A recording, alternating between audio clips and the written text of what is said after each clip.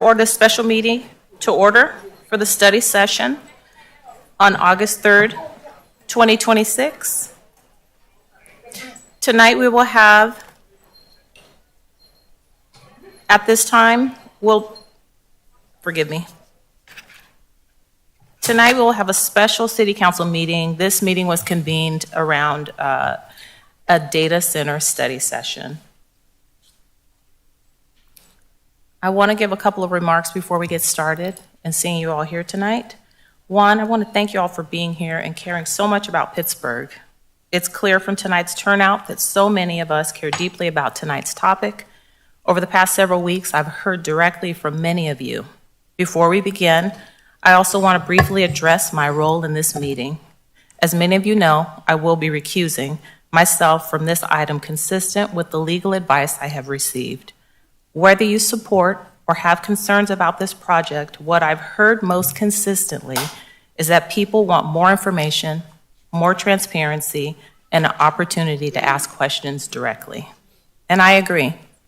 That's why I asked for tonight's hearing.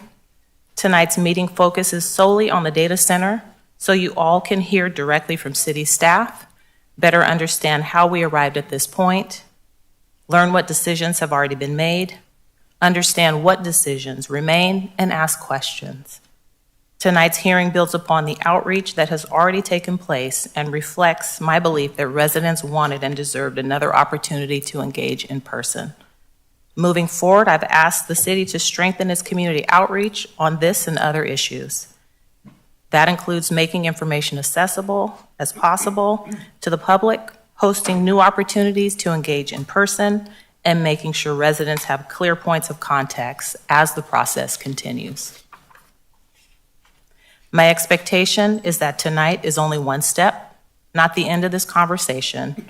I will continue asking the city to expand its outreach, create additional opportunities for community engagement, and report back publicly on those efforts in the next few months. I've asked city staff to provide a comprehensive overview of the project, including its history, environmental review, economic impacts, how residents continue to engage and collaborate on this matter moving forward. My recusal does not change my responsibility as your mayor to ensure you have the opportunities to be informed and to engage openly with the city and your representatives. I hope my colleagues and those present with us tonight ask questions after the presentation and continue to engage in this process tonight and moving forward. This evening is not about persuading anyone to reach a particular conclusion. It is about making sure everyone has access to the same facts, understands the process, and has the opportunity to participate in an informed public discussion. I appreciate everyone who took time to be here tonight. I ask that we extend one another respect, even when we disagree, so everyone has an opportunity to be heard and staff can provide the information our community has asked for. Thank you again for being here. And with that, I want to share with you my recusal from this item and the grounds so that we are clear. I'm recusing myself from this item, which is a study session around data center policy, discussion of VIO project, and direction to staff. In February, I obtained an advice letter I asked for from the California Fair Political Practice Commissions to determine whether I could lawfully participate in the item on the interconnection agreement between Pittsburgh Power Company and PG&E that needed to be brought to the PPC board for approval. The PPC letter, it analyzed whether I have a conflict of interest as an elected official serving on the governing board of the PPC and the city council, while also being an employee of PG&E that will require me to recuse from the interconnection agreement item. The FPPC concluded that I would need to recuse from the interconnection agreement item. I recused myself from that item when it came to the PPC board in March. Consistent with that recusal, I am recusing myself from the study session, data center, policy discussion, a VIO project, and direction to staff because of a conflict based on my financial interest in a business entity and source of income. The business entity is my employer, PG&E, which is an investor-owned utility providing natural gas and electricity in a large portion of California. My position within PG&E is the Director of Inclusion and Belonging within the Human Resources Division. And with that, I will hand the meeting over to our Vice Mayor to facilitate tonight's study session. Thank you.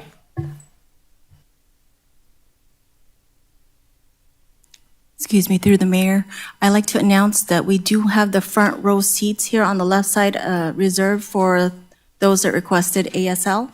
So it will be reserved for the remainder of the meeting. Thank you. Thank you, Madam Clerk.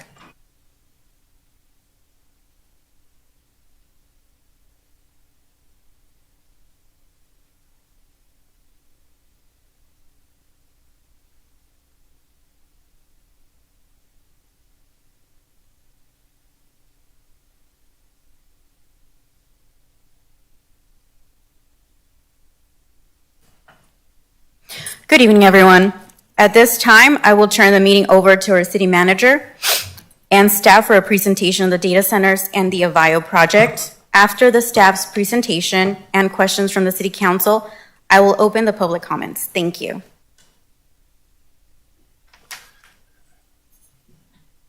Thank you, Madam Vice Mayor and City Council. It's a pleasure to be here this evening and to talk a little bit more about data center policies, the Avio project, and hear from residents, and then gives the council an opportunity to share some information and some guidance and some direction to staff as we work on projects. So this is a continuation of a meeting that we had, or continuation of a process that included a workshop that we held Thursday evening for a couple hours. And that the purpose of that meeting was to really be able to go over what our data centers, very specifically, what is the Avio project, and then answer a number of questions that have been posed by residents. So I believe that this evening we're uploading the video from that, so that'll be on our website. And we're making some updates, and we'll continue to continuously update information as it relates to questions from residents. If you go to the next slide.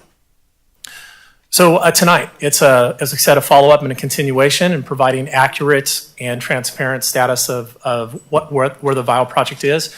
We will not repeat everything and definitely not go as in depth as we did as it relates to our staff presentation, but we'll continue to share some information, and we'll continue to respond to questions that the council members provide this evening, and then also many of the questions that were provided as part of our presentations are questions that we've received from residents over the last number of weeks. Next slide. So the agenda, background, project status, how we've gathered and answered community questions, and then we will start responding by themes. So, what the process was, water, energy, air, noise, fire, and then we will go to the Q&A. So first, just a little bit about data centers. Data centers are the cloud. We use them on a daily basis. They're behind nearly almost everything that's residents do on a daily basis. If you take a picture and it's saved somewhere, many times it's on the cloud.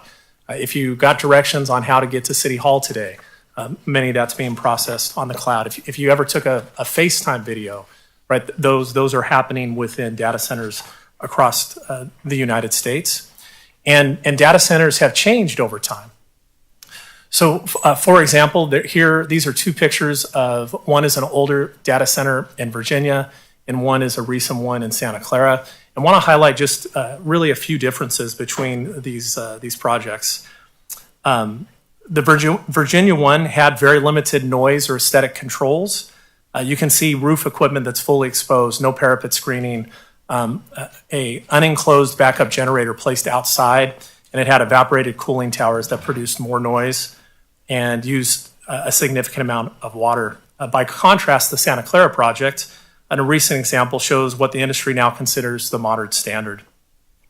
These facilities use air-cooled chillers, which reduce water use and lower noise level. They incorporate extended parapets to screen rooftop equipment and minimize sound. And the backup generators are actually enclosed within the building instead of sitting outside. And the architecture is obviously designed to blend in with surrounding development and to look more like an office. So why Pittsburgh? Here are a few cities: San Jose, Santa Clara, Los Angeles, and Sacramento have a number of different data centers. And many of the reasons why they've chosen these cities is their infrastructure as relates to power. Later on in the presentation, we'll go into in depth as relates to that. And then second, 3 out of these a couple of these communities actually have municipally owned utilities, which provides rates that are more competitive than some of the other investor-owned utilities across the state. But they are numerous and they've been around for many, many years. That being said, the idea of what people might describe as a hyperscale data center is new and is newer, right? So obviously you see 60 plus data centers with only 700 megawatts. There are a lot of smaller type data centers. Pleasanton, for example, has data centers. They're smaller, sometimes attached to an existing use, but not always. So let's talk a little bit about data centers that are over 50 megawatts. This is an example of operational, under construction, and planned data centers that are over 50 megawatts.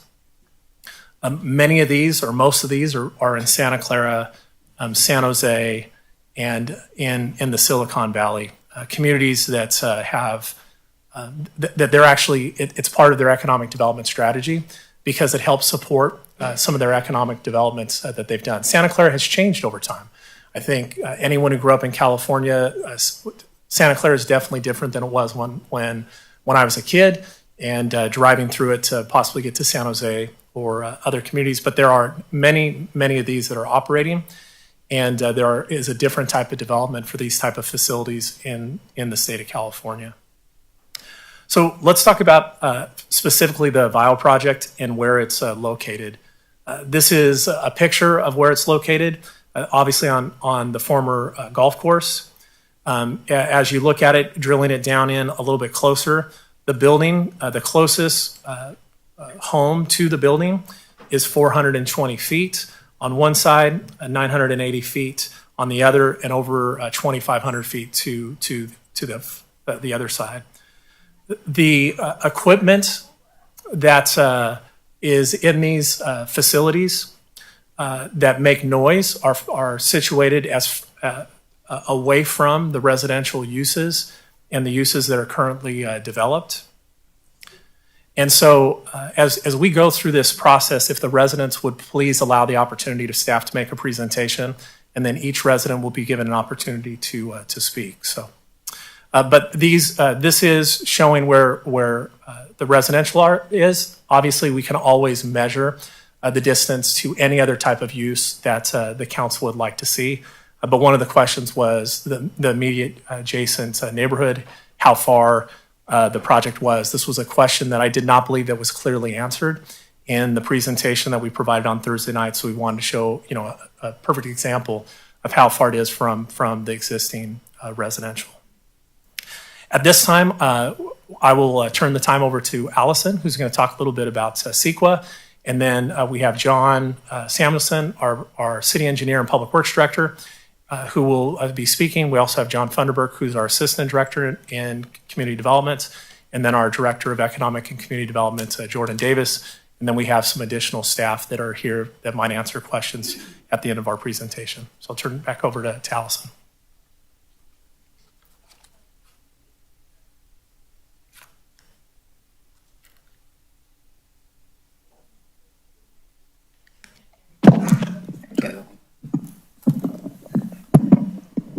Thank you, Mr. City Manager. Allison Spell, Senior Planner. Good evening, council members. This slide provides a high-level overview of what we call CEQA, the California Environmental Quality Act, and why it's such an important part of California's environmental review process. CEQA is widely considered the most comprehensive state environmental law in the country because it requires public agencies to evaluate and disclose the environmental impacts of projects before decisions are made. It's not just about documenting impacts, it's also about informed decision-making. CEQA brings multiple agencies into the review process, allowing those with specific expertise or regulatory authority to weigh in on issues like air quality, biological resources, water, transportation, or cultural resources. When a project is expected to have significant environmental impacts, CEQA requires agencies to identify feasible ways to avoid or reduce those impacts through mitigation measures or, when appropriate, alternative project designs. Those commitments don't just stay on paper. They're tracked through mitigation monitoring and reporting programs to help ensure they're actually implemented. Finally, because different agencies often have different responsibilities, it's common for more than one agency to prepare environmental analysis for the same project, depending on its role and jurisdiction. Ultimately, CEQA is intended to promote transparency, inform public decision-making, and accountability while balancing environmental protection with project development. Before we move on to substantive topics, I wanted to highlight the questions, and we wanted to highlight the questions and concerns that have been raised throughout this process. We've compiled and responded to questions from the June 15th council meeting, as well as questions raised during our community meetings, and consolidated those responses into a single resource. We've also made those materials available on the project website, which serves as the central location for project information. It includes the environmental impact report, supporting project documents, approvals, settlement agreement, the California Energy Commission docket, and an expanding list of frequently asked questions. For the remainder of this presentation, we'll step through the most common concerns that we've heard and provide additional context and information to help clarify them. Now I'll turn it over to John Funderburg for the next slide. Thank you, Allison. And good evening, Vice Mayor Lopez and council members. John Funderburg, Assistant Director, Community Economic Development Department. And thank the public this evening. As for the Vial project, it is proposed to be located in a portion of the former Delta View Golf Course along West Leland Road. And the planned area for development of the Vial project is 23 acres, which is comprised as part of the specific plan area for 76 acres. Phase 1 will consist of a 337,000 square foot, 3-story data center building that will house computer servers in an environmentally controlled building with a switching yard, electric substation, and interconnection to 230 kilovolt power transmission lines. The data center is expected to have about 30 employees and 12 to 15 delivery visitors per day. As for the project approval process, Phase 1 land use entitlements are approved, and the City Council approved the specific plan and certified the EIR in November 2024. Also, the California Energy Commission, CEC, reviewed the full data center project in 2025, which included a subsequent approval of a CEQA Environmental Review Clearance document, an analysis and mitigation monitoring reporting program for the project site. The final project level design review entitlements were approved in December 2025 and February 2026 of this year. And at that time, the city adopted the CEC Mitigation Monitoring Reporting Program along with the city's Mitigation Monitoring Reporting Report. So, for CEQA purposes, as previously discussed, essentially the project has been reviewed by the state and the city and received environmental clearance twice. And along with that is 2 adopted mitigation monitoring reporting programs. So we'll talk a little bit about the land transaction.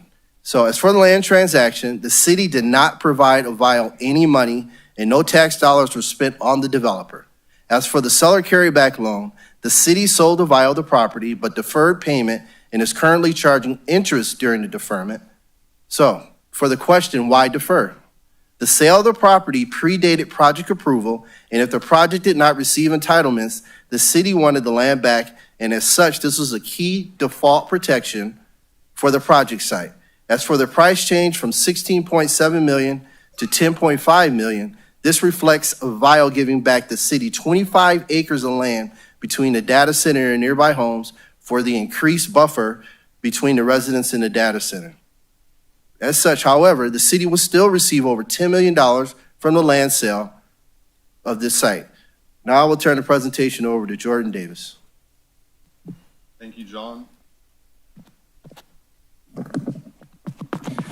Thank you, John, but actually John Samuelson, our Public Works Director, City Engineer, is going to talk a little bit about the water use or lack thereof on this project. All right, making sure microphone working, very good. Thank you. Good afternoon. My name is John Samuelson. I am the Public Works Director, City Engineer, and I'll be addressing the concern that we've been hearing in regards to the amount of water that is used for these data centers. And it's understandable that people would worry about the amount of water that's being used, especially in California with our history of reoccurring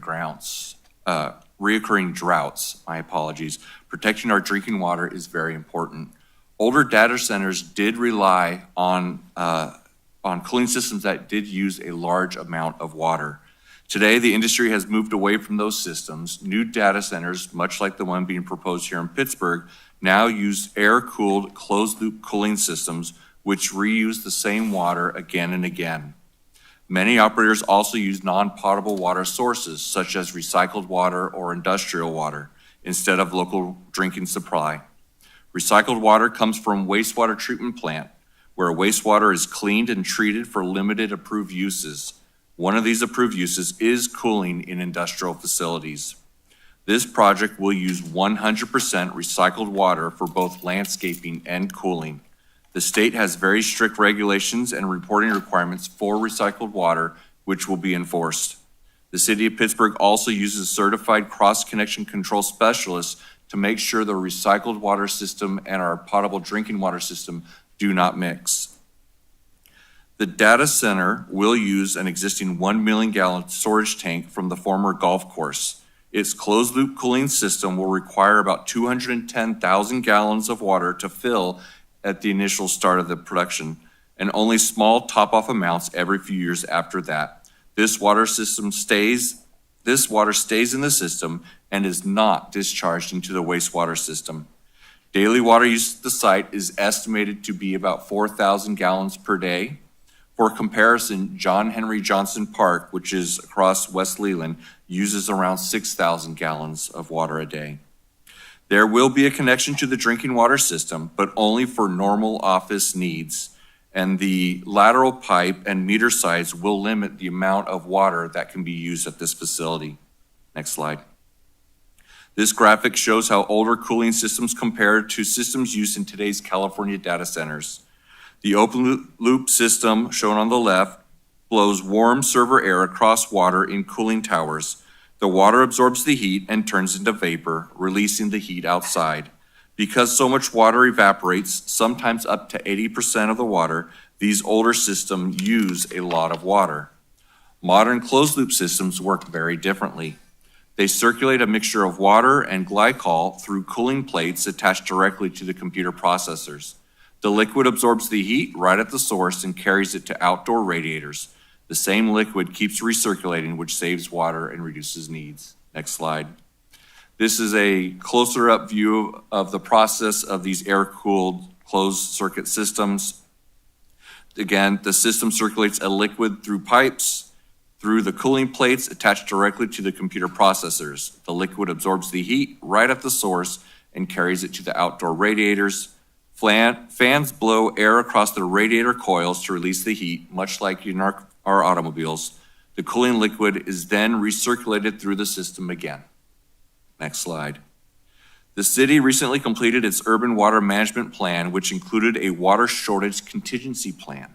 This plan analyzed the water needs over the next 20 years in our community and what impacts there would be as a result of droughts. While recycled water is considered a drought-proof water source because there's always wastewater available, the project does have a 1 million gallon tank that it will fill with recycled water. And so if there was an interruption in the water supply for any reason, this would give them 250 days of supply, assuming the 4,000 gallons per day use. The city will not allow the facility to switch from recycled water to potable water at any time. At this time, I will now turn it over to Jordan Davis. Thank you, John. Good evening, Vice Mayor, members of the City Council. The next concern we've heard a lot about is the strain on the grid or potential load strain and rising rates for electric use. And perhaps the most important thing to recognize here is that the data center would be served by a separate utility. It would be served by the Pittsburgh Power Company, which is the city's municipal utility, and not PG&E, which serves our residents and businesses. As part of this, an interconnection is necessary, and we'll touch on that. But the first step of the interconnection process is to prepare a system impact study. And this was done by PG&E to determine the upgrades needed to serve the load for the data center without harming existing customers and affecting their service. That was followed by a facility design study, which determined exactly what those upgrades would look like.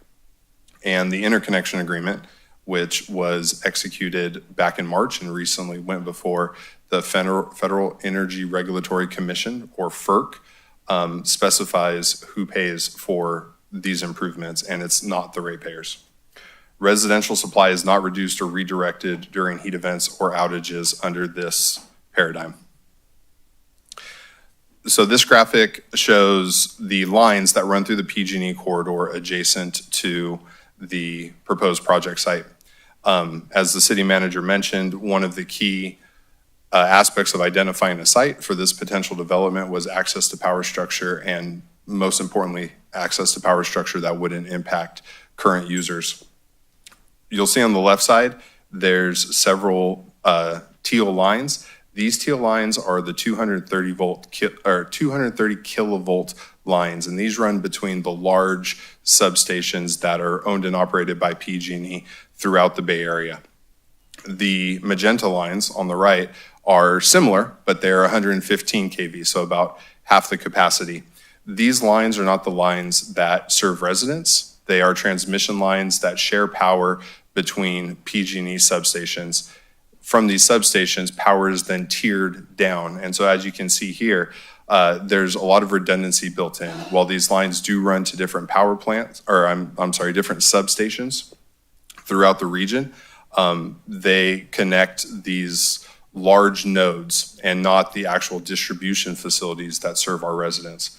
You'll notice it's the bottom white arrow.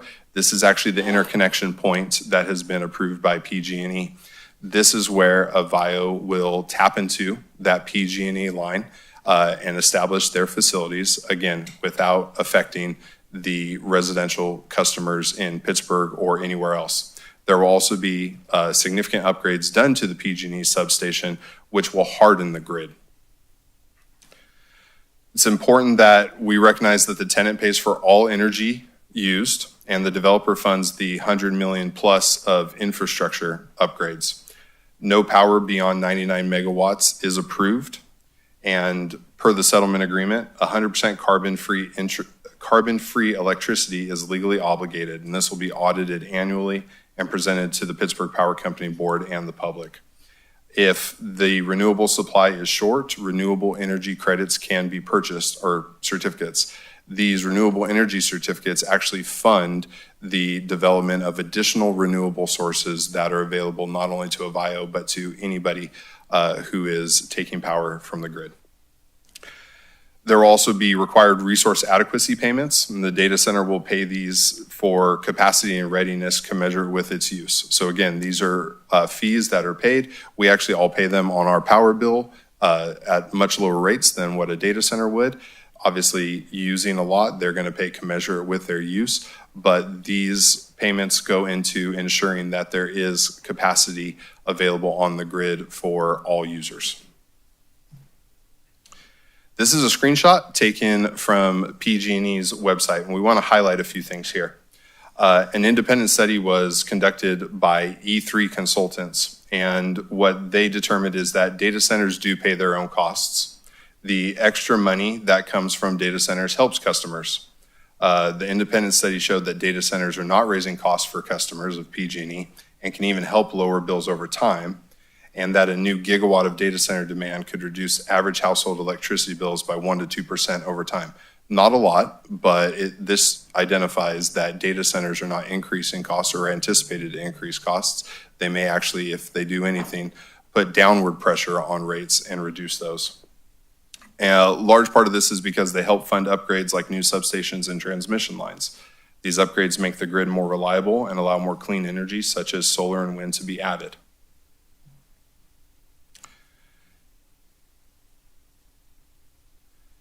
Another concern that we have heard is that diesel generators pollute the air.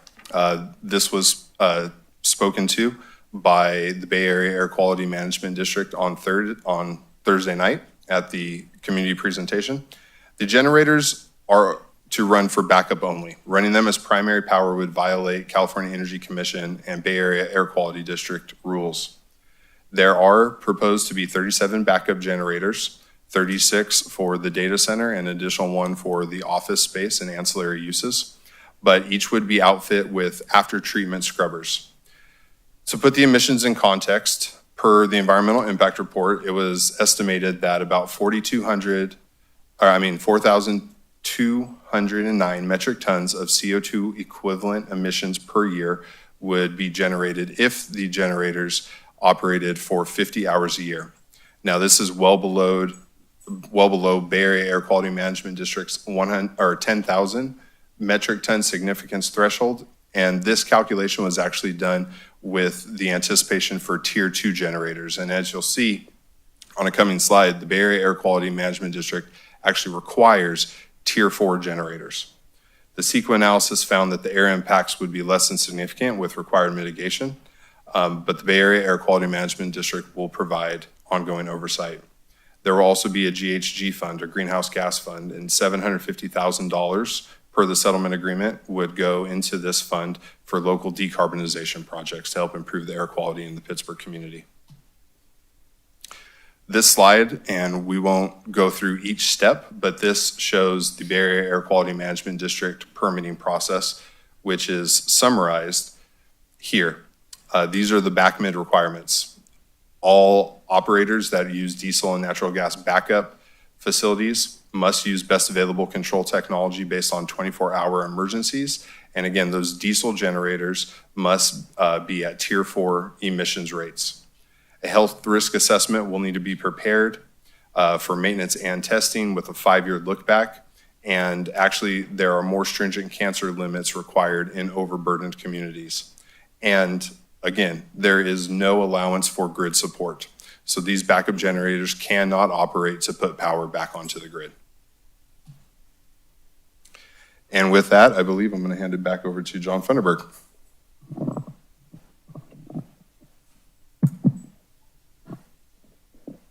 Thank you, Jordan. Good evening again.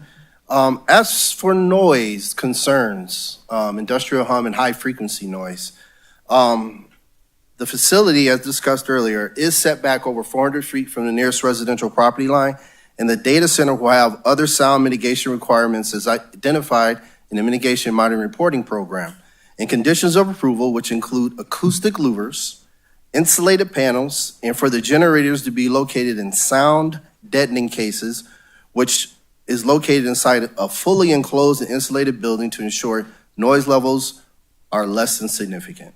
Also, the AC units will be in sound deadening casings behind a 14-foot parapet.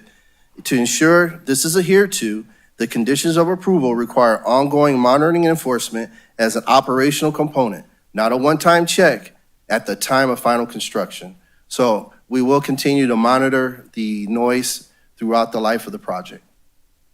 Next slide, please. In regards to fire, so as discussed during the community workshop on July 30th by the Contra Costa Fire Protection District, the building will have an extensive interior fire suppression system, and this will be reviewed by CCF prior to issuance of any permits.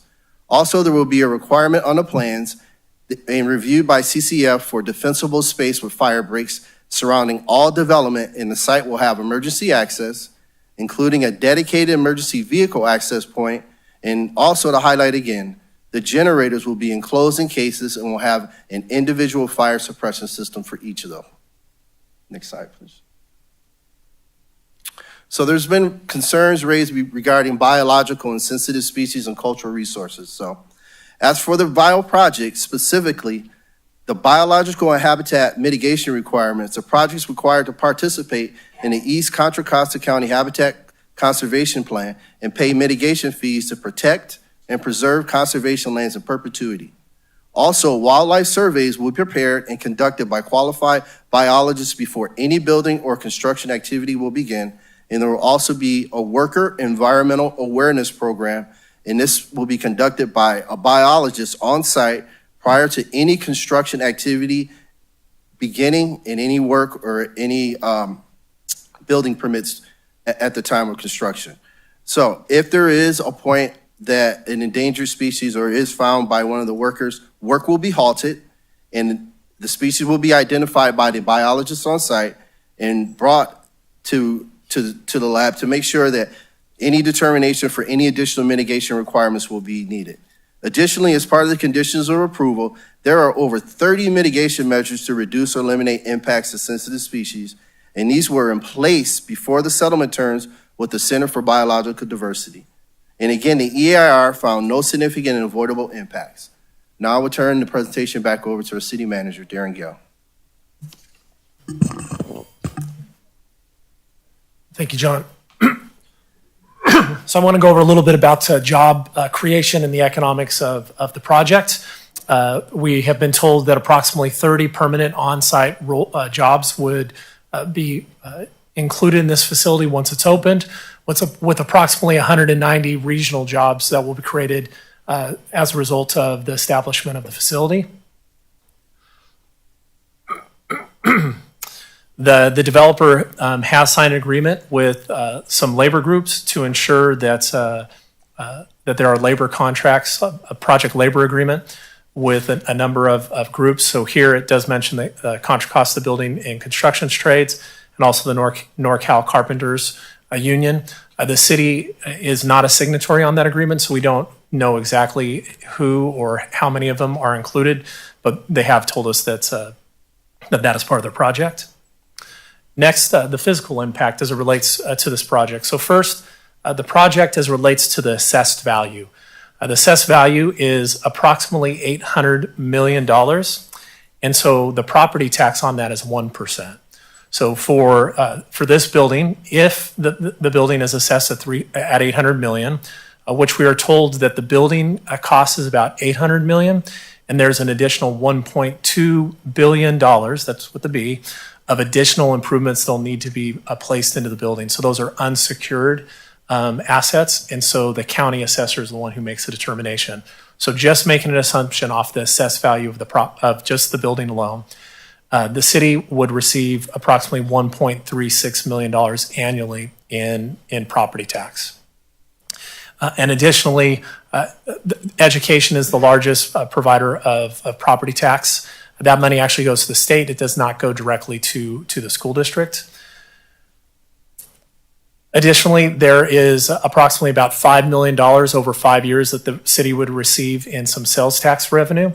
The land deal of about $10 million, and then there's some additional funding through the CFD with the city and a CFD with the city and through a landscape and lighting assessment district. Additionally, the city is working with the developer to ensure that there's a 5% surcharge on any power that's provided to them, be it from the city or anywhere. And to put into perspective, it's estimated that their annual power usage would be somewhere in the $50 million to $150 million annually in power usage of the cost, and we would be looking for a 5% surcharge. So on top of the $1.36 million in property tax, the $1 million annually in sales tax revenue over the first 5 years, we also believe that the city will be receiving 5% of additional funding out of the cost of providing them power. So the question might be, where does that money go? So the city has a general fund budget in the $60 to $70 million range. 65% of the city's general fund goes to public safety. That goes directly to our police department that provides services directly to our community. On top of that, that also pays for improvements of roads. It pays for our Parks and Recs programs. It pays for our senior center. All of the services that the city provide are mainly provided out of our general fund. What the general fund does not provide is water, sewer, garbage. Those type of services are paid out of what we call enterprise fund. So any type of money that the city has discretionary in order to put into programs, construction projects, parks, it all comes out of our general fund. So any money to that would go to provide the services that the city provides on a daily basis to our residents. So our last slide, I'm going to turn over to Jordan to talk about what's still ahead as it relates to permits.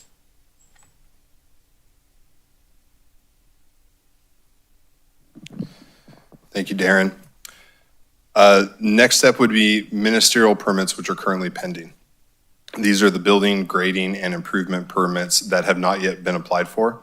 We have received preliminary plans in order to assess and begin our review to ensure that mitigation measures are in place and provide estimates to the developer, but they have not been formally applied for, so we are not currently spending any funds to have those reviewed by our outside plan checker. Power agreements are still being finalized and will return to the council for final consideration. Phase 1 is currently expected to begin sometime in 2027, and construction is anticipated to last for up to 24 months. Phases 2 and 3, which include the 54 acres south of the Contra Costa Canal, are not approved, and there are no applications currently submitted and being processed. Each future phase requires its own public notice, review, and environmental evaluation. And that concludes the presentation for tonight. I will pass it back over to the city manager. Great. Thank you, Jordan. Thank you, John, Allison, and John for the presentation this evening. So, Council, I understand that much of this information is repeat from the other night. We assume that the council has additional questions, and we can answer questions right now. And then we'd ask, after the council asks the clarifying questions, open up public comments, and then we can bring it back for a discussion. I do want to clarify one thing. There was a question asked during the public hearing during the webinar that was held last week, is it asked about if we're working on any other projects. The city has not received any applications, but we receive calls on a variety of different types of economic development projects, and definitely people have called and said, well, what about other projects?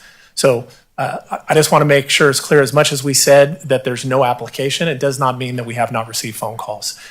So just to clarify, because that's something that we do get phone calls about as a result of this project being highlighted, and we've received additional phone calls over the last few weeks as a result of the conversations. So at this time, we'll turn it back over to the City Council for any clarifying questions. Do any of my colleagues have any clarifying questions? Councilmember Cabada? Yes, I have several questions, so please be patient for this report. The first question I have is actually for Allison. Do other states have anything like CEQA, or their version of CEQA, and other states that have the data centers?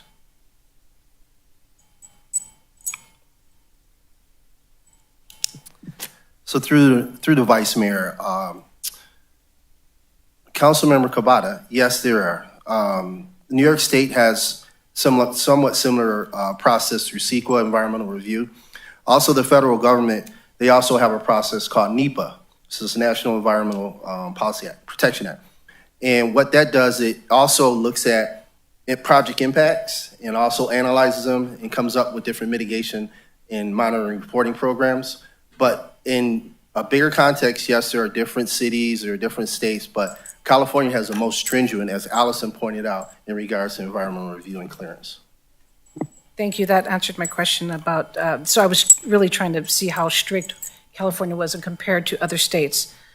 Another question I have is for staff is, so the water is closed loop, and some say that over time, the water may become contaminated or dirty. And if that's the case, how does that water get cleaned? The question was really, that I've seen was that water from the closed loop system eventually dumped and released? Yeah, great question. No, the recirculating system, the water does not get discharged or purged from the system at any point in time. So there's no plans to put this water into the wastewater system. If some unforeseen event were to occur and they had to do an emergency, not really emergency, but if they, for some reason, decided they wanted to get rid of this water, they'd be required to pull a permit with Delta Diablo, who treats our wastewater, and there's some very strict requirements that they would have to meet. They would have to test the water to make sure it was compliant with our requirements, and then do any necessary treatment before they would be allowed to discharge into the wastewater system. But it is not planned to be discharged into the wastewater system at any point in time. Thank you. The next question is for Mr. Jordan. Can you please, for the clarifying purposes, is the Pittsburgh Power line that's feeding Aveo completely separate from the PG&E line? Do they merge at any point? Do they touch? Can you please clarify that for me? It's a great question, Councilmember, and apologies in advance because it's not a simple answer. Try to make it as direct as possible. The line that the Avio project will be tapping into is a PG&E line. But coming off of that line, there will be a dedicated line to a switchyard and switchyard to a substation that serve only the Avio project. So this substation will not be shared with any residents or businesses or anybody else who could be impacted if anything were to take place from that substation. Additionally, this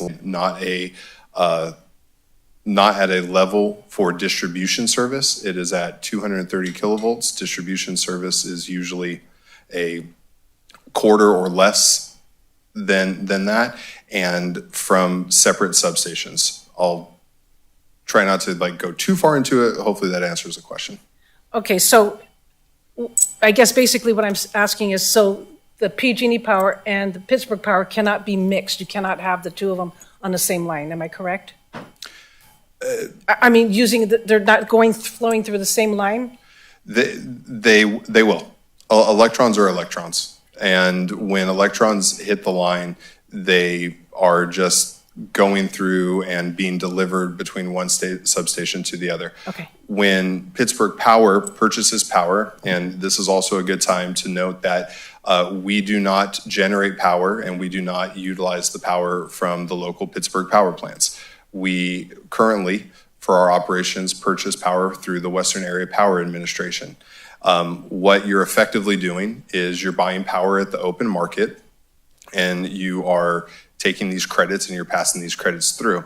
What you do when you do a system impact study is you make sure that that freeway, and that's what this is a freeway, you make sure that that freeway is wide enough and has the infrastructure for enough cars, electrons, to pass through.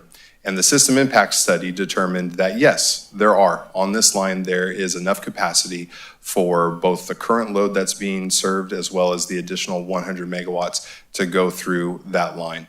So it will be a line that is owned by PG&E that does connect PG&E facilities, but the power that is going through it will be power, the rights of which are purchased by the Pittsburgh Power Company.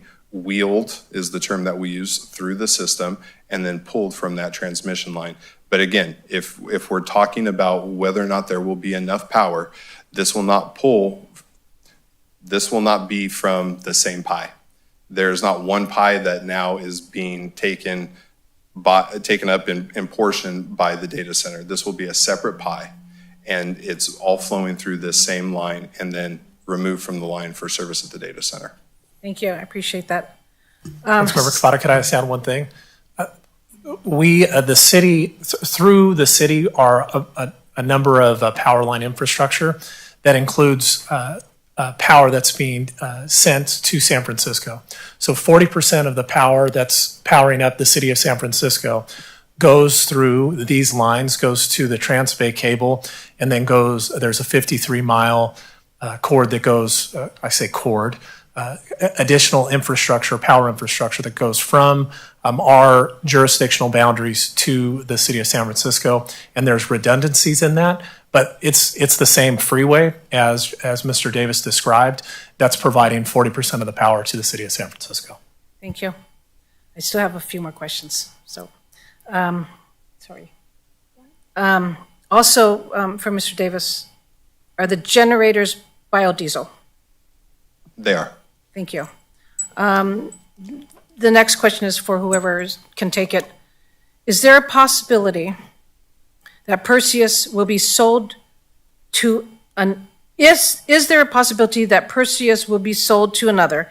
Will the new owner have to go through new permitting process, contracts, and agreements to match that of Avio?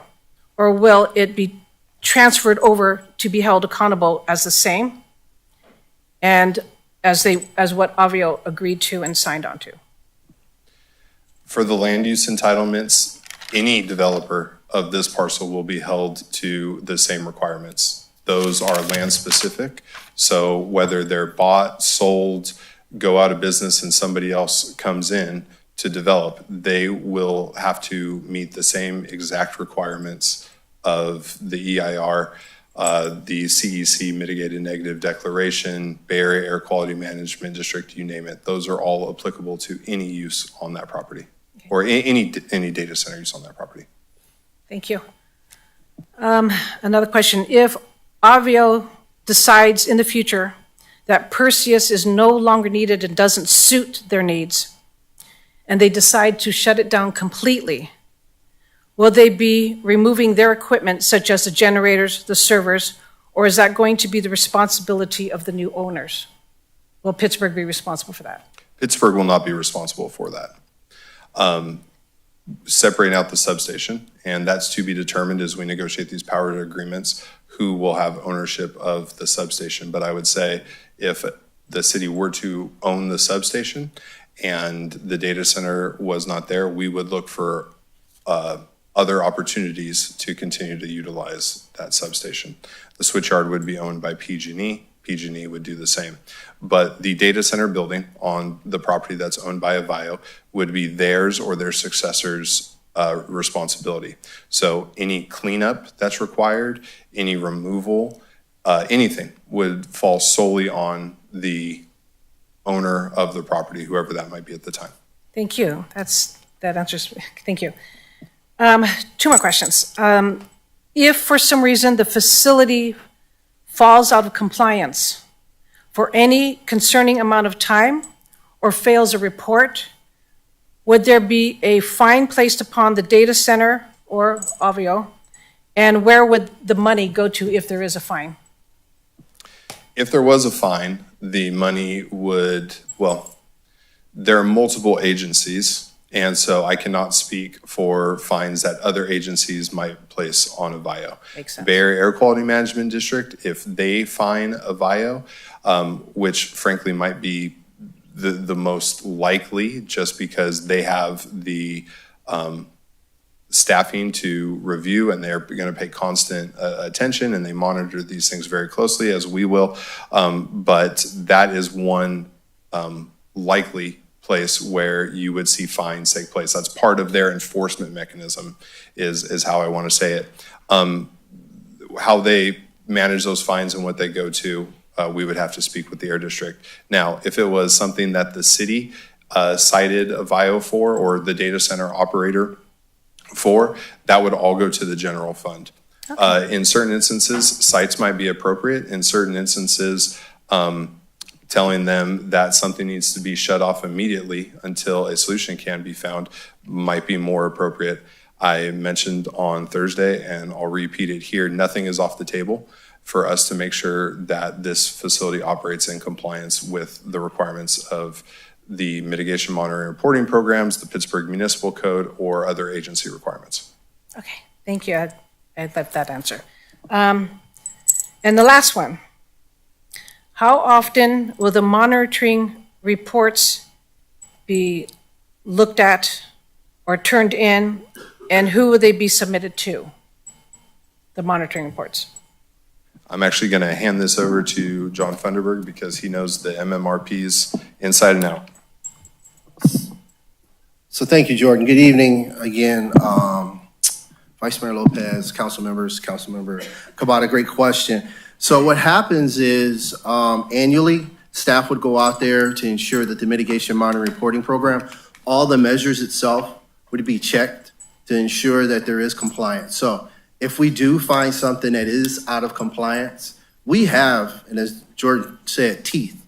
We could revoke, and we have and just recently revoked a use permit. So if there is a violation that does occur, we have that measure where we have the opportunity to revoke the actual application. So annually, yes, we will go out there to make sure the mitigation measures, noise, air quality, Bay Area Air Quality Management District, what they will do is we'll send reports to them to make sure that they're in compliance with what they call the ATC, Authority to Construct, with the equipment and stuff like that. So there is annual monitoring that will happen for the life of this project. Actually, I want to add something to that. Thank you, John. I want to add something to that. I think consistent with your question, that is what is required and what we will do annually as part of our standard review process. However, many of these impacts or mitigation measures are constantly monitored. Okay. This is not something where we say, hey, we'll see you July 1st of next year. Make sure you've got your ducks in a row. There are many things that are consistently monitored daily, if not hourly, monthly, whatever's appropriate. Air quality being a big one. There is consistent air quality monitoring by the Bay Area Air Quality Management District. Obviously, noise. We will endeavor and work with the developer to make sure that there is monitoring that is being paid for by the developer, but something that's required on an ongoing basis. But we really do also want to hear from people. And if folks have concerns that something has happened and it's not functioning correctly and there is a noise impact, they can call us immediately and we will make sure that we have somebody out there to investigate thoroughly as soon as possible. And by as soon as possible, I mean like immediately. I really appreciate the answers and the time taken to give me the details. I'm very pleased with the answers. Thank you very much. Any other questions from my colleagues? Okay, Councilmember Banales. Thank you. To the Vice Mayor. So Jordan, can you explain a little bit more on the specifics of this noise monitoring, right? So we talked about annually. Is staff doing that, or are we hiring a third party to do that? Who does the measurement annually? We would likely hire a third party to make sure that all of our reporting and monitoring is done by a subject matter expert that can provide us the detailed reports that are needed. Okay. And then you mentioned continuous monitoring for various noise, air pollution, right? But what does continuous monitoring look like in specifics as it relates to this project in terms of what's already been incorporated, right? Or is this something that's still pending in terms of defining what continuous monitoring looks like? It's still being defined because that's really the air district's purview. And so For air, but noise? For air. For noise, what we would likely do is establish a process and timeline for how often we would be out there. We would obviously check everything when it's commissioned, and we would do some baseline noise levels. And then we would work to identify what's the appropriate, and John's currently looking up, I cannot recite the MMRP exactly what it may say, but we would identify what a timeline would be for getting folks out there, what the necessary periods are or intervals are for doing those measurements. We would take them at multiple times per day, and then we would review those, bring those back for reporting, and require that a VIO or the operator make any adjustments necessary. Okay. And continuous monitoring could be a live monitor that's out there stationary at the fence line. I mean, is that a possibility as well? I apologize, Councilmember. We're trying to talk back and forth to make sure we have the right answer for you. Would you mind repeating the question? The answer is yes. Okay. Absolutely. Yeah. So it's around stationary monitoring, right? So there is a lag, right, between a report coming into the city, hey, there's noise, a noise complaint, and city staff going out there to measure the noise, right? And so my question was around stationary monitoring at the fence line. It sounds like, yes, that's a possibility under this continuous monitoring program. As the city manager said, yes. Great. And then you mentioned use permit revocation.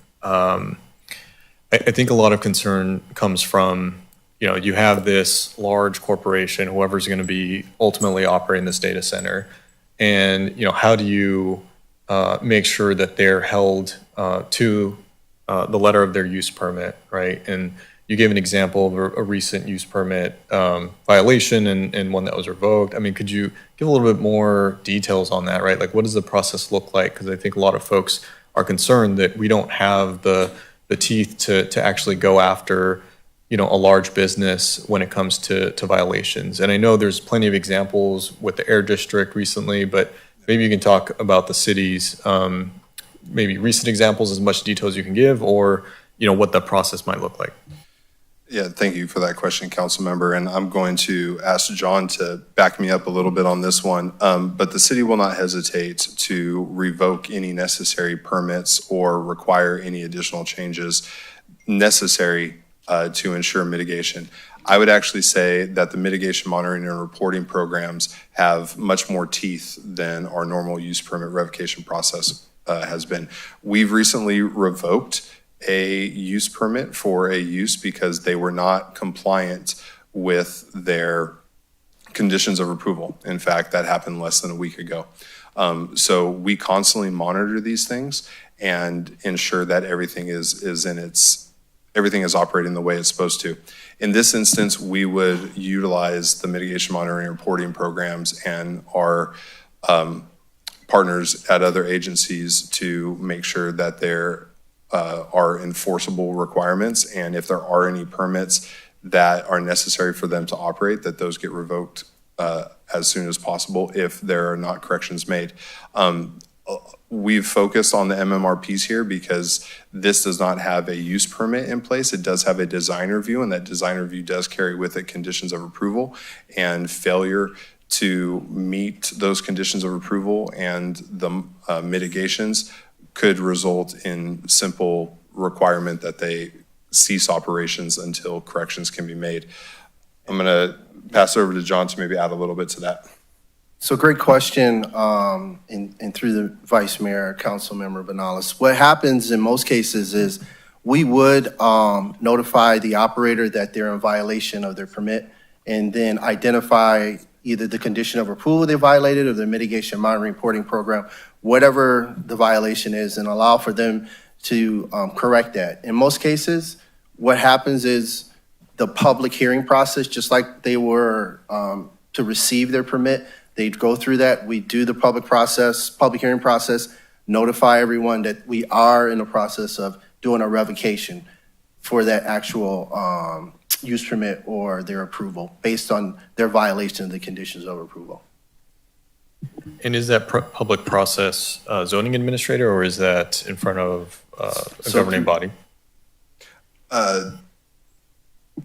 This project, the design review was approved by the zoning administrator. However, that process can take place before the planning commission and the city council. I believe the city manager is going to touch on that as we continue to speak about this item, but that is something we can definitely ensure goes before the planning commission or the city council for revocation. Okay, thank you. And Councilmember Benales, I think in this case, we plan on controlling their power and providing them power. So we yield a pretty big stick. If you don't comply, you're going to pay fines. That we have to come up with this, and it needs to be part of our contracts. So if you don't comply, there could be a fine associated with it. And if you don't comply and you don't pay your fines, we can turn your power off. Like there are state mandates and state laws as relates to it, but I think that this is a pretty significant way to be able to control, to ensure that anything as relates to their mitigation measures, that they're going to move forward, that we're going to ensure compliance. As it relates, like I'm thinking of, like many residents deal with code enforcement. Like they call because a car is out in their neighborhood, and it sits there for weeks, if not over a month, because there's this right to cure. There's a process that you go through. I will be looking for a different process so that if a business like this, a $2 billion building that's being constructed, that if they don't follow the rules, that we have very severe consequences for not following them. Because the residents have been told that they're going to follow it. They've said that it's going to be mitigated, and we need to come down hard and quickly. So our process that we use for code enforcement will be much different, and we can include these in our agreements for when we're providing them power. That says if you can't follow the rules, this will be the consequence as such. So I appreciate Jordan and John kind of describing our current process. I believe we will have a different process for a large new business. Thank you. Councilmember Killings? Thank you. Through the Vice Mayor, definitely thank you for the presentation. One thing I just want to kind of zoom out and look at as we're talking about the zoning, and if you can just share just a little bit of context around the employment industrial center designation that this current project is moving forward under versus a heavy industrial designation, and the intensities or the difference in intensities of uses as it relates to those zoning designations. Absolutely. Thank you for the question, Councilmember. The Employment Center Industrial Designation, which was applied to the property when the general plan was adopted in early 2024, identifies areas that are what we like to consider 21st century industrial uses, but these are uses that are not intended and should not have the types of impacts that you would see over at, places like Corteva, formerly Dow, the U.S. Steel site, or some of these areas that have a much larger impact, negative impact on public health and those types of things. And then I know also within that context, do we have any case studies, examples of these type of uses being located near residential neighborhoods that we can draw from in terms of potential impacts? Yes, we recently did a site visit to a data center operation in Santa Clara, and the distances to some of these sensitive receptors was equal to what we're looking at for this Avio project. In fact, we even stood across a street that has a similar width and traffic patterns from West Leland Road. And when I say traffic patterns, that's my non-traffic engineer assessment. And we were not able to experience any of the impacts that would cause us concern. And I'll pass over, I don't know, Darren, if you have anything that you'd like to add to that. The distance from the building to residential neighborhood was less than 250 feet on the project that we toured in Santa Clara. And then just I guess going on that, so as we look at the EIR, and it's been stated and it's reflected as far as the less than significant impacts.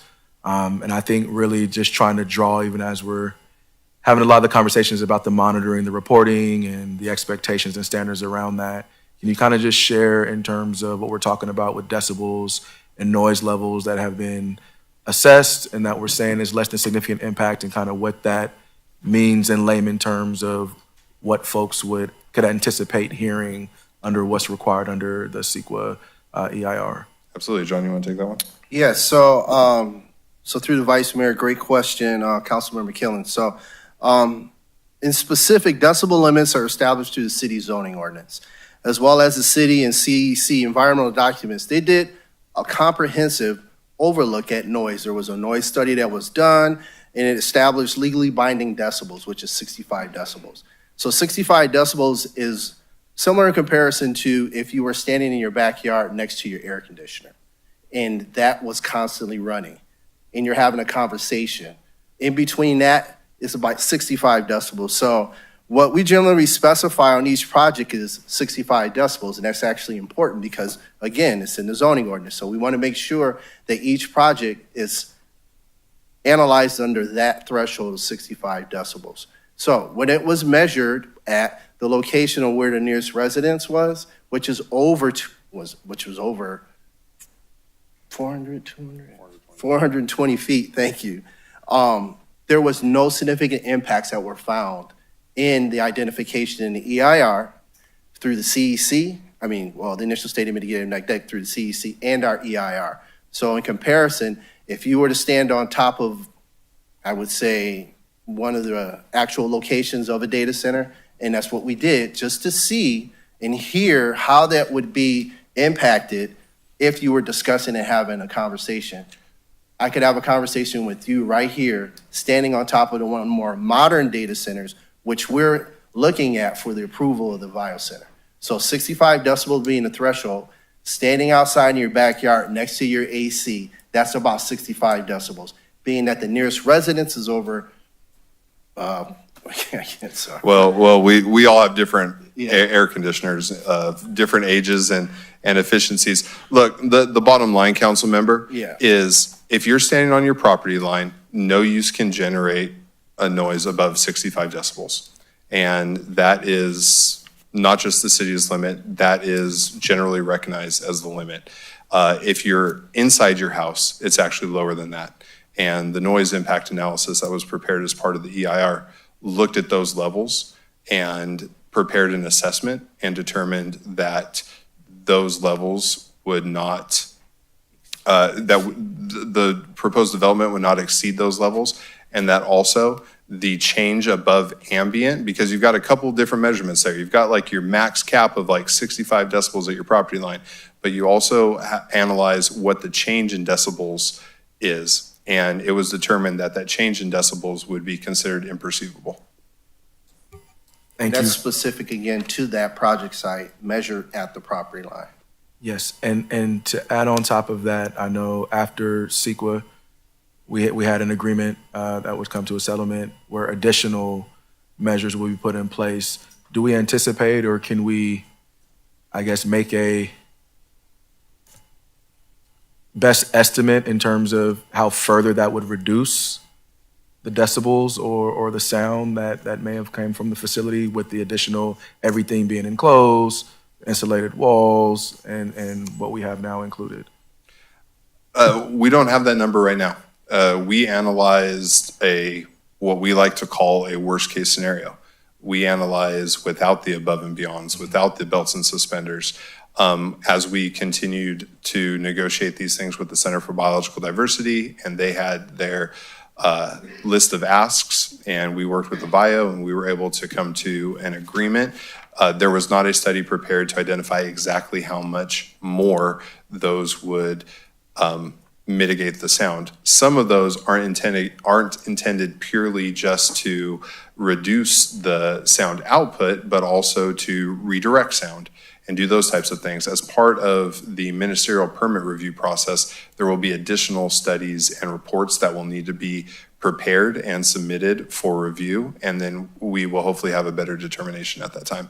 But it will be below it'll be above and beyond what has already been analyzed and determined in our estimation to be adequate to reduce the levels. Thank you. And then this one may be to the city manager as it relates to, I know that it was shared, the entitlements have already moved forward, but there are some documents that we're still having to work through. And so as my colleagues have raised a number of questions that were the same for me as it comes to monitoring, the reporting, the enforceability, do we see those as mechanisms to ensure the concerns that not only we're hearing from the residents, but that we're even talking through now are enshrined to ensure that enforceability? Yes. And then lastly, just in terms of community benefits, I know there's a lot of conversation around community benefits. Outside of what we looked at, just in general tax revenue, are there opportunities for specific community benefits to be called out within the agreements that would support in terms of the impact or, impact to community? Yes. Okay, thank you. I have a question for staff. Has the city tabled the idea of generator alternatives such as hydrogen fuel?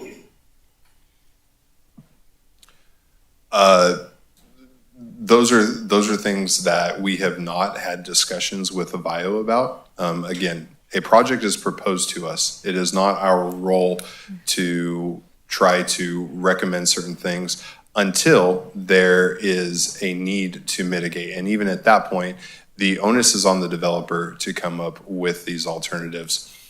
They have been raised here, but we have not had in-depth conversations about utilizing any of those other types of backup power facilities in lieu of the generators. Okay, thank you. I will add, Vice Mayor, that oftentimes if hydrogen's available, and if we really did want to make an impact here, we would want to make sure that that hydrogen is being sourced from manufacturers that minimize the carbon footprint of it. Oftentimes, these generators can be retrofit relatively easily to accept hydrogen. Okay, thank you. Are there any additional questions from my fellow council members?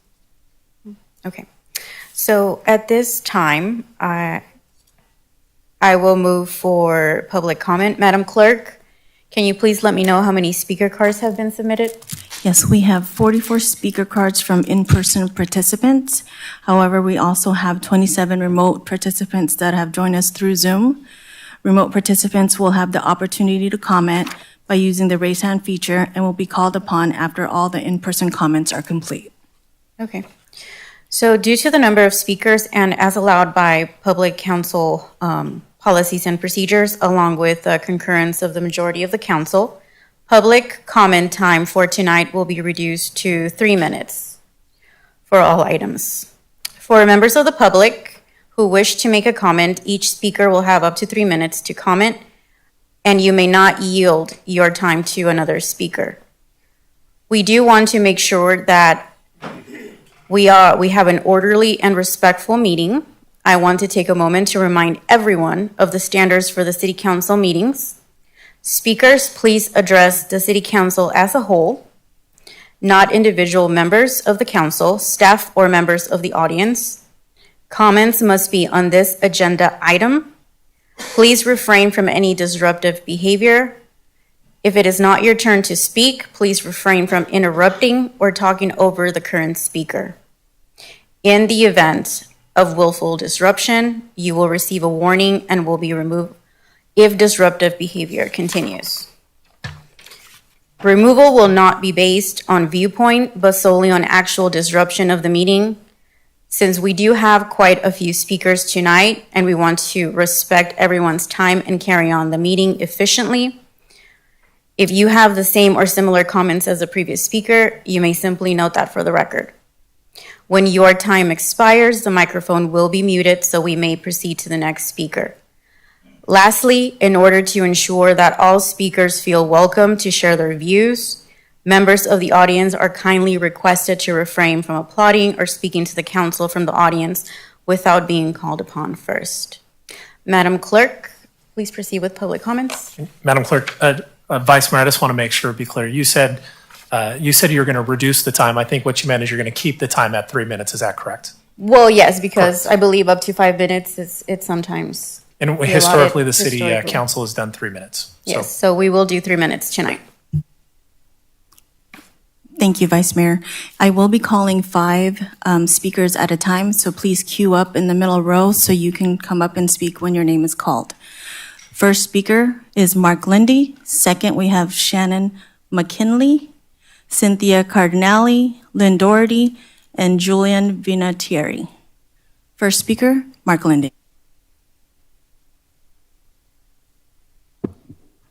Good evening, Council. Shortly after the July 15th meeting, I sent an email to the city asking for a meeting and expressing some concerns. I've yet to have a reply from that meeting from any council member at all, or city staff for that particular email. I'd also like to address a couple of things that were pointed out in the presentation.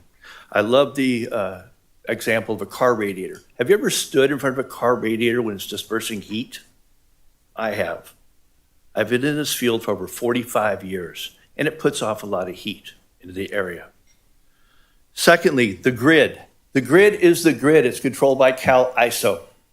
There are contributors who generate electricity, users, and so on down the line. There are brokers also. In this case, I believe Pittsburgh Power is a broker for this particular item. Cal ISO can at any time shut down the grid for any emergency, fire, wind, overuse, or not able to meet demand. Demand can come from the fact of PG&E not being able to produce enough power, wind, thermal, or whatever. PG&E is still involved in this aspect. Let's not forget that. Lastly, Mark McKiskey, March 8th, 2025.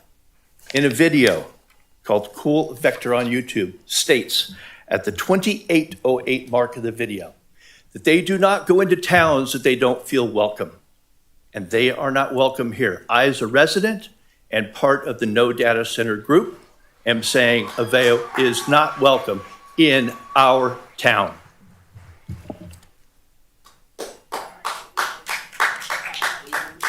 Shannon McKinney?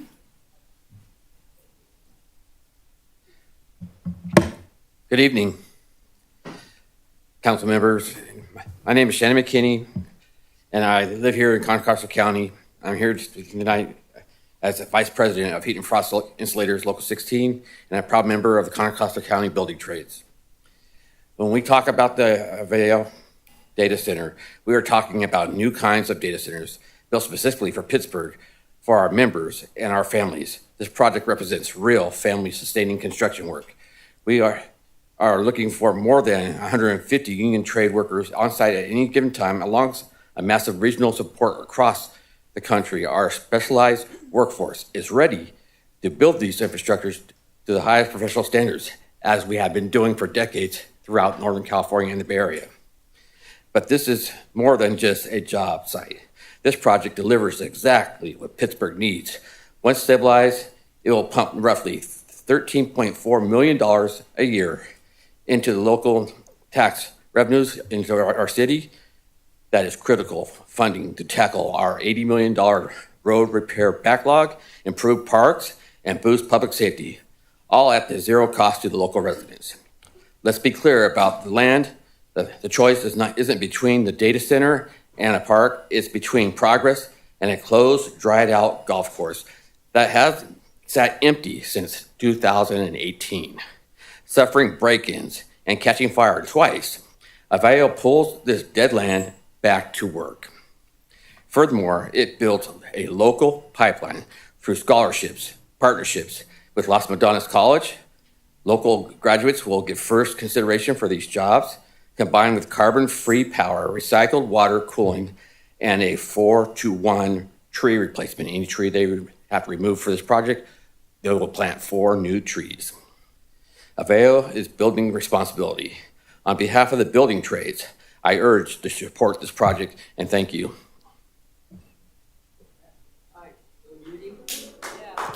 We have Cynthia Cardinale, Lynn Doherty, and Julian Vinatieri. Madam Clerk, before we proceed, I just want to remind everyone of the rules that I shared with everyone earlier. I'm hopeful that we can all proceed in a respectful manner. There are varying points of views tonight. However, I want everyone to have an opportunity to speak and be heard by us. Thank you. Is it possible that the speakers tell us where they live, where they're residents of, and not just the county? It's up to the speaker, yes. It's not required to do public comment, but the speaker can recite where they come from. Okay. Madam Clerk, can we restart her time, please? When this project first began, I spoke to the then mayor, Chanel Preston, and asked her what it was going to be. No mention of data center. We were told it was a technology park.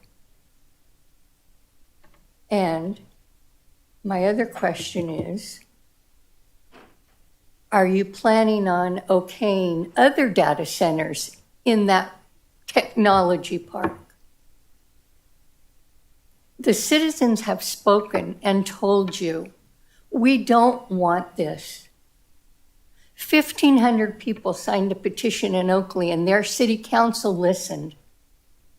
25,000 have signed a petition in Pittsburgh, and you're not listening. Our mayor was recently on TV at the opening of the Goodwill, and she said, in Pittsburgh, we take care of each other. This is not taking care of the citizens who are telling you, we don't want this in our community. And we have a group of people here who are ready and able to start a recall. So you all need to think about that. And if you're running for reelection, you're not going to get reelected. So think about that too. Lynn Doherty. My name is Lynn Doherty. I live in Pittsburgh, and I was a proud union member for my entire career. My father was a Local 3 proud member. He helped us a lot. I got to tell you, I'm all about the unions, all about the unions. But I'm going to tell you something about my dad and about all those union members. I know they would never support a project that would harm the community. And I am absolutely appalled that there would be people who would come up here and sacrifice our health and the health of our children to make some money on a project that would harm our community. That is absolutely disgusting. And I cannot tell you enough how upset we are about it. And the fact that they're here, I am pro-union. But this is absolutely horrible. And I cannot believe that anyone would speak to this. I'm just disgusted by that. My father would roll over in his grave if I hadn't cremated him. Anyway, moving on. Temperature increases called heat islands are a very important thing with data centers. The average worldwide, they've done studies, 3.6 degrees to 16.4 degrees raising in the temperature, up to 6.2 miles away from the data center. Now, I don't know about you, but it's really hot out there. I don't think we need to get it 16 degrees hotter. So let's think about this, shall we? And you said you can pull all their little permits and stuff like that. Why haven't you done it? You are not going to be reelected. I don't think you understand how many thousands of us there are. We are absolutely not going to allow it. And I just can't believe that you would still sit there and be proponents of this thing after all of us have spoken. And I am a proud Pittsburgh resident. Thank you.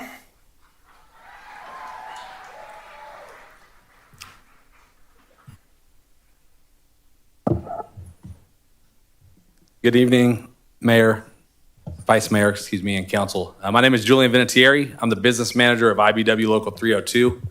I represent 1,200 plus electrical workers within Contra Costa County. Out of those 1,200 members, roughly 100 of them are residents of Pittsburgh.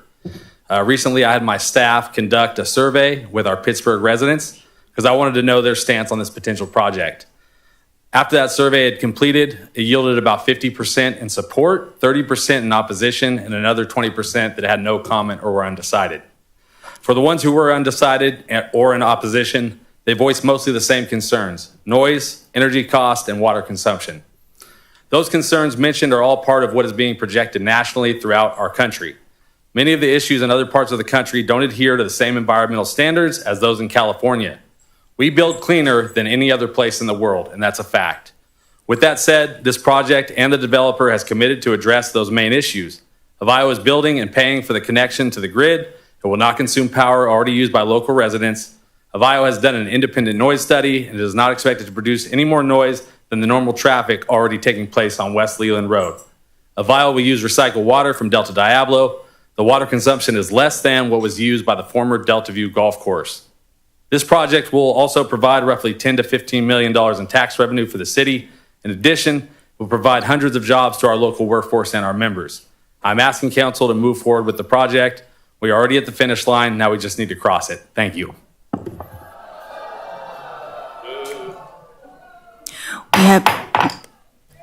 I would like to remind everyone that this is a safe space for all points of view to be heard by us. We always talk about visibility and freedom of speech, and I understand there are different points of view tonight. However, safe space applies to everyone. Everyone has 3 minutes to speak in a respectful manner. If there is another interruption after this, I will call for a 10-minute recess. Thank you. Next speaker, Madam Clerk. Next 5 speakers, we have Tim Sobrani, Maeve Lillis, David Manley, Wayne Ellis, and Martin Perez. First one is Tim Sobrani. Good evening, Honorable Vice Mayor and council members. Want to thank you for having this meeting tonight. Also want to thank Mayor Adams. I think it's important. You've heard concerns from the community. A lot of residents, are really busy. They haven't necessarily followed the project over the 8 years that the project's been entitled, all the different steps. So I think it's important to have both last Thursday's meeting and tonight's meeting to be able to get the information out. I want to commend city staff for the excellent presentation. Just a pause. Mr. Zbranti, you could just direct your comments to the city council, Okay, please. yeah. Thank you. Oh, yeah. So I think it was excellent that I think what you heard tonight, council, was the fact that a lot of the concerns that have been addressed or have been made were addressed point by point, as it relates to the environmental concerns, the extensive review, not just on Thursday, but tonight. So I think that's really important because those are things your residents have spoken, they've raised these issues, and I think there was a lot of good information that was presented. I thought some clarifying questions from council as well. So I just want to make sure that that's noted. I also think it's important when hearing the presentation tonight, a couple things really stood out. Obviously the revenue, obviously the jobs, those things are self-evident. But I think there was also something that was said about data centers in general. These are not that extraordinary. These are not that unique. I think as you saw one of the slides, it focused on data centers in Santa Clara and San Jose and all over the place. The amount of data centers, the amount of jobs, these are not something new. And I think sometimes right now it's like these are something brand new. Our members have been building these for decades. They provide the cloud computing, they provide a lot of the technological background, and I think it's a good catalyst for growth at the heart of the technology park. There's no sense that those jobs should all be in Santa Clara. There's no sense that all those jobs should be in San Jose. Those jobs can be in Pittsburgh, and the data center can be a catalyst for that type of growth. I also think it's important to recognize that obviously this project's already been entitled, but even at the 11th hour, let's just say the council had the ability to pull back and say, no, we're not going to go forward. What a chilling effect that would have in terms of economic growth in this city. Obviously, jobs and growth is something that this council has been a part of. And you're trying to rebuild the steel mill. You're trying to rebuild Corteva. You're trying to rebuild PG&E site, Calpine site, all these different sites. The message that comes out is if a company can go through an entitlement process for 8 years, and all the different dozens of agencies that they've gone through, and the slide on Thursday, there was a slide that had all the different agencies. It was alluded to tonight, but I'm glad that is going to be put out there. If a company can go through all of that, and then at the 11th hour being saying, no, just kidding, we can't go forward, there's no brochure, there's no website, there's no anything that your Economic Development Department, the Chamber of Commerce, or anyone else can do because the chilling effect on future growth is going to be right there. So I think the important thing is stay the course. I think a lot of the concerns have been addressed. And I think that the benefits definitely outweigh any of the concerns that you've heard tonight. So thank you. We have Maeve Lillis.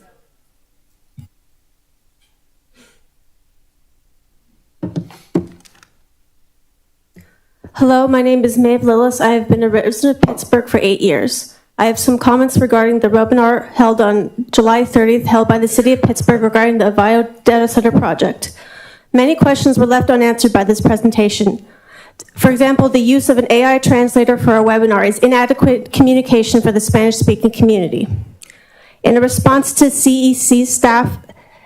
in response to a California Energy Commission data request submitted in October 24 by Avio, they said the cancer risk from the backup diesel generators is as high as 17 in 1 million when operating at a 25% load capacity. The air district's limit for the Bay Area is 10 in 1 million and 6 in 1 million for overburdened communities. The only time it hit under the 10 in 1 million threshold is when it was running at 100% capacity, which it's not going to do. How would Avio get an air permit to run this facility with their current data center build? In the same study, Avio published that when the facility is run only during the daytime, the cancer risk is lower. This facility is running 24/7. Also in the slide about generators, the word diesel was omitted, and not every point on every slide was fully explained. One webinar slide stated proximity to institutions of higher education drew the developer Avio Digital to the area. Pittsburgh has Los Medanos Community College, but there is no current contract with LMC. So how are LMC students being trained for these supposed jobs at the data center? City leadership at the webinar talked about making Pittsburgh more like San Jose, Sacramento, and Los Angeles, and listed the amount of data centers they had for comparison. Pittsburgh needs no comparison to any other city.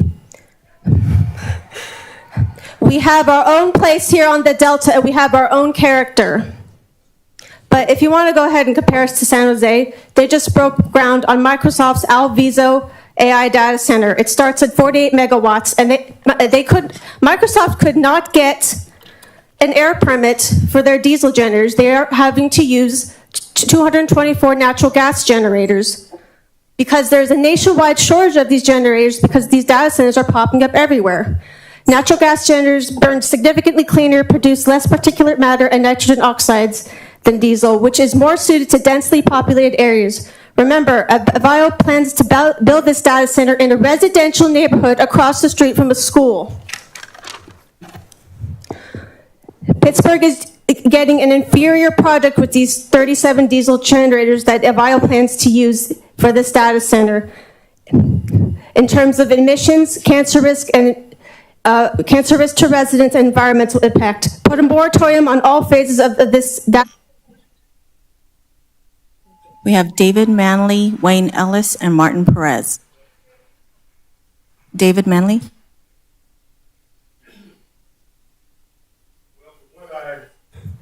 Seen and what I've heard tonight, it's more of the smoke and mirrors that's been used to keep the people in Pittsburgh in dark on this project. I think you checked all the boxes to deal with the agencies, but you missed one important box. What about the people? What about the people? Did you check to see what impact this is going to have on property values? Did you check to see what impact the noise is going to have on the people, especially the children?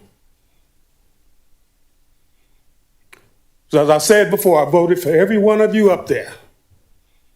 And I think you failed us on this one. You failed us on this one. You didn't come to us at the beginning and tell us what you called it, a technology park. Then you changed the name to a data center. Tomato, whatever you want to call it, is bad for the city of Pittsburgh. It's bad for the residents. It's bad enough that the people of Contra Costa County place a dump in the backyards of those people up there. Now, you, our elected officials, have dumped a data center up there. Now, if you or anybody else wanted to purchase a home, I'm sure if you seen that dump up there and that data center up there, you'd go somewhere else. So I think that we need to review this. All over the country, people are pushing back on data centers. All over the country. Some people even said, stop, no more data centers. And then I listened to how you're going to handle the complaints or odors or anything like that. You know, when you have enough complaints, they need to shut down. They need to stabilize, shut down, or something needs to be done to protect the people. You don't have time to review it. You take action right away because we're talking about people's health. We're talking about people's quality of life. So I ask you again, my elected officials, to look at this project and think about the people, not about the money.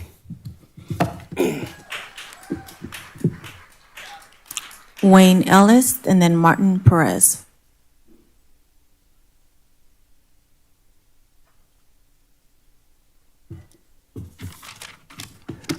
During my 43 years as a local 159 plumber, I've installed the piping on 100 to 150 houses in Pittsburgh. I've never hooked one up to the recycled water system. Avio uses almost all recycled water. Its main piping is not connected to the potable water supply that residences use. The portions that use this potable water for bathrooms and for break room will be using approximately 600 gallons per day, the same as 2 4-bedroom, 3-bath houses. The golf course that was on the site before used more recycled water than Ohio is projected to use, and making it a net reduction for water usage for the city of Pittsburgh, for the exception of the equivalent of 2 houses. That should not incur a price increase. The electricity it uses, even at the maximum output, is less than the steel plant that closed 2 years ago, making that a net reduction in electricity usage for Pittsburgh. This is a net reduction that should not incur a cost increase. As for the noise, a data center that is water-cooled with a loop is connected to the grid, which the Avio project is, will have a noise level of approximately 40 to 65 decibels. A data center that is powered by gas turbines and is air-cooled operates at 85 to 105 decibels. Avio will operate at 20 to 45 decibels less. An increase of 30 decibels, for instance, to the human ear is about 8 times louder. This is why so many people complain about the buzzing noise. It won't be a factor with the Avio project. This biodiesel backup generators will only be run 1 hour per week for 50 weeks out of the year, and they will run at 70 to 80 decibels. But with proper installation, they can be down as low as 55 decibels. I doubt that they're going to do this in the middle of the night. All these facts and more can be assessed by Googling Avio frequently asked questions. A project that does not sign an NDA disclosure agreement with this city council, or this project did not sign an NDA, as is done in a number of other places where they kind of come at night and then they get the project going. This is an excellent project for the city with no increase in water or electricity and minimal noise. Thank you.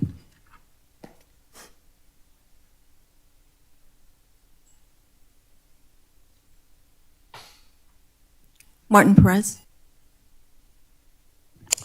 Hello, I'm a Pittsburgh resident, lifelong Pittsburgh resident here. Starting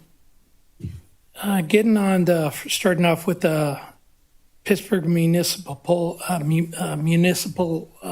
9.4401. Mr. Federberg, in the virtual meeting, you said that it would be 65 decibels. Mr. Perez. For the first phase. Okay, I'll address it to you guys. Thank you. Okay, is that what they call as a day or night level? Because the day and night level has 65 decibels, and in the evening at night it says 10 decibels. I know the city of Pittsburgh has made some changes recently, so I'm wondering, did you guys change that to straight across the matrix system, which not everybody uses in California, which is a strictly 65 decibel? That's one of my questions. Now, the other thing is the fines for based on the municipal codes is $100 for the first offense. Second is $200. On the third one, it goes to $500. The problem is with that, they can just mitigate all this and drag it down the road. No different than the refineries where they were dumping and putting chemicals up in the air for years. And then what happens is they pay their settlement and then they shut down and leave. Going to water waste, the issue with the water waste now. You mentioned that you're going to use ethylene glycol, I believe. That's what's going to be used in your water systems as a rust inhibitor. I think that's what it is, because I asked a question a couple of times and still haven't got an answer. Kind of danced around it.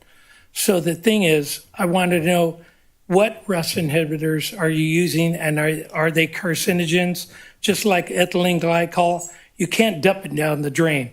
It has to be separately picked up and then a separate process to get dumped, just like what's allowed here at the sanitation district. There will be accidental dumps, there will be flushing the systems, and there can be emergency dumps that will happen, because it happens to all the businesses, industrials around here. And it's been happened multiple times, and I'm sure you guys can look it up or probably even know about it, of how many times that happens. So that ethylene glycol is definitely highly toxic, just so you know. The other thing I want to mention, Ms. Cabada, or the committee, I sent information about a decommission bond if you guys signed one. The reason why is because of all the pollutants that can happen if forever chemicals that can be dumped. FSOS, PFNs, all of these can be absorbed into the ground, and then we don't want to be responsible for this dumping and the cleanup. So transferring of hands, like you said. Next 5 speakers, we have Marissa Verduzco Galvin, Wolfgang Krosky, Nick Goodwin, James Ascott, and Allison Ramirez.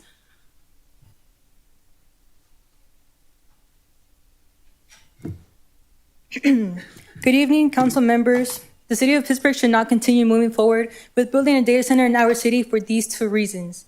First, building a data center will not create thousands of jobs. And secondly, building a data center will cause more wildfires to occur here in Contra Costa County. To begin with, building a data center in Pittsburgh, California will not create thousands of jobs as you say it will. According to Ben Green, Assistant Professor of Information and Public Policy at the University of Michigan, data centers often generate a large number of temporary jobs during the construction phase, including roles for construction workers, electricians, and other skilled laborers, which can last from several months to a few years. Because the facilities primarily house servers and automated systems, once these data centers open and start operating, they require relatively few full-time employees, dozens to a few hundred to be exact. This was also stated in last meeting by someone who experienced this firsthand. Secondly, building a data center in Pittsburgh, California will create many more wildfires here in Contra Costa County. According to Laura Pattison, CNN senior climate writer, your research shows that vast data centers are creating heat islands and warming the land around them by up to 16 degrees Fahrenheit, as mentioned by someone else earlier, making life harder for more than 340 million people. She also states that this temperature affects areas for up to 6.2 miles away. For reference, we are only 2.4 miles away from the location of this proposed data center. We are already a state prone to wildfires, drought, and dry climates. So increasing our temperatures will not help the situation. Additionally, the location of this proposed data center is also surrounded by a lot of dry grass and is located right next to Rancho McDonald's Middle School. So in case this 76-acre facility full of wires, computers, and servers catches on fire, who's going to be there to save the kids? What are they going to do? Duck and cover? No one is ready for this type of situation to occur. Not me, not you guys, not even our police officers.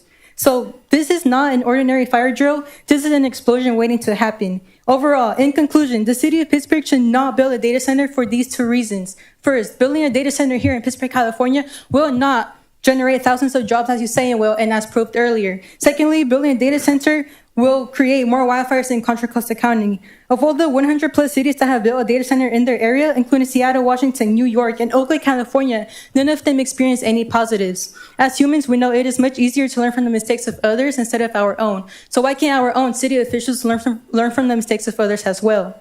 I am asking you all that you please help us because our futures and our lives are in your hands. Please help us. Thank you.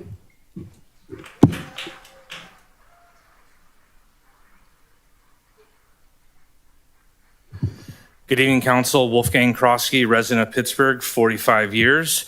I stood at this podium in November of 2024, the night you approved this, and I told you that pre-approving phases 2 and 3 at the staff level took residents out of the process. And I told you people would be furious the moment they understood what was coming because nobody was really told. Look at this room. That's exactly what happened. And it started actually back in 2018 before you guys were even on the council. This has been a trail of interesting things. Gentlemen talked about the dead golf course. Why is it dead? Because this was actually the plan, the long term, was to close it down and change things. And I stood here waving my wallet and a $20 bill and asked why had we hand over 100 acres of public land on the first offer without ever putting it on the open market? I wasn't against building then, and I'm not against building the right project now. So let me be clear about what I'm not. I'm not anti-technology, and I'm not anti-worker. I run the chamber. Half my life is helping people in this town make payroll.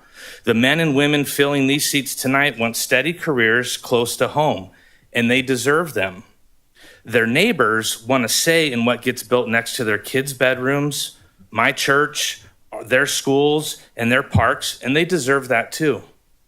And here's the truth nobody said tonight. Those two things were never enemies. The actions that councils, multiple, have been made have made them enemies. And when it approved a project behind the euphemism and cut the public out of everything, this is what has come. We've now created division. You've asked for direction. Here's mine. Bring phases 2 and 3 back to the Planning Commission with full public hearings without zoning administrator oversight. Public notice is not the same as public meeting. We've learned that public notice doesn't work. Require plain language notice to the actual neighborhoods before anything moves to the commission, and that an independent review of the impacts be done on those individual phases. Do it right, and Pittsburgh can have both, the careers and the consent. You can't undo how this started. You can decide tonight it's the last project the city does to its residents instead of with them. Thank you.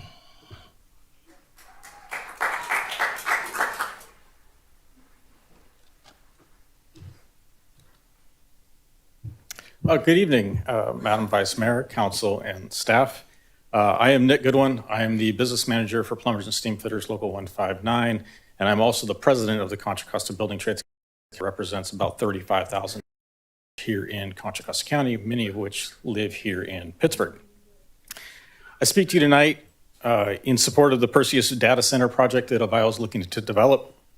8 years ago, the Delta View Golf Course was permanently closed and sat vacant. The vacant land was drawn attention to break-ins and has caught fire twice. Here's a great way to repurpose the land and put forth a great project. The Pittsburgh Technology Park, in its original form, submitted to CEQA for CEQA review, was 4.5 million square feet of space and up to 26 buildings of data centers. It's all listed on sequanet.gov as data centers. This project is now 3 buildings, with the first being 337,000 square feet. This project has gone through all the review process from the federal, state, regional, and local levels, and all reviews have been found to be within the tolerances. This project will offer building trades apprenticeship opportunities to youth, women, rehabilitated, and veterans, opening the door for career pathways into the middle class. Avio is also partnering with Los Esmeraldas College on training scholarships, with local graduates getting first consideration for jobs at the facility. This is kind of full circle. This means jobs for the community in the front end during construction, but also jobs in the back end when construction is complete, not to mention the ancillary jobs that will be there to support the building. Here's a responsible project that will be using recycled water for cooling, a fraction of what the golf course used. Carbon-free power that Avio builds and pays for with no rate increase, and up to $13.4 million a year in tax revenue for the city of Pittsburgh. This is a good project for the city, and I urge you to continue supporting it. Thank you.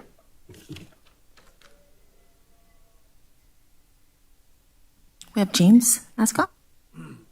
Good evening, Vice Mayor, City Council, and staff. My name is James Ashcroft. I'm the business agent for the Ironworkers Local 378. We represent approximately 2,500 working members throughout Contra Costa, Alameda, and the surrounding counties.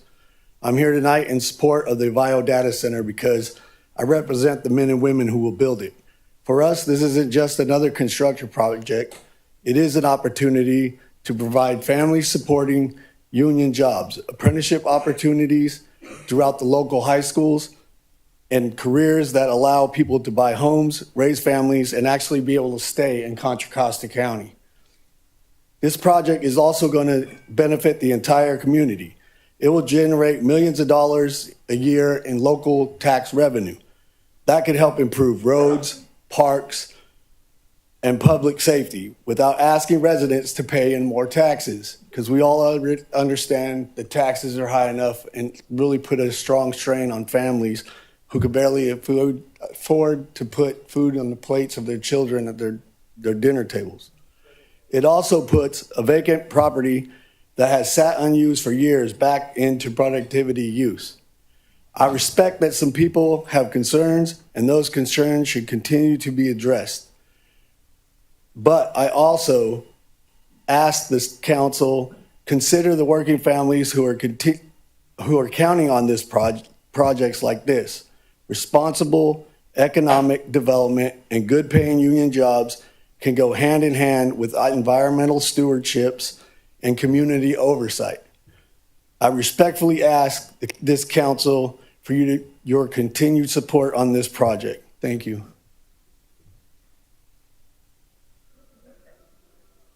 We have Allison Ramirez. Good evening, Council. My name is Allison. I live in this city, depend on its water and electric systems, and share the consequences of the decisions made in this room. Generations before me, my mother's family came to Pittsburgh as immigrants for one unified reason: to build a life somewhere they could call home.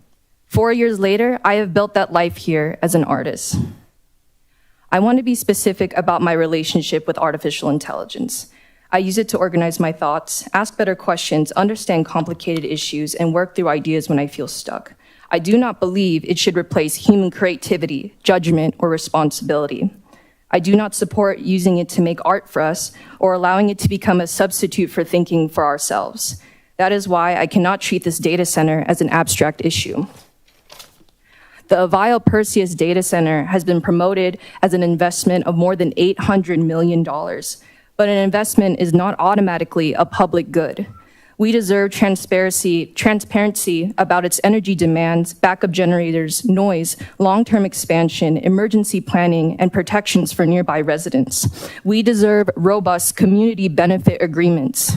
If you believe in truth, give this community more than assurances. Give us verifiable information, enforceable protections, and meaningful power in the process. We lose our autonomy when residents are told that legal notice is the same as public understanding. We ask that you pause further expansion and support an independent review, create a resident oversight committee, and put the same ambition into our youth, elders, arts, safety, parks, and neighborhoods that you are being asked to put into machines. So make this your new headline: Pittsburgh listened before it was too late. Look at our faces, remember our voices. We are not faceless opposition. We are the people you were elected to represent. Thank you. We have next 5 people: Carol Covarrubias, Eve Mejia, Tony Santos, Annette Ramirez, and Araceli Samano.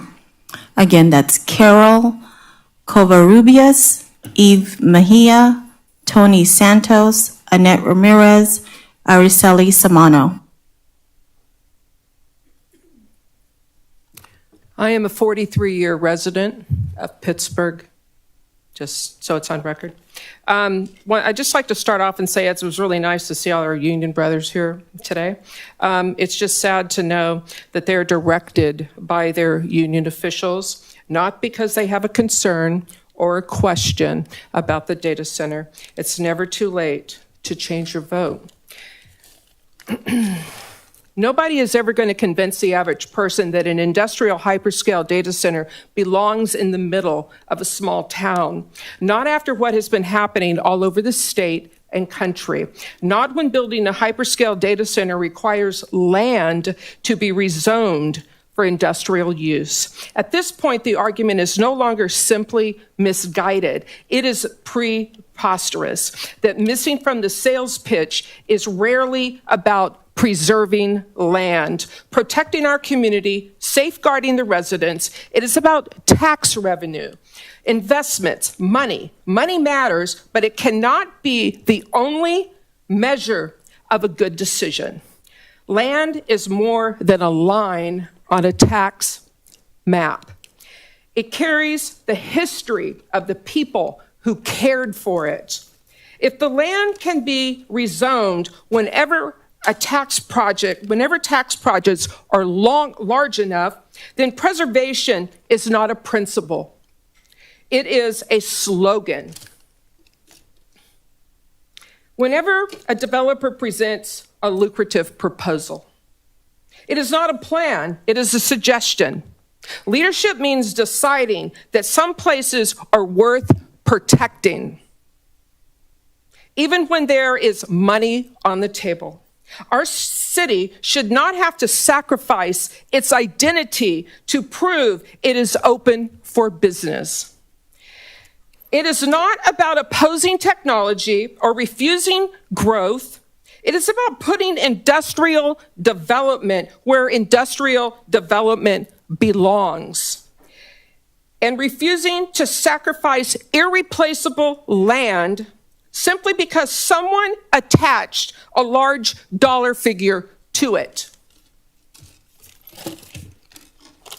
The character of the community surrounding it and the responsibility we have to those who will inherit it. Let me see, hang on.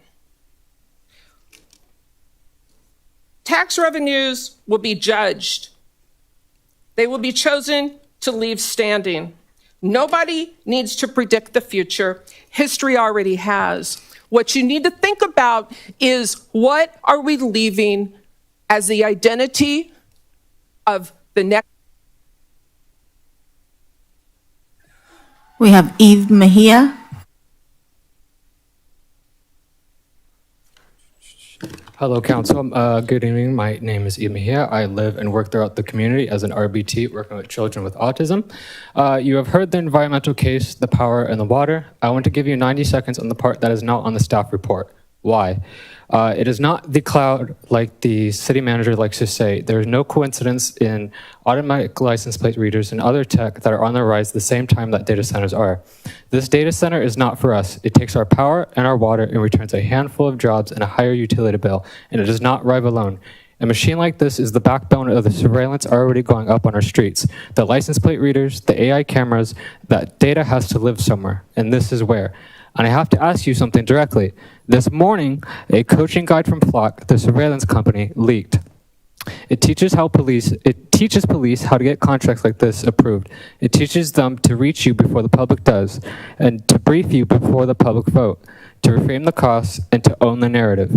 So I will ask plainly, who spoke to you? Who spoke to each of you about this before tonight? Because if a private surveillance company scripted the presentation and the police delivered it, then this was decided before a single resident stood up. Prove me wrong. I would also ask you to open the public map before you vote. You will find these license plate readers aimed at various parks such as Sunset Park, at Chaparral Park, and Freedom Basin Park beside the high school. I would like someone on the city council to explain why a camera is pointed at a playground.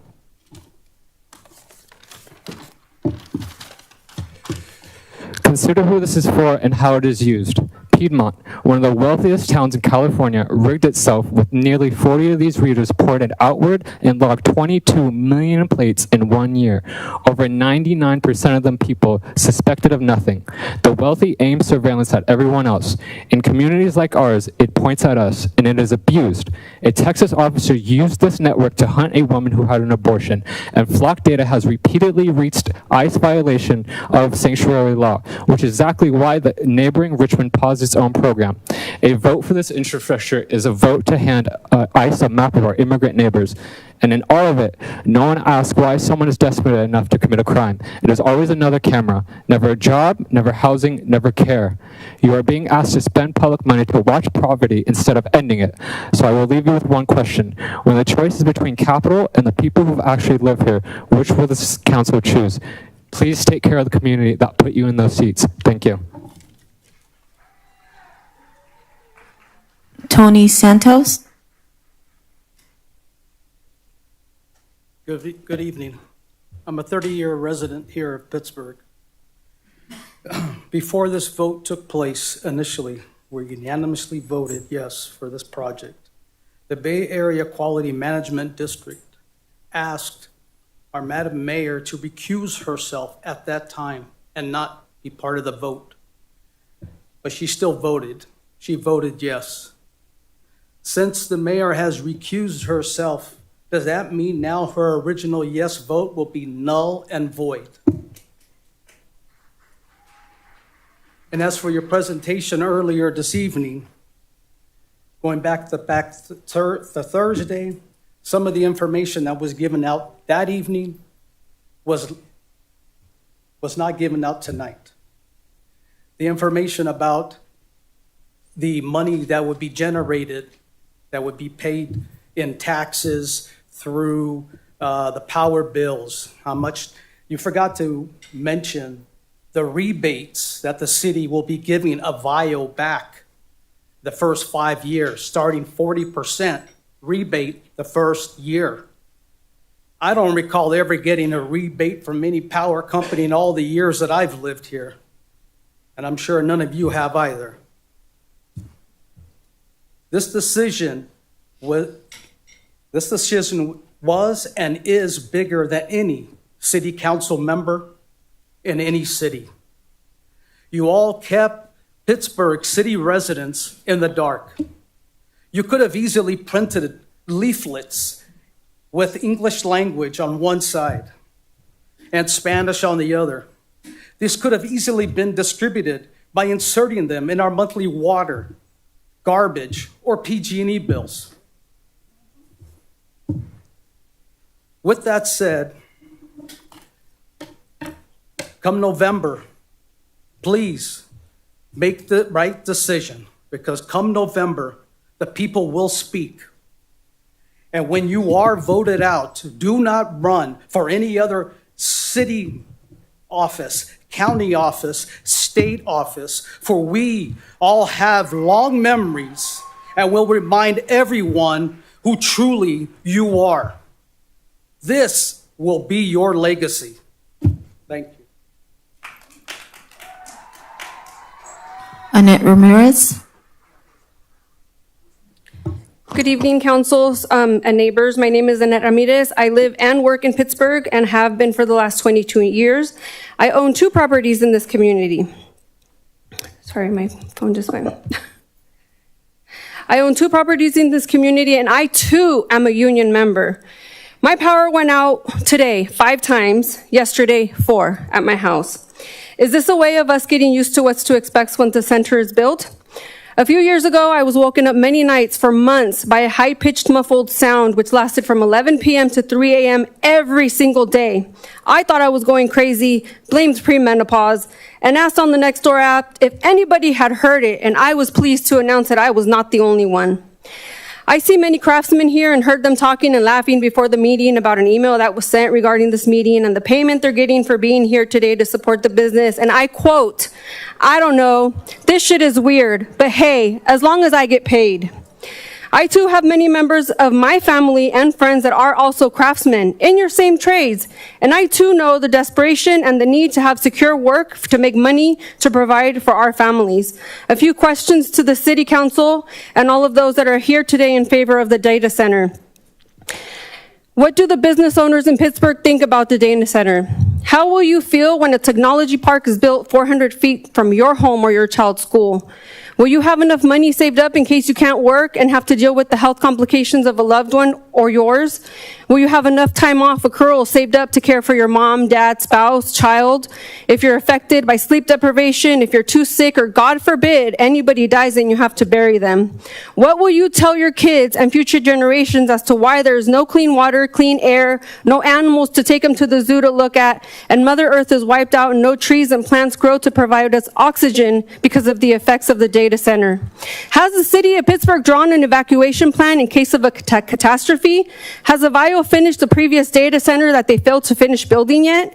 Will Avio or the city of Pittsburgh pay for reconstruction for the damages to our property if any of are to come?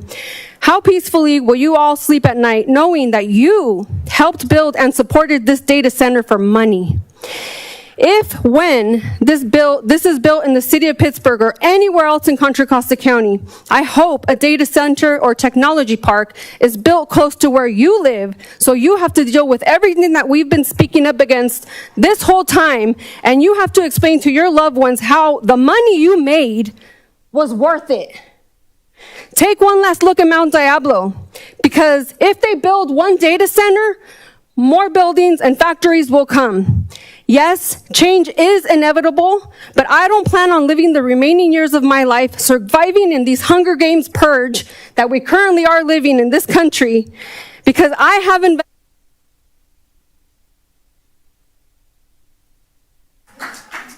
Araceli Samano.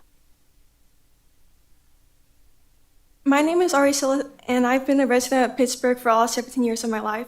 This data center has little to no benefits to our community, both socially and environmentally. Pittsburgh takes great pride in having a local library that is accessible to everyone, and according to Contra Costa's website, the Pittsburgh Library has an assortment of 70,000 books. Though AI does pose a threat to that, many AI companies are bulk buying books, mainly older and rare ones, and using them to scan and train their models before using machines to cut the spine off of those books and shred them, most of them being original books, to avoid a simple copyright claim.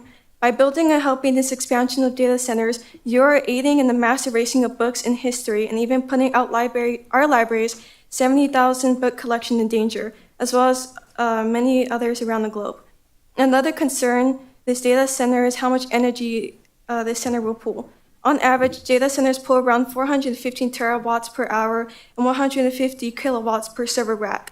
To put that into perspective, the average American household uses about 875 kilowatts per hour. Just the other day, my house experienced 3 power blackouts. With this sheer amount of power these data centers are pulling, the community, as well as I am, starting to question how more frequently these outages may become. Of course, this data center poses a huge threat to our environment. Recently, data centers have been linked to killing bees. Data centers produce artificial EMF fields that researchers say disrupt the magnetic navigation systems we use. These EMFs are causing documented reductions in colony sizes, decreasing breeding efficiency, and distress signals consistent with bees sensing constant imminent danger. I can only hope that our city makes the right choice in listening to its people rather than being blinded by money.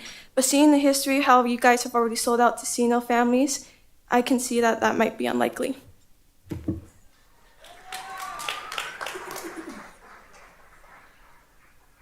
We have the next 5 speakers: Brandon Ojeda, Clarice Robinson, Raymond Paul Brown, Marta Rodriguez, and Jason Lester. Again, that's Brandon Ojeda, Clarice Robinson, Raymond Brown, Marta Rodriguez, Jason Lester. Brandon? Okay, good evening, members of Pittsburgh City Council. I stand here in front of you today to discuss my absolute disdain and deep hatred towards your plans for an AI data center here in Pittsburgh. I realize I may not be taken as seriously due to the way that I look right now. I realize my white face paint might catch everyone's attention and shift away from how seriously you take me, but rest assured, this is exactly what I want. I want you to look at me as I list off why I think you should terminate your plans for this stupid AI data center. I want you to look at everyone in this room who never agreed to have their city turned into a subsidized power plant for AI companies. I paint my face today like how I see each and every one of you, a clown. I hold up a mirror to this council so you're forced to confront the mockery you've made of our community. I'm sure you're tired of hearing each and every way AI data centers will hurt our health and environment. So instead tonight, I'm going to talk about the shady, deceptive business practices driving this whole operation. I want each and every one of you to know that the project was brought into our city and was hidden under a sanitized name known as the Pittsburgh Technology Park to build a massive hyperscale facility right across homes and schools, hoping we wouldn't notice until phase 1 was ready. And how has the council acted? They have been quiet. You held a non-public ADHOC committee meeting hidden from state transparency laws and offered us just Zoom webinars instead of looking us eye to eye. And why? Because business models for these hyperscale AI data centers rely on shifting corporate costs onto everyday working families. You tell us that the city-owned Pittsburgh company will handle this, but national data energy analysis prove that when large-scale customers like hyperscale data centers plug in, grid infrastructure costs skyrocket. The EIA health researchers report that every day residents across the country are seeing utility rate spikes of 20% to 37% just to subsidize the immense power demands of tech giants? Why should Pittsburgh families pay higher electricity bills just to inflate profit margins for big tech? I stand here in front of you in clown makeup as a satire on how you are treating the people of Pittsburgh like a joke, but we are no one's joke. People are not profit. Our health, our children's lungs, our water supply, and our peace of mind are non-negotiable. We demand you stop and listen to our coalition. We demand immediate halt. People are not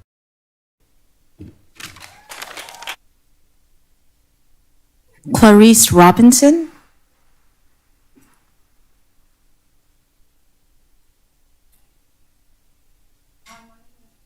Robinson.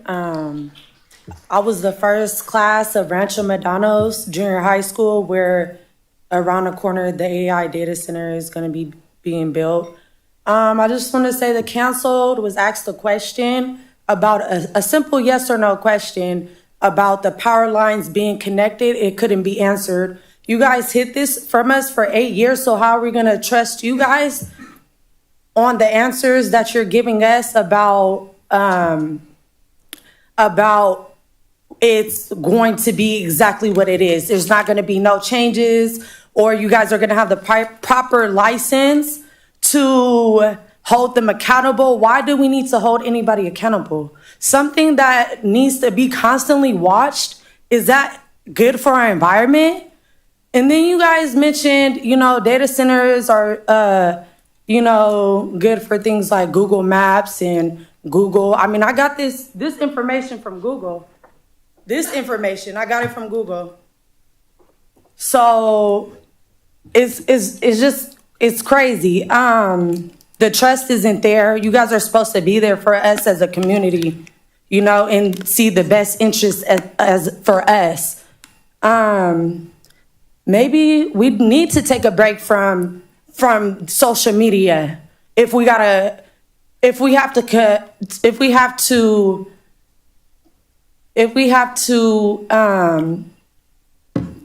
either have water, air, or things that is our natural right. If we have to compare that to, maybe we should take a break from social media.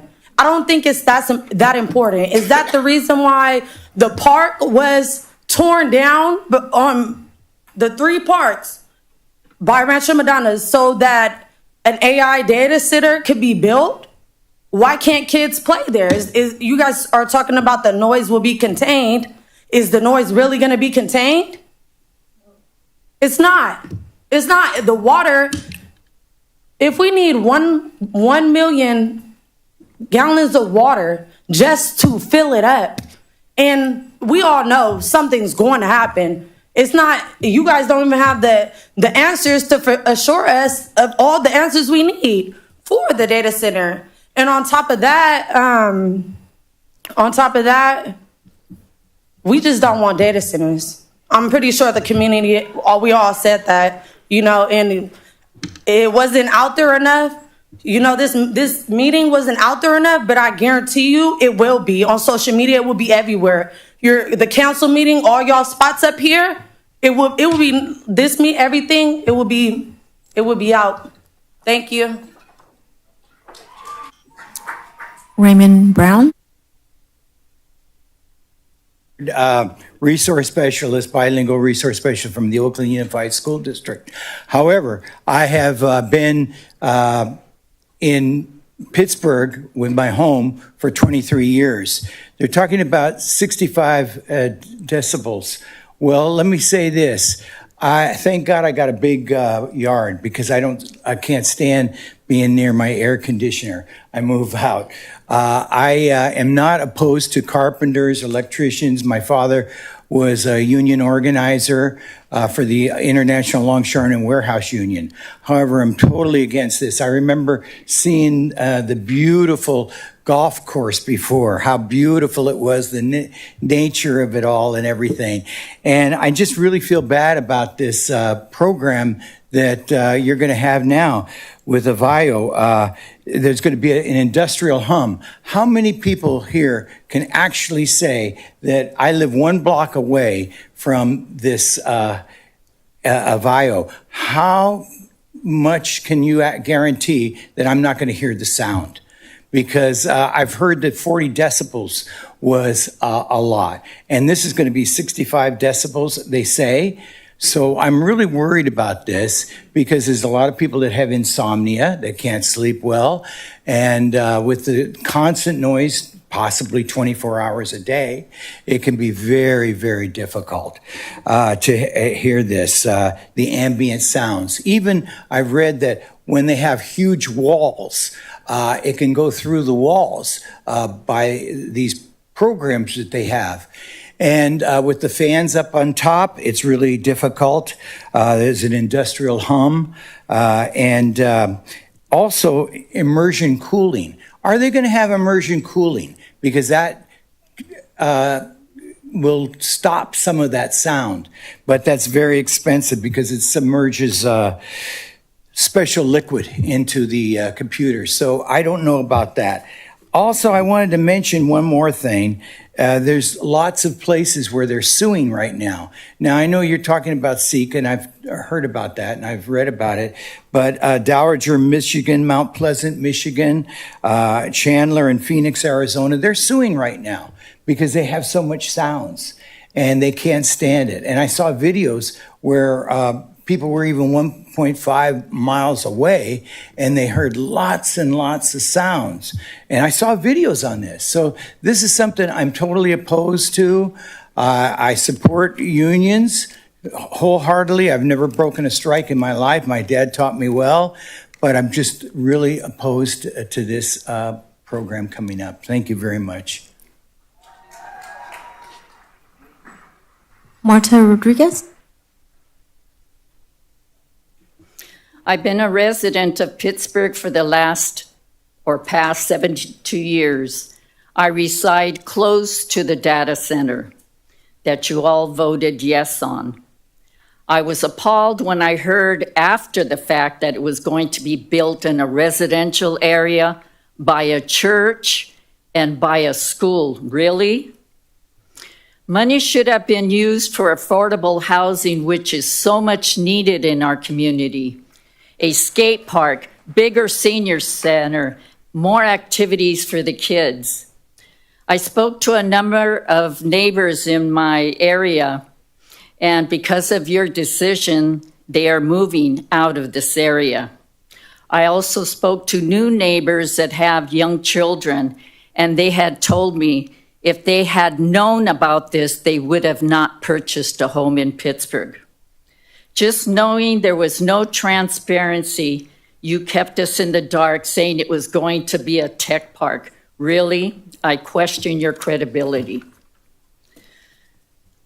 We are continuing to demand a moratorium, especially for phases 2 and 3, before City Council votes on any other data centers.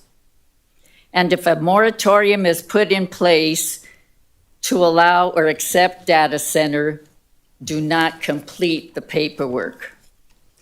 Are you hearing us?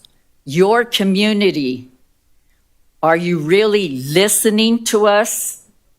And lastly, if this was built in your backyard, would you have voted yes? Jason Lester.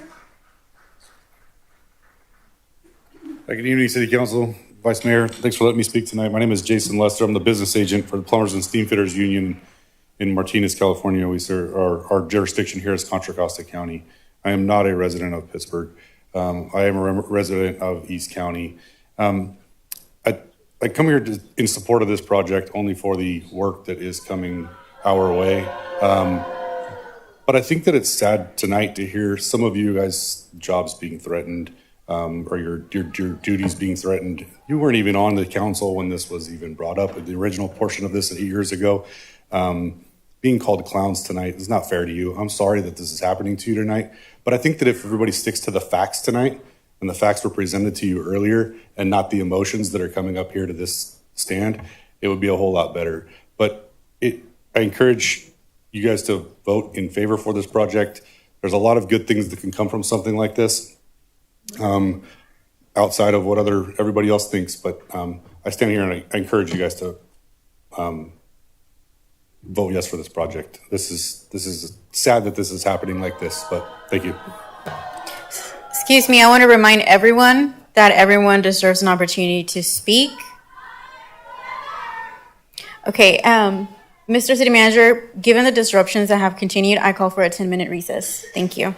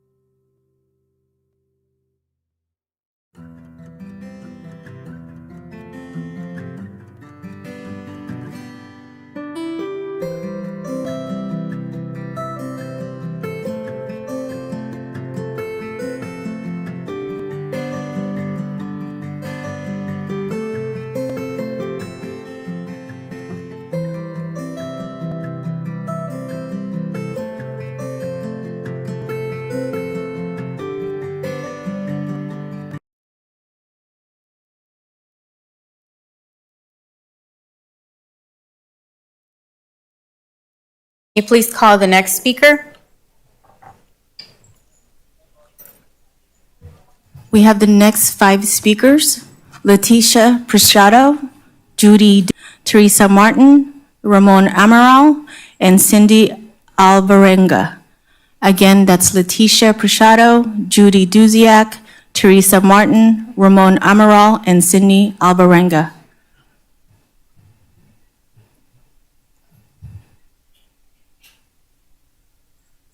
Go ahead, Leticia.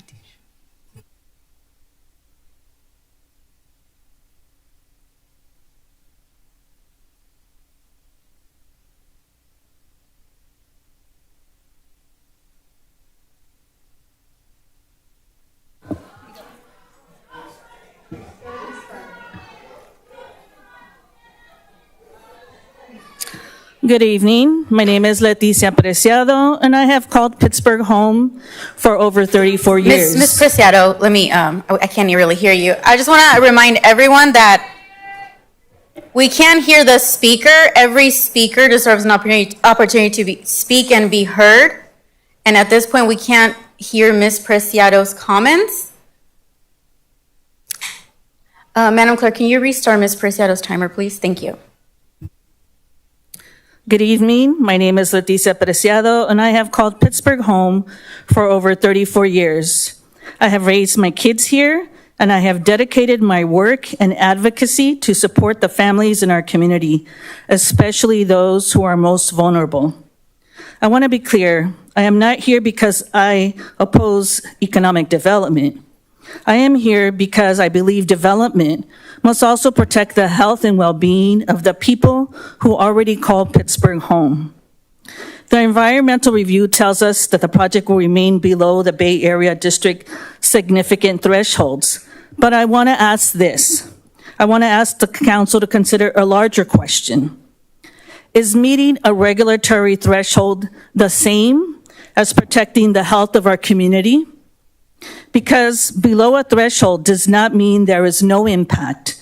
It means additional pollution will still be released into the air that our families breathe.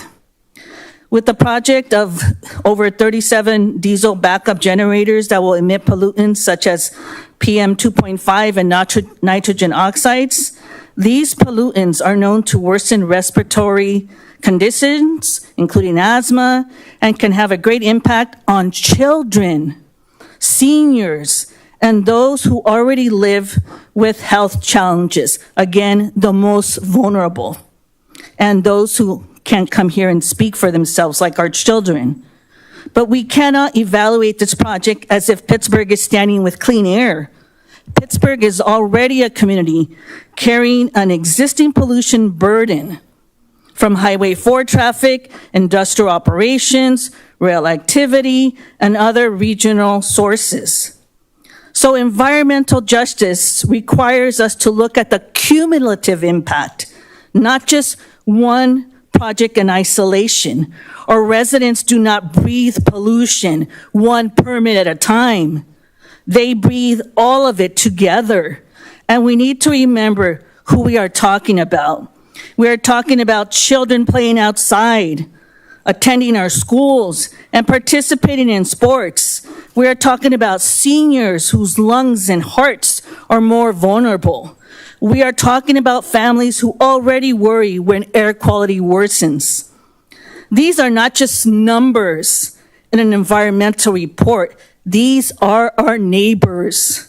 They are our children, our parents, our grandparents.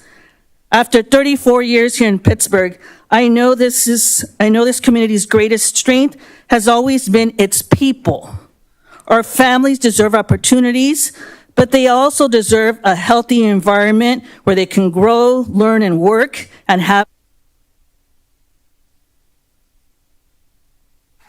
Here, we have Judy Duzia. Again, for those of you who don't remember, I've been a resident of Pittsburgh since 1980. I raised my 4 children here, and now I have 3 grandchildren.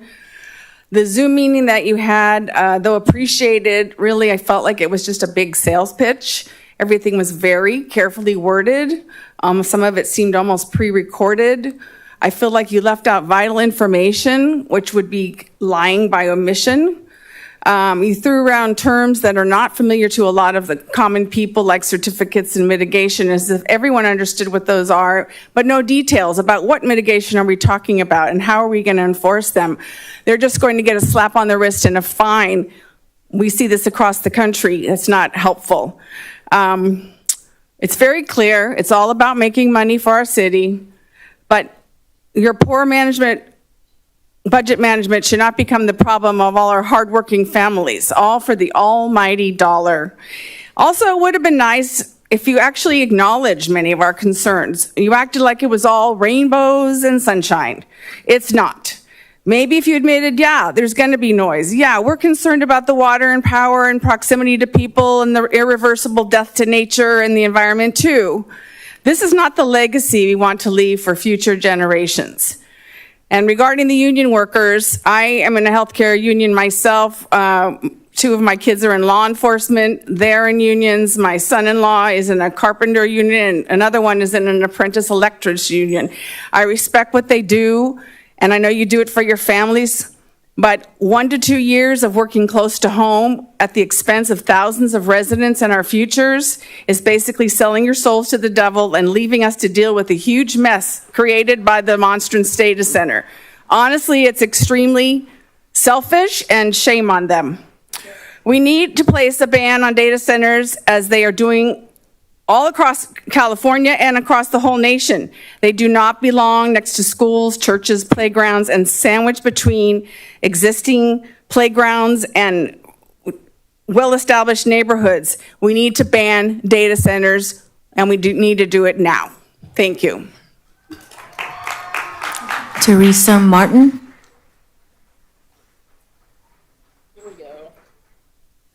Hello, good evening, council members. Nice to see you again. My name is Teresa Martin. I live in San Leandro, but this project affects the whole region, so that is why I'm here. So a couple things, and I know that there's some, out for argument, but you've still got a problem with the water, regardless of what people say. There will be a flush out, and 3 million gallon flush out going to that Delta Diablo as it stands. It will be sad. Okay, but let's move on from that. Let's talk about LFNs. The DBA that you're doing is based upon auditory. It's a DBA. You need to be testing for DBA-C, and you need to have a certified acoustical engineer going after, I think it's ANSI 12.2, if I'm not mistaken. You need to have a certified person looking at those low frequencies because they will cause phantom nest syndrome. Birds speak in that frequency about predators and things like that, and it'll cause abandonment of nesting and habitat. So that is a huge problem. And it will also affect people out to at least a mile because these are vibrations that travel through the ground and they can only be stopped by mass. There are some mechanical things that can be put in place to do that, but from what I have seen, it is not in the general plan and nothing has been specified. Maybe it'll be specified later, but I don't hold my hopes very high. Now, the big one that I see that somebody brought up, let's talk about all that waste heat. Man, you guys are like losing it here because that waste heat, why don't you build a thermal loop? Why don't you build a thermal loop and have it power people out to a half a mile with that water? Capture that waste heat and use it for something good.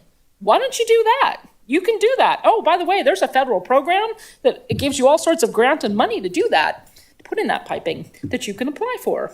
And this project would apply for that. If you want to use that waste heat, why aren't you doing that? Why are you just letting them shooting it up into the sky? It's a huge opportunity here for all that waste heat. You could power all those homes. You could power some of the restaurants. Restaurants would be doing better because they wouldn't have to pay as much for heat. Think about that. I mean, why don't we do that?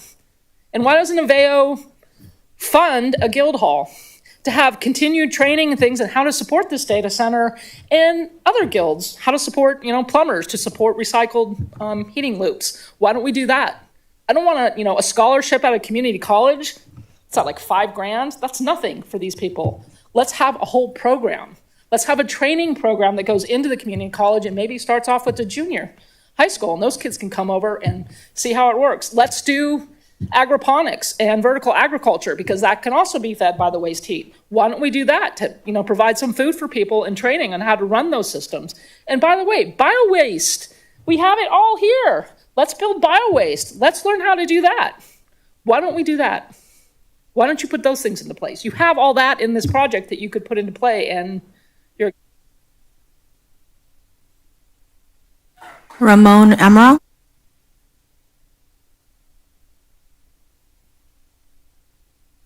Good afternoon, Vice Mayor, council member, staff, community. My name is Ramon Amaral. I'm a field representative for the North Coast States Carpenters Union, formerly known as the NorCal Carpenters, out of Local 152, which covers Contra Costa County. I also would like to state that I am a resident of Pittsburgh for more than 30 years. So I would just like to thank the council for looking into the future. This project that is in front of you is a great thing for this community to help it grow. We have a responsible developer that's gonna use a responsible contractor, put local hires to work. Great presentation. They've shown how to mitigate some of the concerns. So I'm not gonna go in depth with that, but I would like to state, right, that the rest of the community have great ideas, great concerns. I would just like to point out, you need money for all those concerns, right? You know, what are you expecting to raise taxes more on the rest of the community to be able to get like the libraries and parks that they want updated? All that costs money. This is looking into the future on how to obtain money to do the rest of the stuff. So in some of the comments that I've heard of like only potential thousands of jobs, that's not true. Maybe for the data center, but for the money coming into the city for public projects like roads and parks and libraries, that's still gonna put the community to work. And blue collar workers have the right to live and work and speak for the communities that they work for.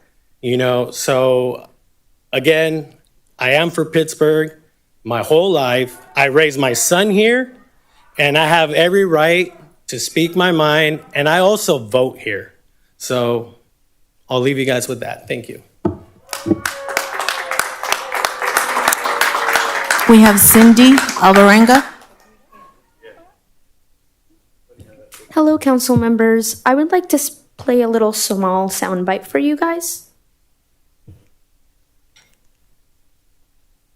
Hold on.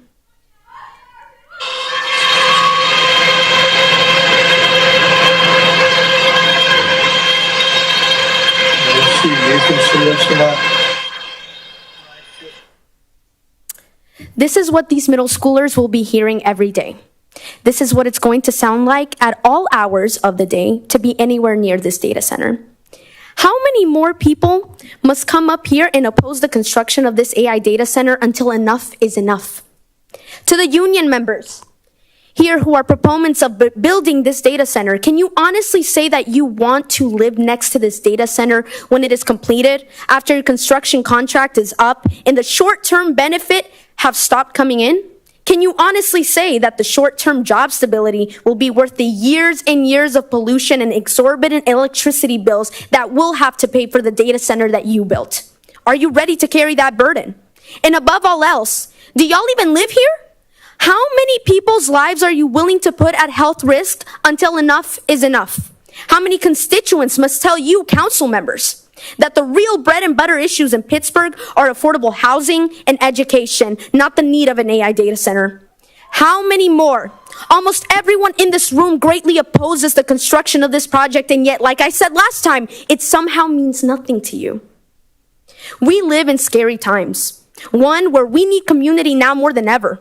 ICE is kidnapping our brothers and sisters, and with Pittsburgh having a 43% Hispanic population, that's 43% of people who feel like they can't rely on you as elected officials. Instead of Pittsburgh having the backs of corporate business grabs, how about you have our backs? The backs of the 43% Spanish speakers who are scared to come out and oppose this. The backs of your black and brown residents, and the backs of working class people in general. Enough is enough. The people of Pittsburgh will not back down as long as this construction of this AI data center continues. We will fight back and we will resist. We need you as elected officials to listen to the will of the people and understand that you only hold office because we put you there. And we can kick you out too. Thank you. We have the next 5 speakers: Jose, Ruben Galvan, Pauline Johnson, Joel Toscano, and Tamilarsi Chandra. Again, that's Jose, Ruben Galvan, Pauline Johnson, Joel Toscano, and Tamilarsi Chandra.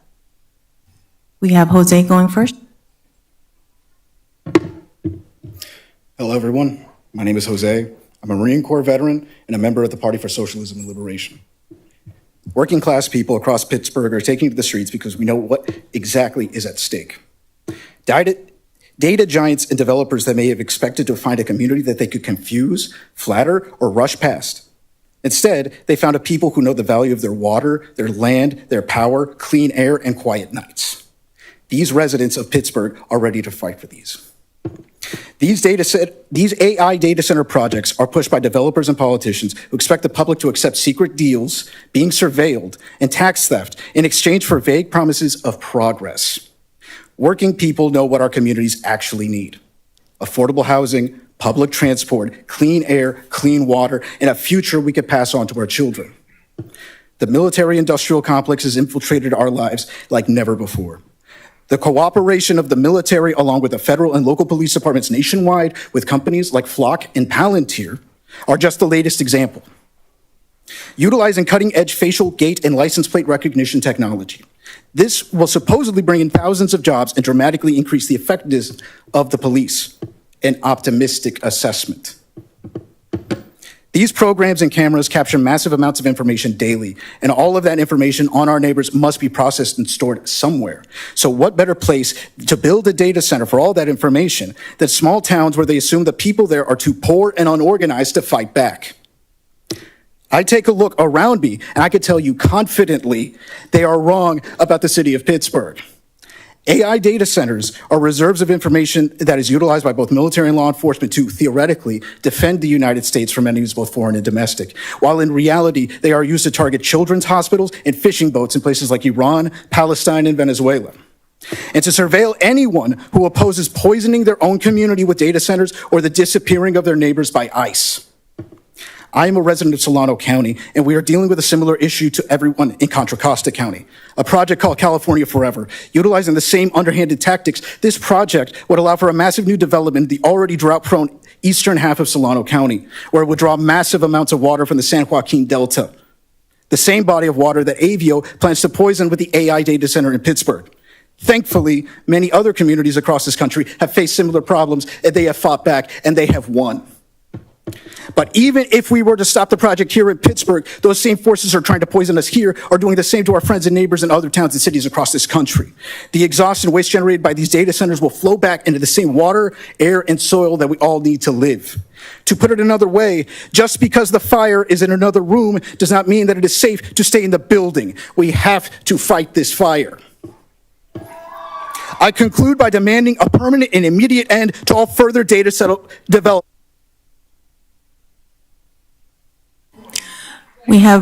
Thank you, Speaker. We have Ruben Galvan.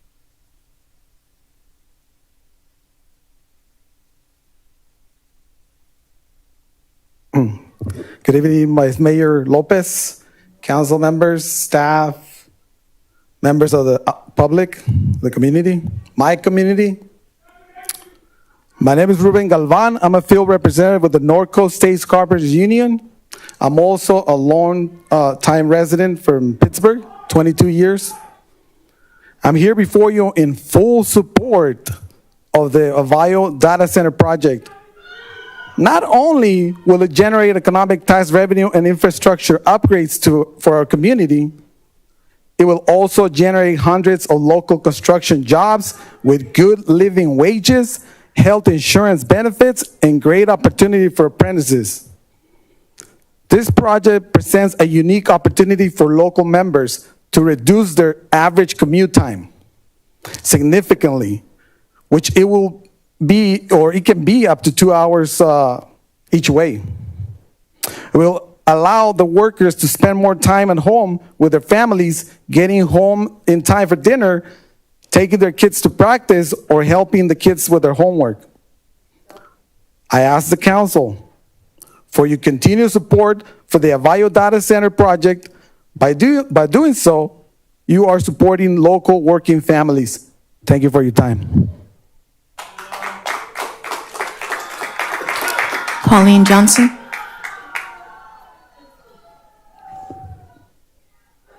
Hi, my name is Pauline Johnson, and I'm a Pittsburgh homeowner, new mom, and someone who aspires to grow her family in the city of Pittsburgh. This city council, including Mayor Adams, who conveniently recused herself now instead of back in 2024, has made it irresponsible for me to raise my children here. I don't read the city's propaganda on data centers. I read the actual project filings submitted to the various agencies, as there are some lying by omission on the websites. So tell us, please tell us the real information. You say you analyze the worst case scenario, and the worst case scenario, which is the realistic scenario, introduces cancer risk that is 183% higher than the Bay Area Air District's threshold. Do the people of Pittsburgh actually know this? This information is hidden in a 400-page project document that is not on your website. And honestly, I did need AI to actually parse that document. This project is also just 400 feet away from Rancho Medanos Middle School. So all the homes and families that need to send their babies to this school should have been notified. No, all of Pittsburgh should have been notified the same way the Stop Pittsburgh Data Center is notifying their residents. You know what we're doing because the city has failed us? We're using our own resources, donations to print and distribute flyers, trying to educate the public, especially the Hispanic community. Seniors with bad legs distributing flyers. That's what serving the community looks like, not the webinar where you're regurgitating the same FAQ questions on your website and ignoring our real questions. So our real question is, how can we cancel this project and find a community and economic development that actually values our health? The city started talking about this project in 2016 and signed an exclusive negotiating rights agreement with EDS back in 2017. Then they closed the golf course and made it all dry and look like that in 2018. And then they asked us what we wanted. Behind closed doors, they had already figured out what they wanted without us. So we do want economic development. We know Pittsburgh needs economic development. And this is how the city council sold it to us. You said it was going to bring high quality jobs, but this is 30 jobs, including security. That's not economic development. So I want to clarify as well, we do share the grid. PPC buys wholesale energy from CAISO, and unless the data center brings net new energy, we are impacted because increased demand raises prices, and that's Econ 101. Please issue a moratorium on all data centers, including the other one that you are trying to push on the waterfront. Please represent us like we elected you to do so. Thank you.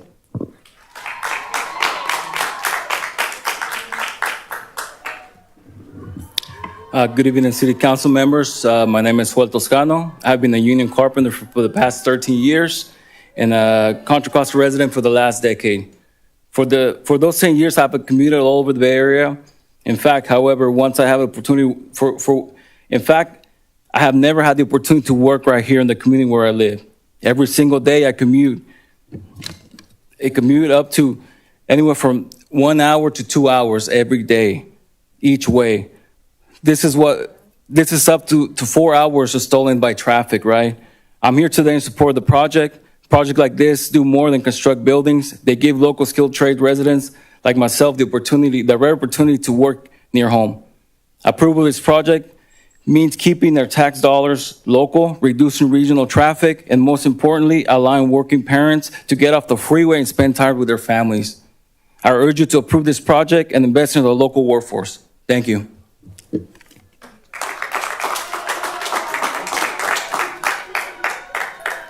Tamal Rossi. Hello, my name is Tammy Chandra, and I'm a resident of Pittsburgh. I work for the state of California for the California Energy Commission, CEC, and a proud union member. Yes, the same CEC that gave this project a nod on environmental impact. I work particularly in the IT services branch. As someone who's part of a team that is usually quoted as a reason for investments in AI technology, I would like to stand in unison with the community of Pittsburgh and share the concerns we have around the construction of these data centers.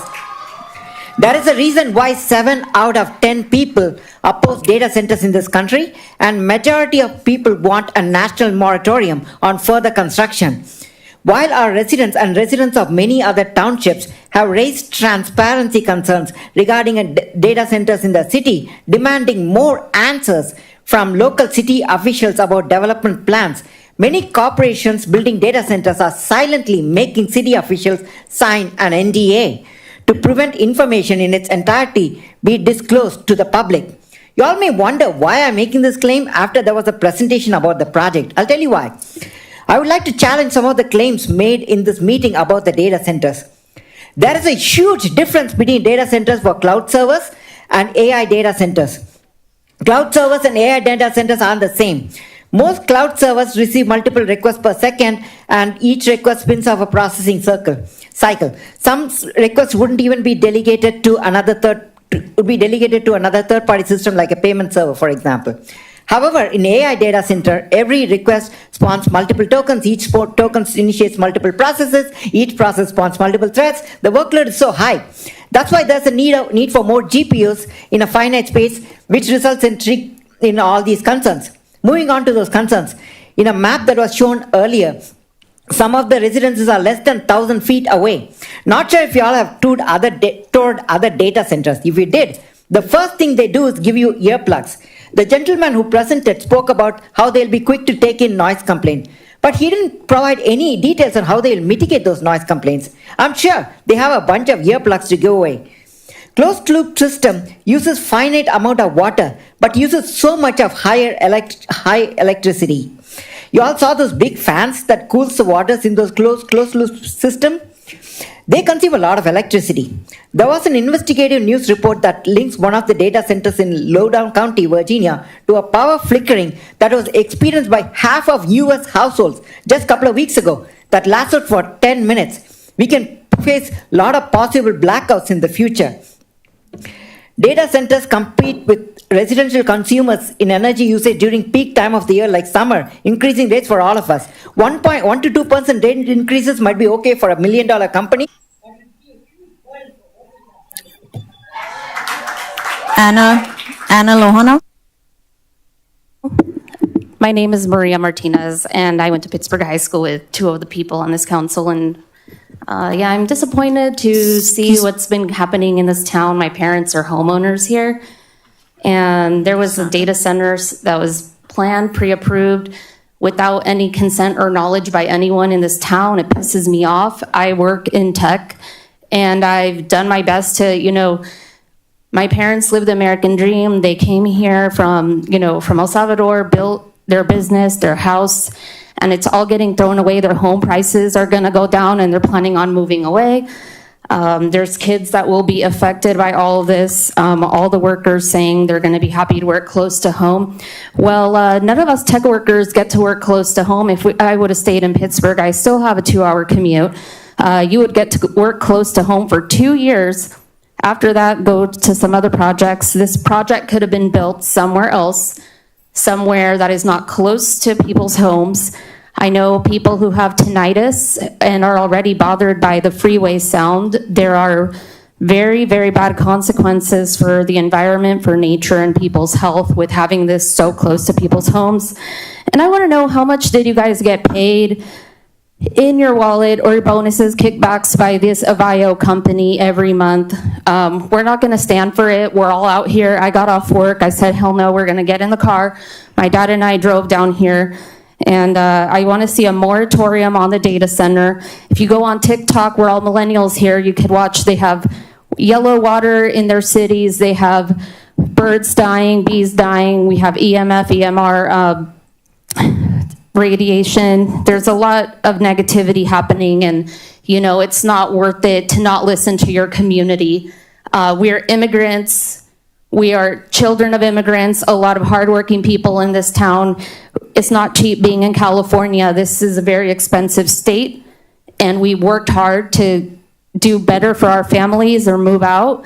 And I don't want to see this in my parents' town.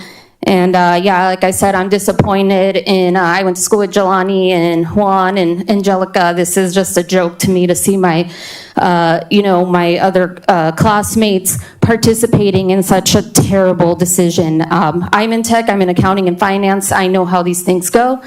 And everyone's doing their research. No one's going to stay quiet, and we're going to put a moratorium to this. We're not going to back down. Thank you.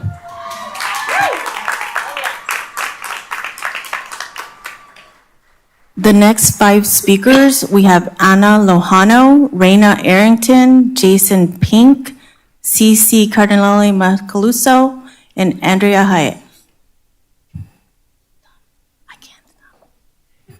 Do we have a Anna Lojano?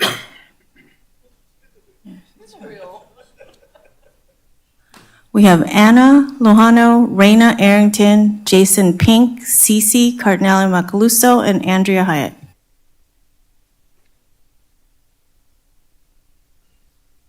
Okay, we'll have Reina Arrington. Are we going in order? Jason Pink. I'm sorry, Jackson. Thank you. For the record, yeah, my name is not Jason, it is Jackson. I want to call out the fact that you guys preached about a safe environment for an issue with split opinion, but then proceeded to go pay off a bunch of people to show up at this event to make it appear like it was split, when in reality, most of the people here, especially the people that are fighting for this the most, are aware that it is majority of this city that is against it.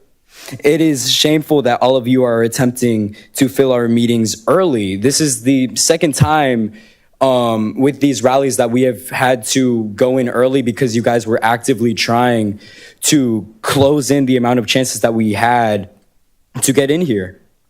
A founding partner of the company of Avio stated that if they saw a firm resistance to the data center, they would not force their way in here. Despite me already taking that claim with a grain of salt, I would say that there is a connection between that statement and this action. You focus on our anger in attempts to silence others, but refuse to come to terms with where that anger comes from. You attempt to refute our talking points on why these data centers are a negative, and refuse any actual accountability to what else the data center will bring. Because we know it is impossible. This data center is an all good thing, whether it is good at all. To the union workers, well, when it comes to the union workers that are here, this isn't an anti-worker issue. In fact, it is a pro-worker issue because one of the reasons that we are concerned about this is we have concern for the traffic that it will bring that will interfere with the lives of our workers. We do not want a project like this in Pittsburgh. You can build a 3-part building with 3 stories for a private company, but you can't even build, say, a skate park for the community itself. I'm a part of the youth involved in this. I turned 15 very recently. I cannot vote now, but on behalf of the people attending this meeting, I can confidently say you will be voted out regardless. It is shameful that you all continue to push for this. Let me repeat myself. It is shameful. Shame. All power to the people, and with that, I'm out. We have CC Cardinale. Good evening. Good evening, Vice Mayor. Welcome back. And council members. Hi, guys. I am here tonight, as I've been every meeting since I found out about this project in Pittsburgh. And, you know, we're here tonight, and it's kind of crazy that it's like the same old politicking going on, you know, union against the people, or let's distract so that we can divide and conquer. It's kind of crazy, but this is why we're banding together. I want to begin by speaking directly to the union members. I come from a large family. Many of my relatives are union workers and have built projects like this. And I have a great respect for the work that you do and how you provide for your families. The construction jobs are only temporary, as many of my constituents already said. The impact on the community is permanent.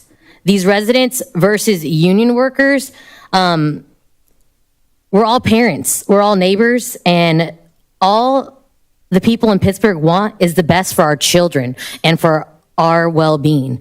If this data center were being built just 420 feet away from your home or neighborhood, what would you want your elected officials to do? Would you expect them to provide you transparency? To the council, I ask that you put the people of Pittsburgh first. And I know that's not just only your position. I know it gets like a trickle down from the city employees that present you with these proposals. Typically, it seems like you are the scapegoat. So I'm sorry for all the everything that you guys are getting put on your plate and the weight that you're carrying right now. I know that that wasn't all your fault. But please, we're asking you to place a moratorium on the project and for the community to be fully heard for these long-term impacts until they're thoroughly evaluated and that we can confidently say this project will serve our public interest. Tonight, you have a choice. Choose the people who already call Pittsburgh a home or choose our children, but choose Pittsburgh's future first. Thank you.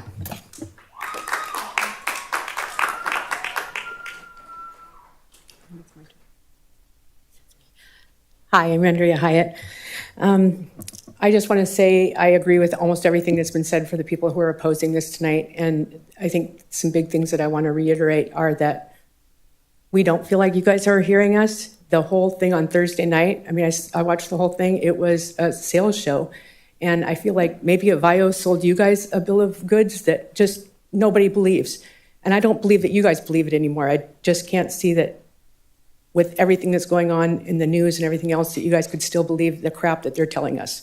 Again, you guys hit a bunch of sales points, but you didn't answer any real questions. So I just wanted to bring up a few things. A lot of these very large AI companies are going up for IPO soon.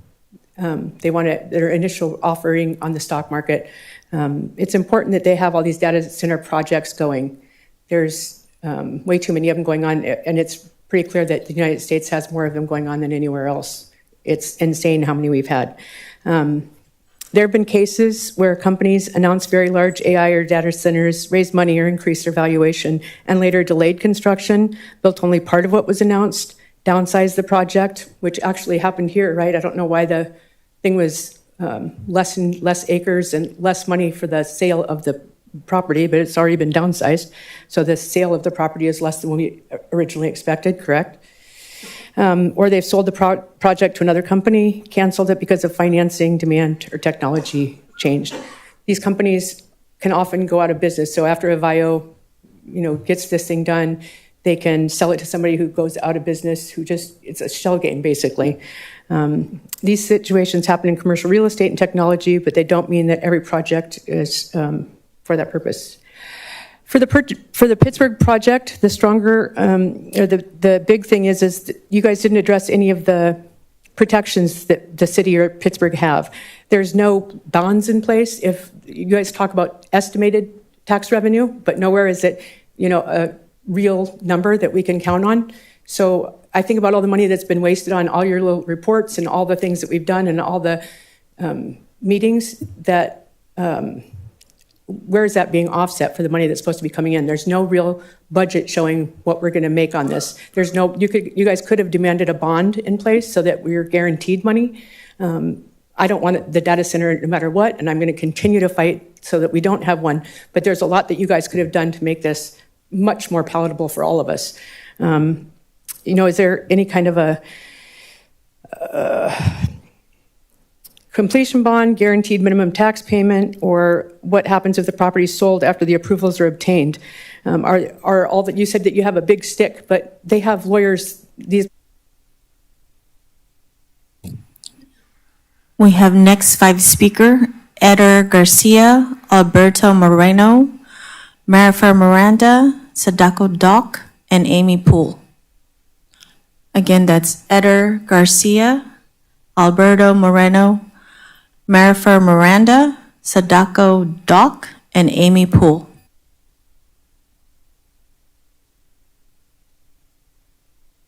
Morning, City Council. I'm a Pittsburgh resident of the last 10 years, and I attended the virtual Zoom meeting on Thursday, and I want to say I am very disappointed the way you organized it. First of all, you forgot to mention the big difference between traditional data centers and AI data centers. Two completely different things. Traditional data centers run like the Facebook, the Nets, the Oracle, all the like the Googles and stuff, and the AI data centers run big AI. That's the ChatGPT, that's the Anthropic, that's the Palantir, that's all of those. So two different things. Traditional data centers run on fan cooling, CPUs. AI data centers mostly run on water cooling, and they use a lot more electricity. So anybody who says that they've been building data centers for years, it's different. This AI thing is fairly new. It's only been around for the last 3 or 4 years. So just want to mention that. Also, that's my other point. We've seen a lot of union members here, and I want to say, like, we are not against for the unions. Like, my father was a union member for a long time, and he was able to support the family, but this isn't it. There are other ways we could support our local community where it could benefit both of us. Also, regarding the questions that you had about the Zoom meeting, I did ask questions regarding whether what the AI was going to use for. Avio is a privately held company, so they have no obligations to run any public reports. They don't have to report like any of their earnings or anything. So they could literally run it for anything. And I remember in the meeting it was mentioned that we don't know what this data is being used for. We absolutely do not know. This was a quote from you guys on the Thursday meeting. So it could be used for anything. It could be used for the military, anything from military to generating a picture of a dog. Like, we just don't know. And if it's being used for the military, don't you think we need some sense of security? Like, this is something related to like when we have the Naval Weapons Station. Like, are we going to be a military target because of this? And I just want to close with that. Thank you. Alberto Moreno.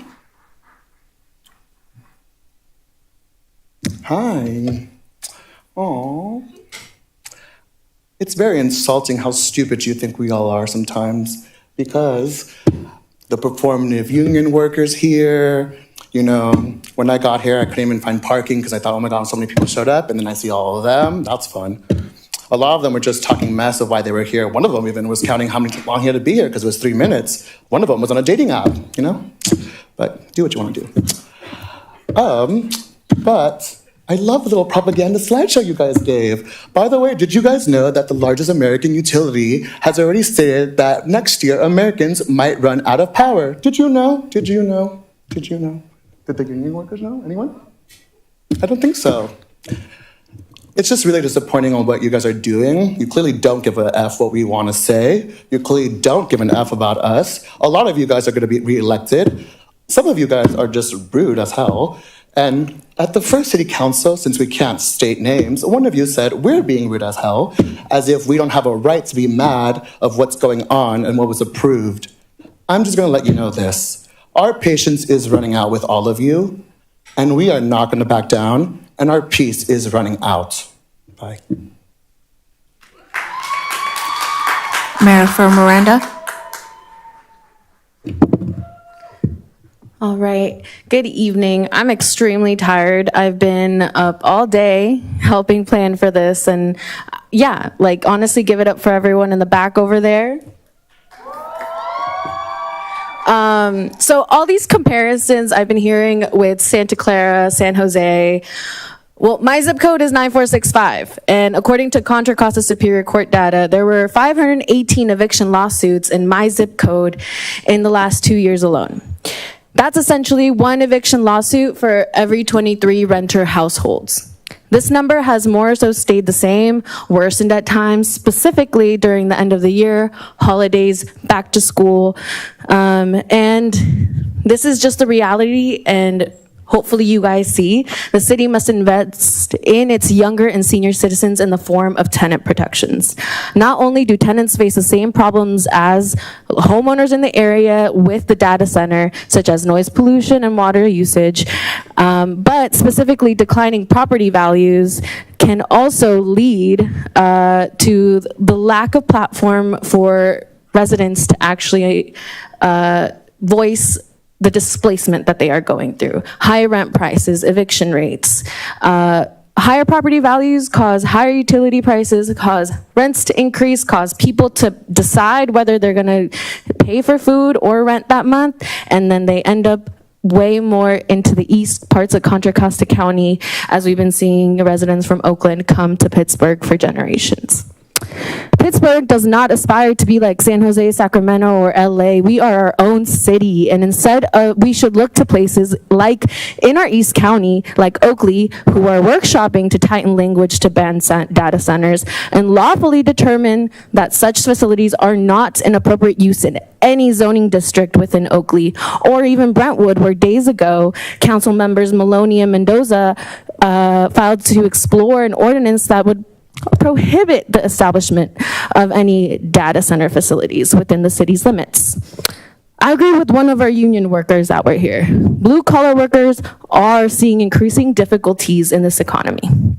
Residents in Pittsburgh are seeing drops in local employers, causing more and more workers to work as day laborers. Economic development for this community means investing in a hub or a center where these workers can train, connect, and not just with other employers, but with each other, and receive assignments for local jobs. Monument Impact has one in Concord because we heard of that need. Now we want to echo these growing needs even further. I know I don't have much time left, but I just want to say that we are done with these threats from you, from the city leaders. Don't speed gentrification up, moratorium on this and all data centers. Sadako Doc? Sadako? Amy Poole?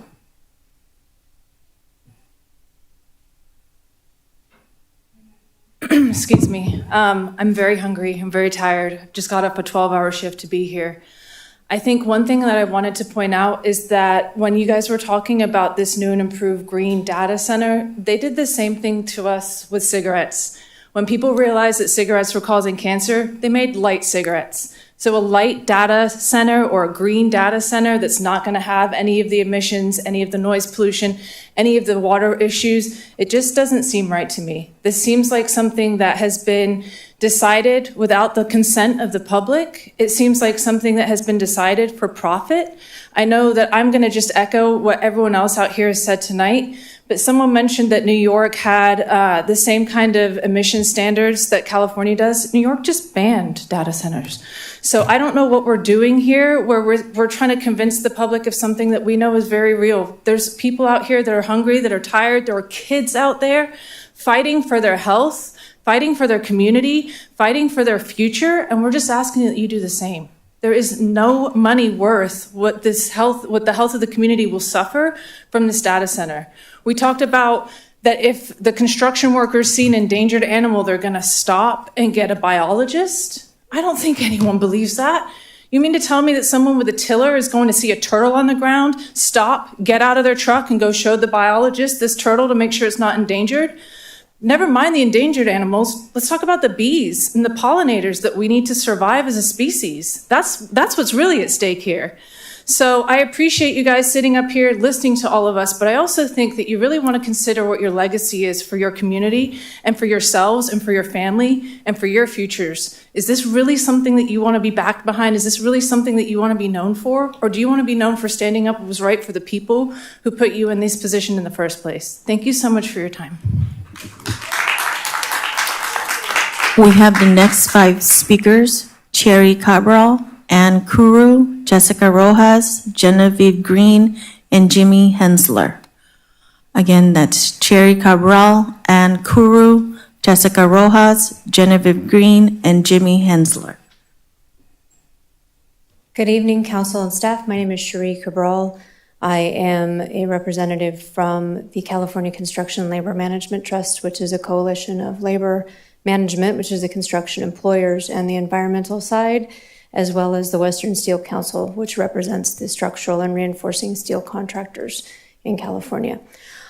I am a lifelong resident of the Bay Area, and I am a 30-plus year resident of Contra Costa County, very proudly. So I've seen some changes. I even went to college here. I stand here in support not only of the project, but also of the ability to permit in the future projects like this within the community. I think you guys have done a wonderful job of explaining what the economic benefits are. And you've done a great job of actually presenting the statistics around the particulars of this particular project, but also where data centers fit in.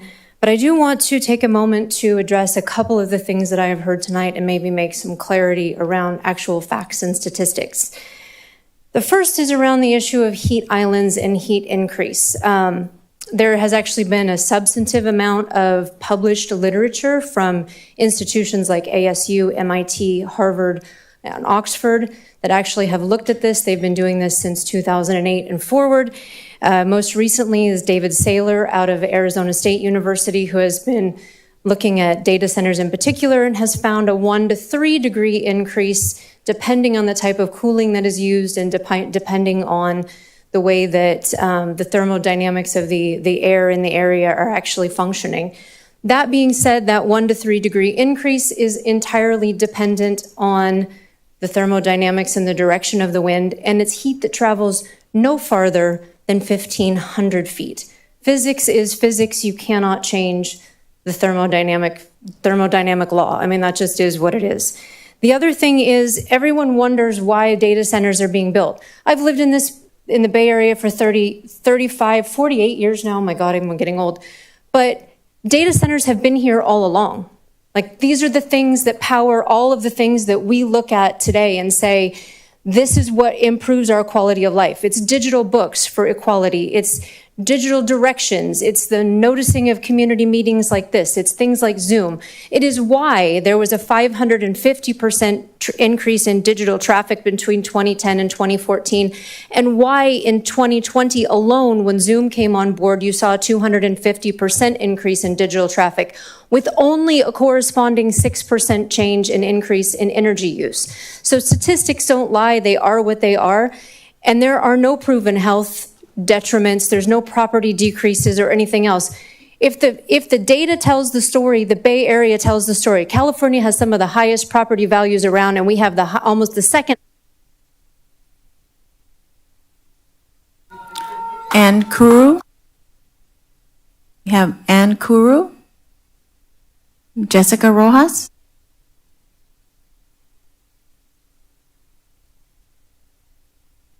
Jessica Rojas, a native of Pittsburgh, so I urge you to listen to us, the actual citizens of Pittsburgh that you represent. I'm here once again to oppose this data center. We demand a moratorium on the data center project. AVO Digital has never successfully built a data center. They only have centers in progress. So why would you hand our health over to these billionaires? With over 26,600 signatures on a petition to stop this data center, it is your job as leaders to stop this data center and vote on a moratorium. I want the city attorney to go on record and say that it was both legally and ethically appropriate for our current mayor, Dion Adams, to vote for this data center. In a previous city council meeting, it was reported that you all have been working with PUSD. I want to know, other than the superintendent who just left Pittsburgh, which of the board members did you meet with and when? And did they know that none of the money, as you just said in your presentation, will go to PUSD, but instead it all goes to the state? You also said the city has required the developer to agree to not use potable water, but in your own fact sheet, it says this is only for phase 1. So what about the other phases? That's still not answered, and I've asked this every time I've come here. You haven't answered about carbon-free energy after phase 1 either. Furthermore, 43% of the residents in Pittsburgh in 2024 were Latino, and about 70% of those residents speak Spanish at home. The agenda and minutes were not provided in Spanish at the time this was voted on in 2024. For the 2 Latino council members, way to represent our raza. What a shame. And a reminder for all my fellow Pittsburgh residents, the council who voted on this were Juan Banales, Jelani Killings, and the one that will be voted out come November, Angelica Lopez, as well as Dion Adams. And don't worry, Arlene Cobata, we're watching and we won't forget to vote you out too. We heard from only 3 union workers who actually currently live here in Pittsburgh. There's always a few sellouts in the group, so I'm not surprised. And they keep saying this will bring jobs and they would be home earlier. For how long? Once it's built, you're back to commuting like 90% of residents here, so we aren't buying your sob story. The lady who just spoke talked about the warm energy or the warm heat moving 1,500 feet. The houses are 400 feet away. There are over 26,500 people who signed the petition, and we demand a moratorium now. Genevieve Green. Hello, my name is Genevieve and I'm 16 years old. And for those 16 years, I've been living here in Pittsburgh, and I can say with full confidence that nobody here wants this data center. There are so many other things that could be built, and instead we're sitting here using this for a data center. We don't have another high school. There's one high school that's meant to hold 3,400 students. In what world is that okay? In what world does that make sense? It doesn't. It's not fair to the teachers and to the staff members who have to sit there and accommodate to and teach and parent 3,400 students. It's not.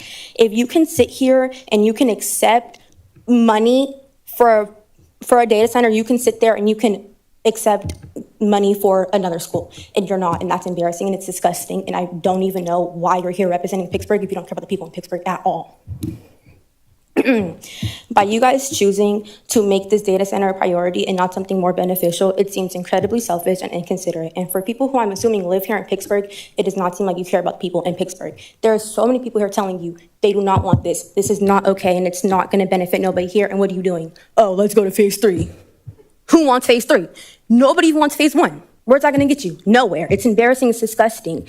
And it's greedy. You guys want money. There's people here who are telling you their power is going out 5 times a day. There's 24 hours in a day. It's going out 5 times a day. But, oh, let's get $8 million to go to data center. That makes no sense. It doesn't. And it's embarrassing. And I really, really, really, really, really hope that you guys listen to the people of the community instead of the voices that are in your head telling you, oh, we want money, money, money, and say no. Say no. Do not go on with this. Do not build this data center. Do not allow any more phases to happen or to be in, thought. There should be no thought about this any further. And with that being said, I really, really, really hope you guys listen to the people here and do not go further with this. That's all I have to say. Jimmy Hensler. Yes, I would like to address all of you members. You were voted in, and we can vote you out. I am a resident near where you're going to put this data center, and I do not think it is a good idea at all. I am very against you putting it there. The city or the county put the dump up above my house. Okay, what does that do to my property value? It goes down. And then I have to deal with the dirt and stuff that they generate up there when the wind blows it down my way. It's a little crack in a window, there's a little pile of dirt, that much, in the windowsill. That's not, and this is a Sino-built house, so we've dealt with that. And now you're putting a data center there? I don't like it. And I want to be on record of saying that, because I've lived there 46 years. And then I don't think you guys have listened or looked at the problems that these data centers are causing in other areas that are already in force, such as the farmers, some of them next to some of the data centers that have been going for a while, all of their calves are being stillborn, none alive. And that doesn't, what does it do to the people there? It's not good. It's not good for our health. And you're putting it next to a school, a church, and next to residents' houses. This is not good at all. And I want to talk about somebody's already mentioned the temperature. We did a little research on that too. It raises the temperature in the area. Okay, over 100 today in our area? What about 115 or 116? Would you like that? And that means the electricity bills are going to go higher because we're going to have to use more electricity to cool our houses. Now, if this was being built near your house, I don't think you would agree to have it here. And I realize you're from PG&E, and I mean, you were at PG&E for a long time, and now you're here. And I'm sure that has something to do with them getting all this electricity. I'm not sure on that, but I am going to throw that in there. Okay, and can you imagine the noise that these generators are going to put out? My husband had a truck. People complained when it was running in our front yard for a while. Okay, these 30, can you imagine 37 close to your house starting up because when the electricity goes off and everybody has these rolling blackouts. Thank you, Speaker. We have the next 5 speakers: Jaime Orozco, Clementina, Anthony Johnson, Osvaldo Ortiz, and Crodson Ibarro.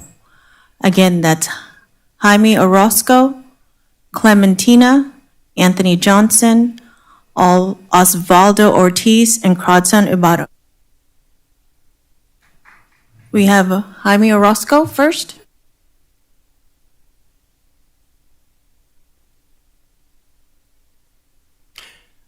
Okay. Hi. Evening, because it's not a good one. Based on what you guys have mentioned that you would push back on something if something goes awry with the data center. To what degree will Avio face accountability for their project? Ooh, scary. Anyways, when Avio operates without real oversight, we are told that fines and regulations will keep them in line. But what we know, the reality is that when a company can easily afford a fine, the penalty stops acting as a punishment and instead becomes a price tag. Avio is worth $1.5 billion. They can tolerate fines. City councils across the county are often enticed by glossy promises of tax revenue, but the reality on the ground frequently creates a severe imbalance where our community bears the heavy physical burdens while seeing a very little direct benefit in return. Avio loves to frame this project as economic development, but let's look at what happens after the initial construction phase ends, because there are so few permanent employees on site. A data center does not actually stimulate our local economy. It does not generate a lunch rush for our neighborhood restaurants. It does not create foot traffic for our small businesses or long-term high-volume employment to our residents. Instead, we are left with the massive industrial footprint that operates 24 hours a day, 7 days a week. A facility like this drains millions of gallons of water from our local supplies, places immense strain on our electrical grid. We cannot allow out-of-town corporate interests to treat our city as cheap commodity. I know that the city needs money, but throwing the community under the bus to get it isn't the right decision. Our land, our water, and our energy grid belongs to the community. I urge this council to look past the sales pitch, protect our local environment and its people. Thank you. Bye. Clementina? Good evening, council and everyone here. Thank you so much for holding this. I also want to thank you for bringing the community together. As you can see, everyone is really aligning on the same page as far as for no data centers. I don't want to repeat anything in regards to the bees, dying, stillborns and calves with the farm workers. There's a lot of studies that have been going on and research. I'm an environmental advocate and I do a lot of research, and I'm also, first of all, a mother. And I want to address the fact that I advocate for children and the youth. And a lot of you, most of you are parents, so that's why I'm addressing it to all of you. In regards to the dangers that that data centers have shown, especially with all the other data centers that have been going up in the other parts of the country, there is the impacts of the most vulnerable, which is our children. And I'm sure you're thinking about your children as well. Children are not just miniature adults, their skulls are thinner. Their brain tissue is more absorbent, and their nervous system are still rapidly developing. Because of this, they absorb up to 2 times more EMF radiation into their brain tissue than adults. While major health organizations have data, the International Agency of Research for Cancer still classifies extremely low frequency magnetic fields as human carcinogen. This classification came after multiple statistics studies flagged on doubling into childhood leukemia, leukemia risks for families living near high voltage power grids. Beyond cancer, parents and teachers are witnessing an explosion of non-specific symptoms like chronic sleep disruptions, behavior irritability, and severe concentration issues. It is almost like dumbing of our children, so because of the impacts that the EMF has. We are conducting an unprecedented biological experiment on a generation that cannot give consent. I am here for those that are voiceless and for those that you are not representing properly. Think about your own children, think about the children that everyone holds here, and how do you want to be remembered? This is definitely something that's at the crossroads of history. This Pittsburgh data center has made it national news on TMZ. It has made national news around where politicians are talking about it. So you have time now to rethink your thoughts. Everyone makes mistakes. We're all human beings, and it is not too late to change your vote. And thank you so much. Anthony Johnson. Good evening, City Council. My name is Anthony, and I've been a resident here. I grew up here all my life. I went to Heights Elementary, I went to Hillview, I went to Pitt High with some of you. And I say that because in my 34 years of life, I've actually seen some positive changes come to the city. I actually think that generally the City Council does a great job in representing us. But you can imagine my complete and deep disappointment when I heard that this council is trying to hide a data center under the residents' nose under the guise of a tech park. And honestly, I understand why you're trying to hide it. Nobody wants a data center in their city. There are people protesting data centers all across the nation. And is that a coincidence? No, that's not a coincidence. These are real valid concerns and issues. And I'm not gonna rehash what all my fellow residents had already said. What I wanna focus on today is the lack of leverage that this city is gonna have once or if this data center is built. Because I work as a consultant. In my line of work, I represent public agencies and governments and I help them implement their public infrastructure projects. And what I can tell you is that these billion-dollar companies, they have more lawyers than you do, they have more funding than you do, and they have people dedicated to finding loopholes to build and operate these projects cheaper. And do you think Avio, a company that's never built a data center, is actually going to comply with the settlement requirements if they can find a cheaper way of getting around them? Now, I heard the presentation earlier, and I understand that you think you have some pretty big sticks, but in the same breath, you mentioned that those are sticks you plan to negotiate, not that you already have in your contract. And I want to let you know that if you think you're going to negotiate with a billion-dollar company, I think I would suggest you think again, because these companies, again, they have more lawyers, more resources, and they can negotiate harder than our city can. So while you guys, and another thing is, if you think, if you threaten to cut the power to the data center, What do you think's going to happen? Do you want the 37 generators or whatever it is to be running 24/7? No, that's not a big enough stick either. So while you regroup and reevaluate, I'm formally requesting a moratorium on all phases of the data center project and suggest that the only real way to protect the city is to stop the project altogether. Thank you. Osvaldo Ortiz. Crodson Ibato.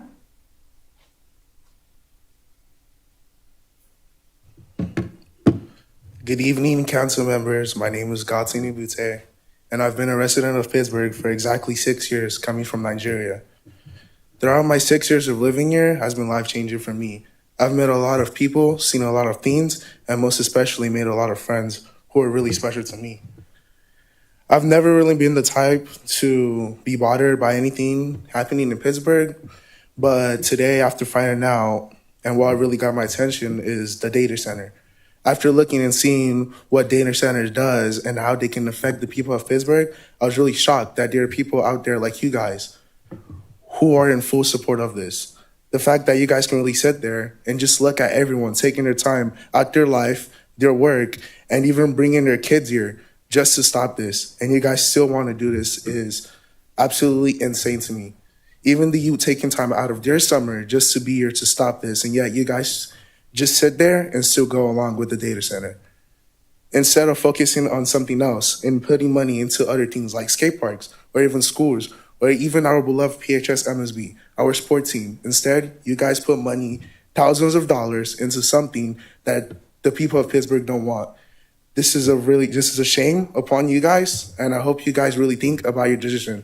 Look at the people who are inside here and outside just to make you guys stop. Take a look at the kids, the youth, and the fact that the people of Pittsburgh have to do this so you guys could have common human sympathy is disappointing. Thank you. We have the next 5 people. River, Aaron Martin, Ayana Lawler, Joette Garcia, and Itzacuatli Hector Gonzalez. Again, that's River, Aaron Martin, Ayana Lawler, Joette Garcia, Itzacuatli Hector Gonzalez. We have River first. Hello, City Council. My name is River. I'm a lifelong Contra Costa resident, as well as a member of the Contra Costa branch of the East Bay Democratic Socialists of America. And I find it a failure of the City Council to not properly acknowledge the fact that the statistics brought forward by the City Council are estimates. This is how loud it is. This is how much profit is going to bring the city. I keep hearing the number of 65 decibels that these data centers are going to sound. And when we see ourselves in a time where technology is so prominent in our existence, our way of life, we're just being in the room behind me, even with the cheering, the clapping, it's barely hitting 70 decibels. We see on average that the data centers already existing are hitting 96 decibels and can even exceed that. This is, as well as we talk about the golf course, and this being a successor of the golf course, where the golf course on average is averaging 300 gallons of water. How is it coming to this where over 1,000 times more water usage is going to be used for these data centers in comparison to running a golf course that is already taking up so much water? And on top of that, these data centers are running AI agents, LLMs, other generative models, where the companies Anthropic, OpenAI are using these data centers to extract our city for the sake of their quarterly earnings. That money is not coming to Pittsburgh residents.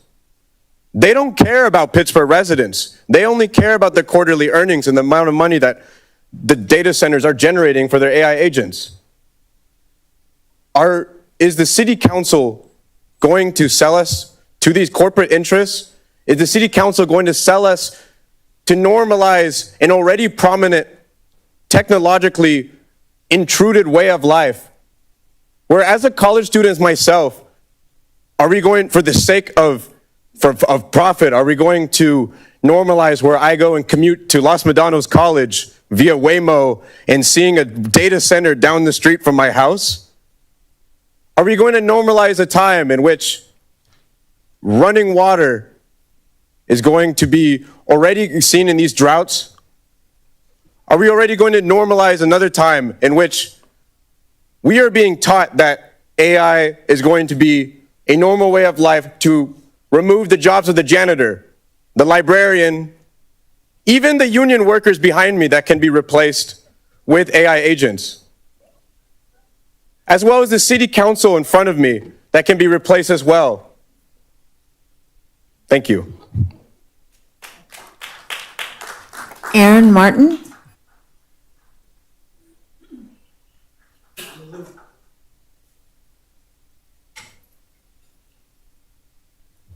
Good afternoon, City Council. I noticed that the time is now 3 minutes. Last time it was 2 minutes, and so I would like to appreciate that.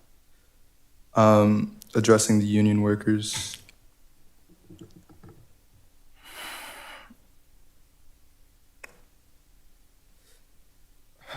Okay.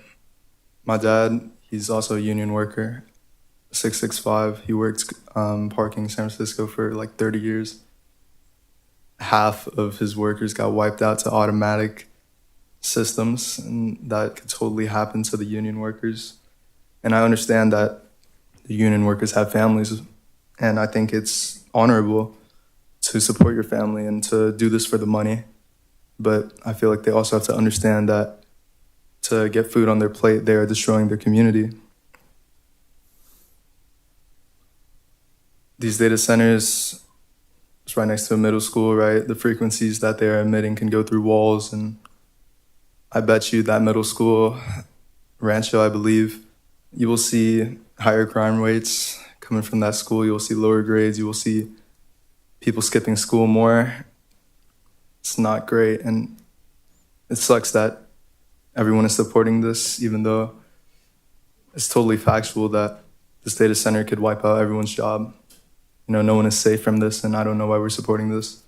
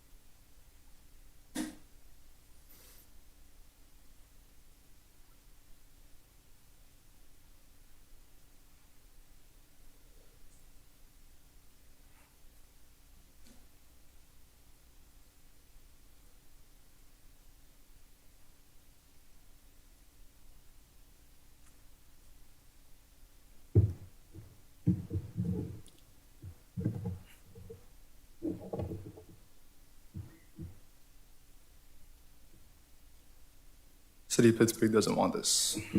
Thank you for your time.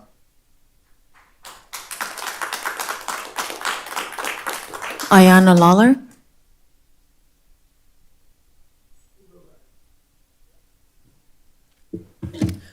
Hello, my name is Ayana Lawler. I'm a member of IBEW Local 302. I live less than 15 minutes from here. I've also worked in this local, which I'm happy to have had the opportunity to. I have many colleagues who have never worked where they live. That's not abnormal. It's not something that we don't understand as part of being a labor union, laborers and working in construction. Things do move. A lot of job sites you're not going to be at for X amount of years. You may even be there for a couple weeks. I am very proud to not only be of my union, but to also be able to say that I have worked in my city that I live in. But I know that the unions also represent the people. These skilled laborers that you see throughout the room and also in the back room, they are also the people of Pittsburgh. There are so many union representatives in the room specifically because so many of the workers here are waking up at 3 a.m., 4 a.m., sometimes even earlier if they have a long commute. You're not going to see as many of us able to be like, oh, I'm going to get off work at lunch, and I can for sure comfortably come to this meeting and not be, I don't know, short on a paycheck, because yes, things are financially hard. And I understand there are 2,500 signatures, 25,000. Yeah. There are over 77,000 residents of Pittsburgh. And I would guarantee that there are very close to 25,000 members of Pittsburgh that are either actively members of a construction, labor, job, or union, or are reliant on a member of a labor job or labor union. The union members in this room have also helped build your hospitals, your fire stations, your police departments, and schools. They also help maintain them. There is clearly some amount of a information release that was not had or maintained in the early phases of this, but we are also able to have all the benefits of a data center because whether we'd like to admit it or not, we're in the digital age. Nobody is able to live in in our current society without being digitally immersed. I have faith in my union members who have been pushing this bill or pushing this project because I know that they have my best interest in mind, and they're also for the people. And all these council members of our late.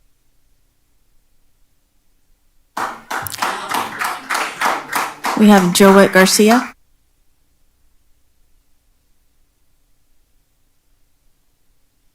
Good evening, Vice Mayor and council members. My name is Joette Garcia. I'm a lifelong resident of Pittsburgh. I'm a homeowner. I served 1 year on the Planning Commission, and as well as my parents and grandparents also worked in our community. I'm deeply concerned about the approval of this AI data center. I think that's the biggest concern, is that it is different from a traditional data center. This property was originally presented to our community as a technology park. Today, we're talking about a large-scale data center capable of supporting AI-level computing. That is a significant difference. A question I have is, did any of you visit a comparable AI data center or contact other communities with large data centers to learn from their experiences? That due diligence should have occurred before you voted on this project. That was your responsibility as a public servant. We voted you in to do the right thing for our community, and this is not it. I do appreciate that the city has provided answers to many of the questions this evening and raised concerns from our residents. However, the main issue is no longer just whether we have answers, but whether those answers have been checked, can be enforced, and are easy for the public to understand. I also ask that the full presentation and all supporting technical documents be made available to the public so residents can review them for themselves, and there may be additional questions that come out of that. We are being told there will be a drought-resilient water supply, strong noise protections, and systems designed to reduce impacts on nearby neighborhoods. These are very important promises, but they need to be backed by rules, clear rules, real data, and enforceable requirements. I also see many union workers who are present today. I do come from a family of many union members, and I respect the work they do and the importance of good jobs and fair labor standards in our community. At the same time, many residents are here because we do not believe this project is appropriate for this location in our city. Those who are here to support it are receiving a benefit, whether it's funding their business or, of course, wages for the work they will do to build the data center. Once built, this facility will be here for decades and will affect daily life for nearby residents. Please take the time to fully consider and listen to the concerns of the community. It's about the people, as many have said, and not about the profit. I'm so proud of our residents who are here to fight the good fight. Continue to fight that good fight. Please don't stop. We need to protect our city. This is a wonderful, wonderful city. I loved growing up here. I love the diversity.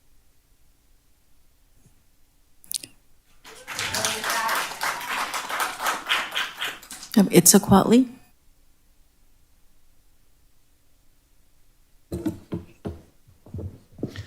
Nimitzmot Lazo Kamechilia. Muchas gracias a todos aquí, al pueblo Omplin y al Carquín, al Miwok y a Aloni, que estuvieron aquí por miles de años antes de todos nosotros aquí.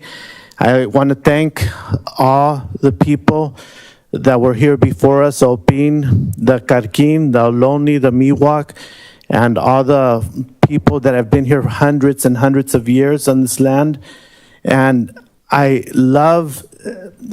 been listening for the last several months, the people, when we got together, one of the first meetings in the park across for the data center is going to be built at the park by Sprouts, and got to listen to the beautiful voices of the young people, the middle-aged people, the older people, the women, and the elders of this community speak up for what they see happening in Pittsburgh, how they were not informed about this project. And I love to see the passion and the energy. And this has waken up a lot of people into what happens in the city of Pittsburgh, to be an awakening of political power.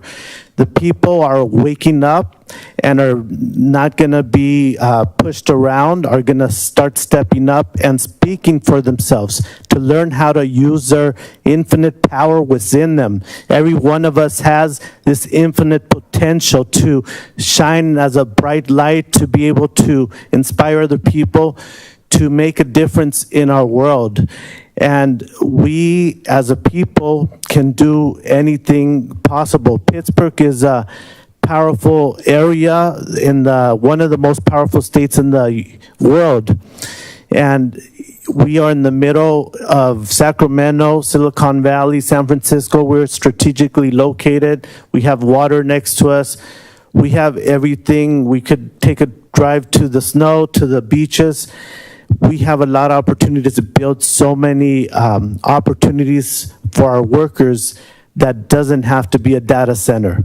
So I believe in the people of Pittsburgh, and we will be heard, and we will keep mobilizing to make a difference for the betterment, to make Pittsburgh a prosperous city and a shining light in this area of Contra Costa County. We will keep shining as a beautiful city. Power to the people. Que viva Pittsburgh.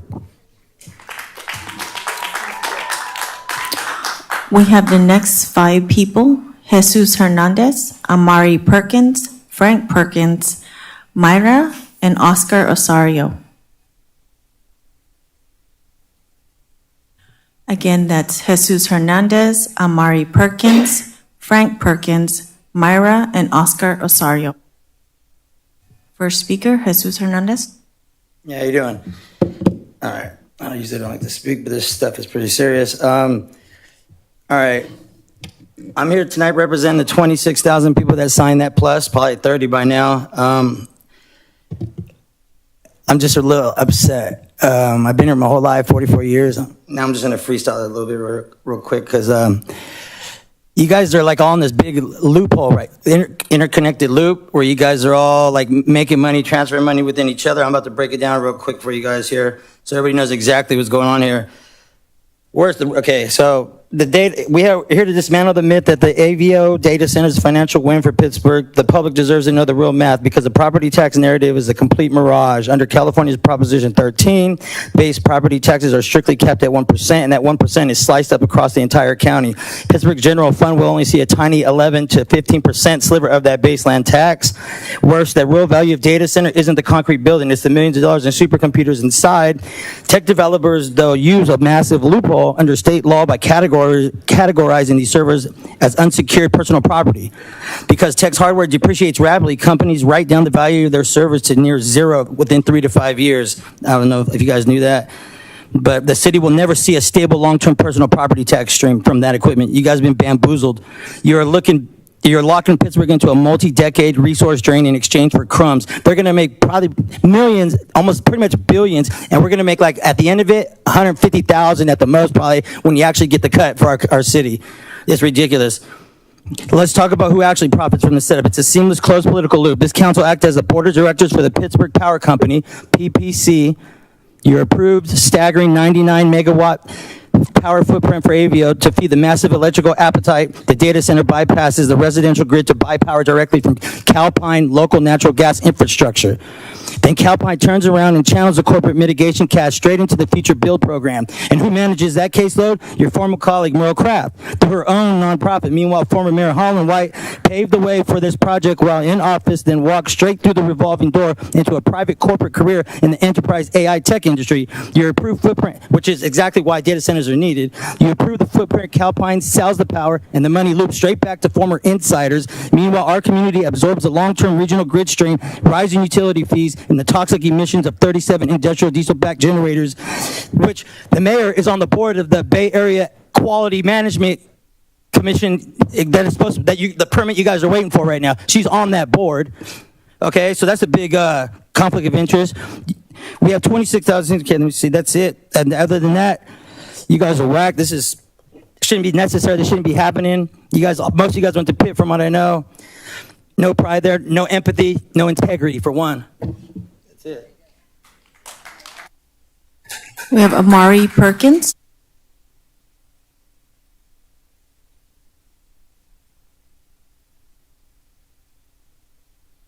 Can you hear me? Hi, council members.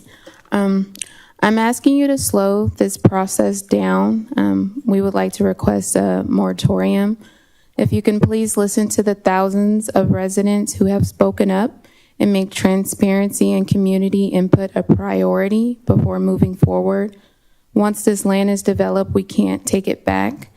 And I really just ask and urge, please, please, please, choose the people who live here over the pressure to rush this project. I respect the union workers here, but this is our home.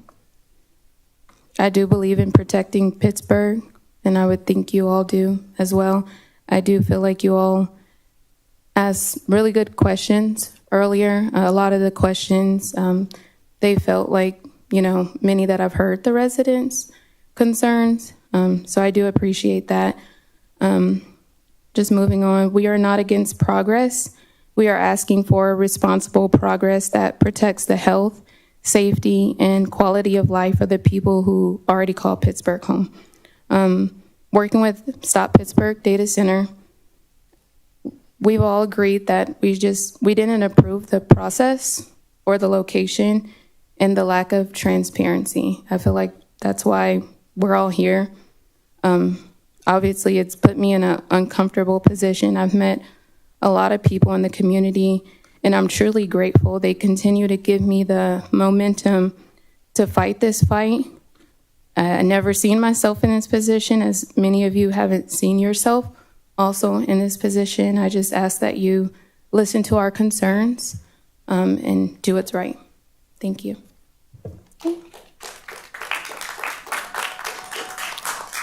Frank Perkins. Good evening. Name is Frank Perkins, Pittsburgh resident. This project, you guys are selling us these slides, all the information you guys are telling the city of Pittsburgh residents. Excuse my French, but it's a bunch of bullshit. We're not buying it, and we're tired of hearing everything you guys are telling us about this project, of how it's going to basically be good for Pittsburgh. Wrong is wrong and right is right. You state this hyper-scale data center will create jobs, but unfortunately, the jobs are already filled way before it's built. I'm sure none of us in this room would work there. There's a sign on Kirker Road I see every day that reads, "Preserved forever." And that's the same sign I want to see. That's the same sign I want to envision when I look where the hyperscale will be built. As you look out that glass before these chambers, what do you want to see and actually be proud of? We're all human, I think.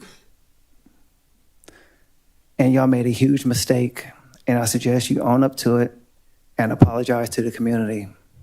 We're going to keep protesting, having community meetups, and getting the word out until you right your wrong, and also you ask the Lord for forgiveness.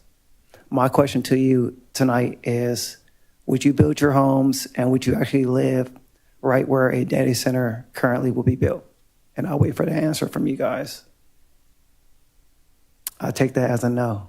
We don't want it. Don't build it. Think about it. Like I said again, you guys sold your souls to the devil. You need to ask the Lord for forgiveness. Thank you. We have Myra. Hello, my name is Mira. Apologies if I'm a little all over the place. I'm tired and I'm hungry, like I'm sure you are. I live about 2 blocks from where this is going to be built. I remember when Ranchos Medanos itself was built. I've been here my whole life. I've lived in my childhood home my whole life. I commute to work. I work in education. I remember when the lot next to Ranchos Medanos was supposedly going to be for education. I remembered when construction crews came and they flattened it, and I remembered when they abandoned it behind a fence. I remember when it was a golf course. I remember seeing the trucks go in. Do you drive on Leland every day, by the way, guys? I don't know if you do. I drive down it every single day. I've driven down it every single day of my life. I could probably drive it blindfolded in Bailey Road as well. It's a dry patch of land right now, and it's disgusting to look at to know that there's going to be an AI center there. Do you stand in your backyard and hear the freeway noise? I don't know if you do. I do. It's very loud. I hear the BART train. I hear the other trains. I hear them disrupt my sleep. Someone said something about a noise a couple months ago. Y'all, I thought I was making that up. Thank you for verifying that. It was extremely loud. It was extremely disruptive. It's disgusting to think there's going to be more of that. It's disgusting to think that you could use up all that water as well. Do you know how much water is used in a day at a school? Do you know how many hands are washed? How many toilets are flushed? How many art projects are rinsed? How much paint is used? Do you know any of that? I don't know. Rhetorical questions. Aren't they fun? I work with kids every day. I see them grow. I see them struggle. It's horrible to think of how much more the children in Pittsburgh are going to struggle if this center gets put in. I can't believe it. Honestly, I literally can't believe it. There's still time, though. There's still time to turn around. And let's talk about the construction as well for union workers. I love unions. I'm pro-union. There is an athletic center that is being built actually right across the street from it. Again, I don't know if you drive down Leland. It's right across the street. Those are jobs. Those are construction jobs. And that's being built for something that the community will use. Those are going to be basketball courts, indoor volleyball courts, because it gets hot out there. Do you want it to be hotter? The 1,500 thermal foot? That's hot. It's hot enough already. We don't need to make it hotter again with those heat islands. Thank you for your time. Please reconsider.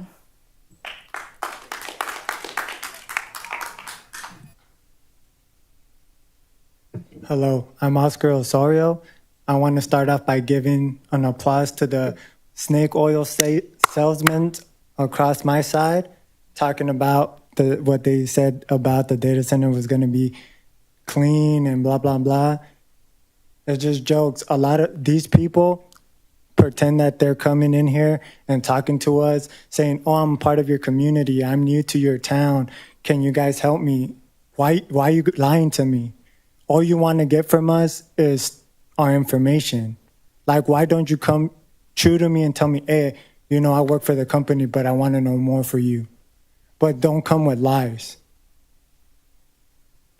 So me, I'm also ashamed of you guys because you guys are seeing what's going on all across the world. A lot of people don't want these data centers. It's been infecting a lot of people. So imagine if my kid right now, he has asthma. He runs the mile track. He does fine, right? Okay. Then when this data center comes and my son's running the track and then he can't breathe and he has to go to the hospital, what will be the difference? Because that data center is built there. Who's going to pay his hospital bill? Because of that, nobody's thinking about that. But that's the truth, because all this stuff is doing a lot of harm and is going to do a lot of harm to our kids. And that's what I'm trying to prevent. Because here, my dad came here as an immigrant. He's been here for 40 years. 35 years he worked for the union. 35 years he helped build Sand Creek Kaiser. He helped John Muir Sutter and Data Bates. He helped build hospitals. He helped build hospitals, and then now after 35 years, he has COPD. Where's the union? Are they helping him now? No. I have to do everything for him. So I ask, what is more important, our health? And then imagine that data center is going to be here. What does it affect? People with COPD and asthma. And he lives right next to it. You think I want that? No. I want my dad to be enjoying his time, his retirement. And this is why we speak here, and it comes from our heart, because it's hurting us a lot. We don't want this. You know, and how you guys say about there's going to be recycled water, there's going to be another plumbing. There's 2 lines. People make mistakes. That could leak to somewhere else and come. A lot of people here, this will be packed with Latinos, but they're scared to come here because of ICE. I have spoke to them door to door, and We have our last in-person speaker before we go into the Zoom speaker, Lupine Ruppert.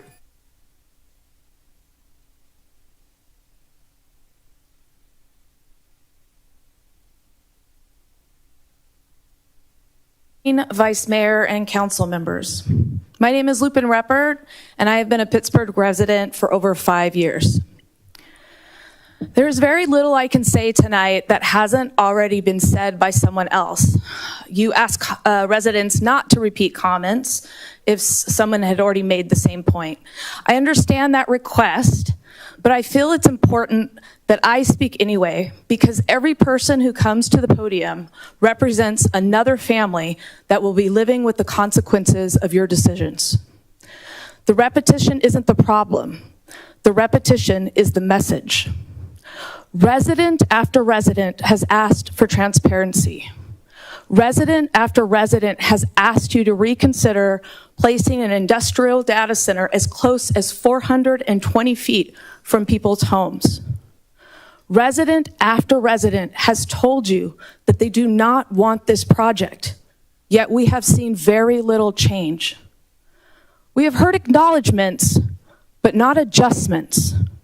This dialogue, without meaningful change, has felt performative at best and condescending at worst, and is ignoring the will of the people. We've also heard that the city has the biggest stick in enforcing accountability with this corporation.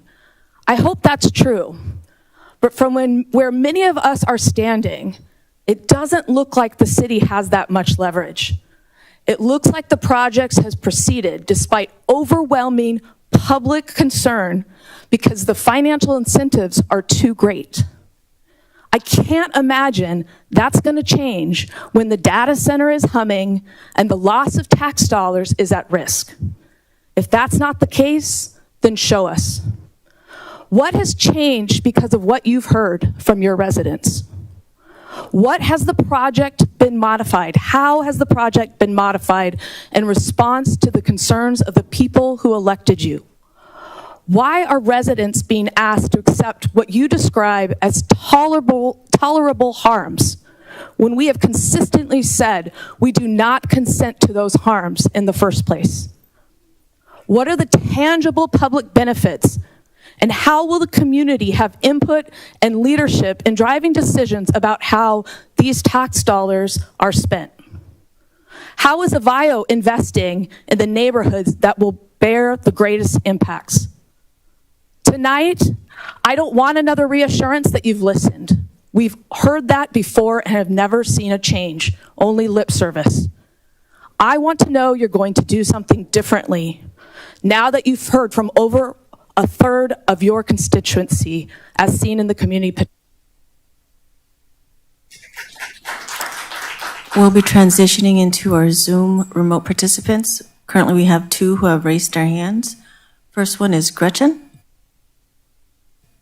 One moment while we pull them over.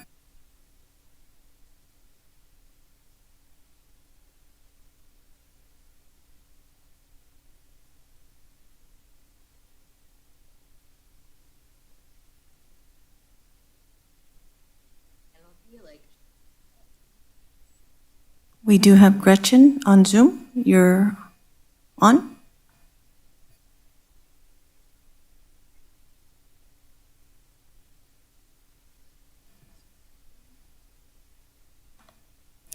We'll move on to the next speaker. Pamela Lopez.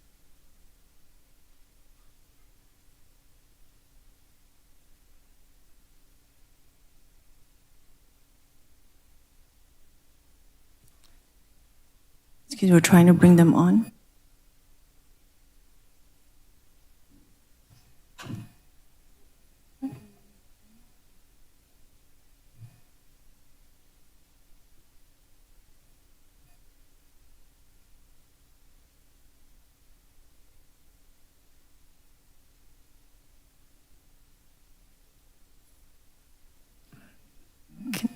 Can we have Pamela Lopez come in? Oh, Pamela Lopez has withdrawn from speaking.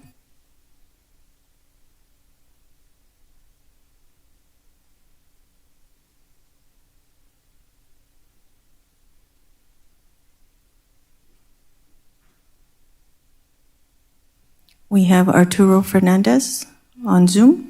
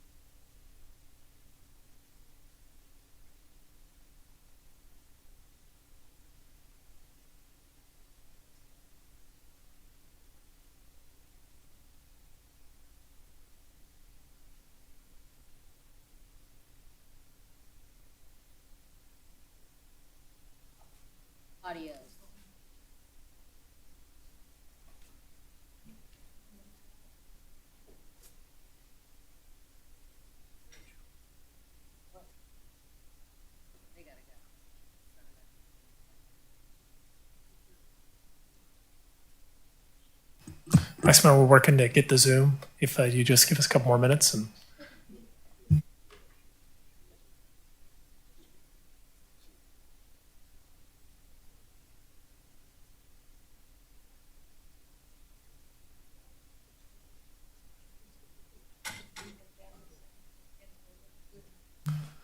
For the residents who are watching on Zoom, please have some patience with us. We're trying to get the Zoom back up and running so that you can speak. So just give us a few more minutes.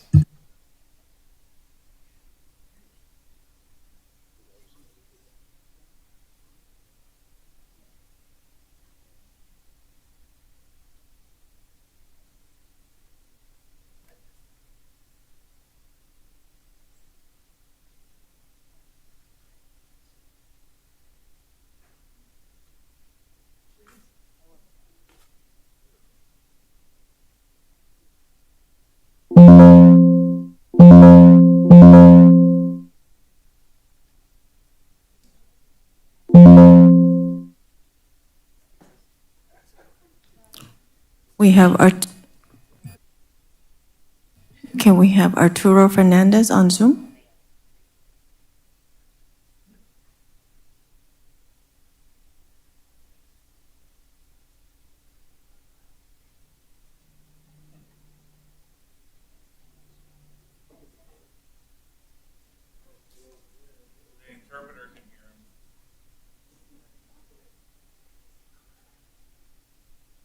But we're not getting any confirmation from staff that we're audible.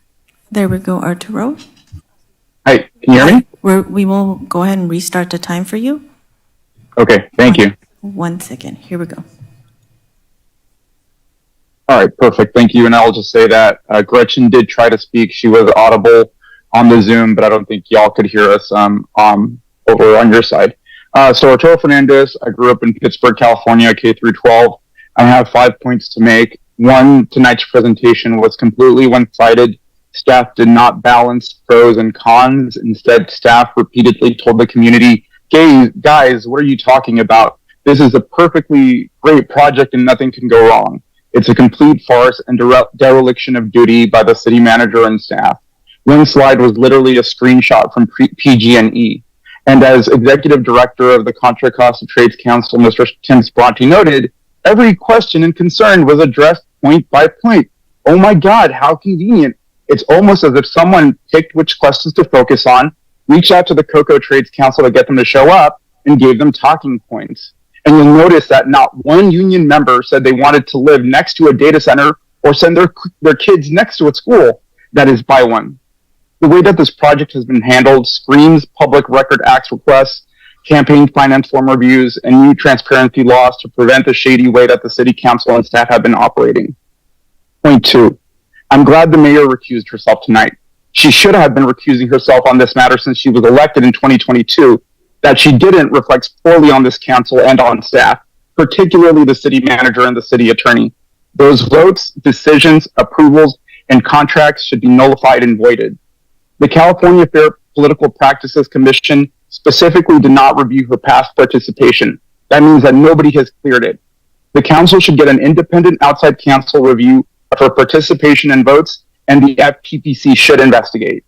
3, the Cocoa Trades Council is here in force tonight. Let's give them a round of applause. Casinos, data centers, what are you going to support next? A prison next to a school? The people who benefit financially from this project are the same ones who donate regularly to campaigns in the city. It's almost as if everyone who supports this project is cashing in on it. Is that how Pittsburgh operates? It seems like the city treats its general plan, its environmental protections, and the will of voters as negotiable, if not sold to the highest bidder. While Pittsburgh residents end up paying in their water, air, energy bills, quality of life, and cost of living. And it's a pattern that we've seen before. 4 of the 5 members who approved the Faria Hills project also approved this data center. Chanel Stills Preston, who is now a county supervisor, Jelani Killings, Dion Adams, and Angelica Lopez. While Mr. Benales abstained on Faria, he voted to approve this data center. So enough is enough. Stop the corruption, end this data center and future ones. If you truly care about Pittsburgh, this data center cannot continue. And if you don't care about Pittsburgh, then you shouldn't be on the city council.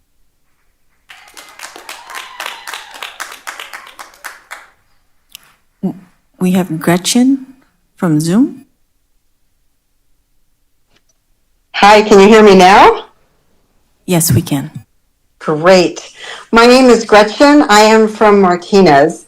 I live in Martinez, which is still Contra Costa County, so this still applies to me too.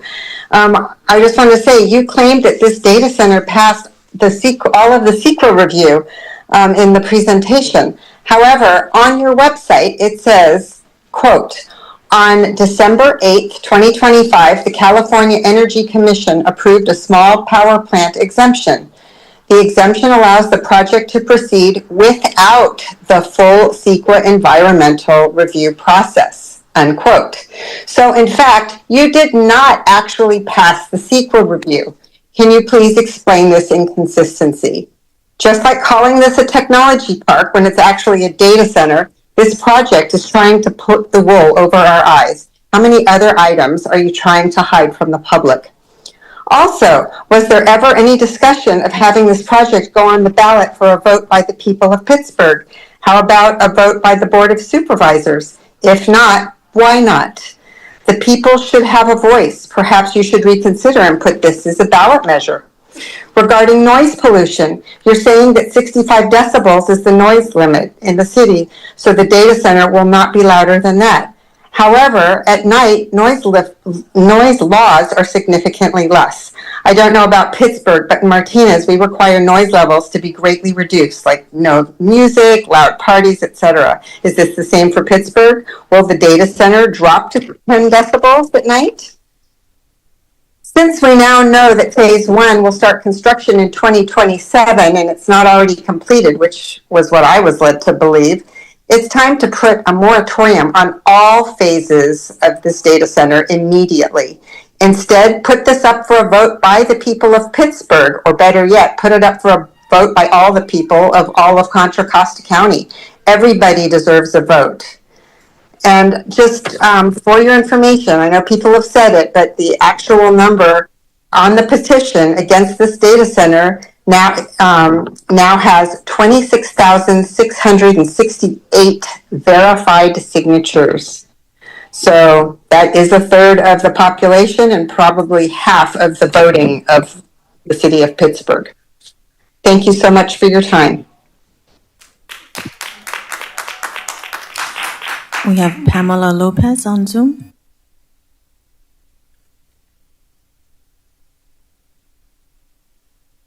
Council members, Vice Mayor, and community. My name is Pamela. I'm a resident of Antioch, but I grew up in Pittsburgh/Bay Point, and I currently attend LMC in Pittsburgh. I am here virtually to show my opposition to the construction of the Pittsburgh Data Center. But before I continue with my points, I just want to remind everyone that now anyone can join on Zoom. Just go to the agenda and click on the word Zoom on page 1 to join. If you'd like to speak, press raise hand and you'll be called. Now my message. After listening to the virtual workshop held by the city on July 31st, I would like to note that on slide 25, titled the California Data Centers Greater than 50 Milliwatts, most, if not all, of the 11 other than the Pittsburgh data centers mentioned. The difference between those centers and the one proposed for Pittsburgh is the size of the cities. I don't think it's wise to build such a massive facility in such a small city. The other centers are located in cities that still have many open spaces of land. Pittsburgh does not have that luxury. Think of all the other things that can go on that plot. A university, a hospital, a grocery store, a wildlife conservation center, an outlook/tourist attraction, maybe a Whole Foods that will provide more jobs, might I mention, than the data center, to provide the residents with a better diet in the midst of a rising food desert. Will the data center truly provide a better quality of life for Pittsburgh residents? Next, what department or agency would handle complaints and take action of the noise and other complaints that citizens might have? My next point is, why are all the citizens of other communities with data centers so upset? Another point is, will the high-tech surveillance cameras used to monitor the premises of the data center reach the homes and be able to surveil the nearby neighbors? This isn't a crazy concern. Residents from Data Center Alley in Northern Virginia have mentioned having that fear of being watched. My next point, why did Oakley place a moratorium and why is it looking into a data center ban? If it's true that 1,500 signatures is all it took for Oakley to impose a moratorium, then why are the current 26,693 signatures Pittsburgh currently has not enough? Is it because Pittsburgh is a minority city? Why are Oakley elected officials listening to their people? And how can we make our elected officials listen to us? Again, I encourage you to oppose this project. Thank you.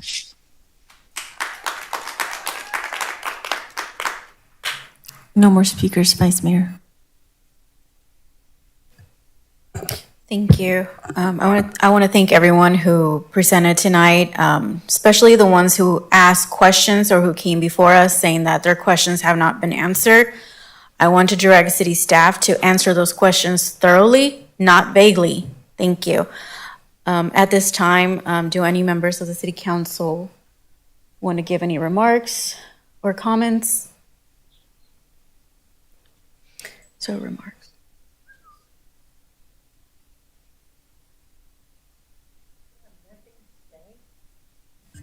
So Councilmember Kabata actually has a question. Go ahead, Councilmember.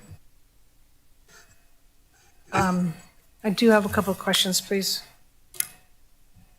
Few questions again. Just for clarifying, okay, was there a rebate given to Avio?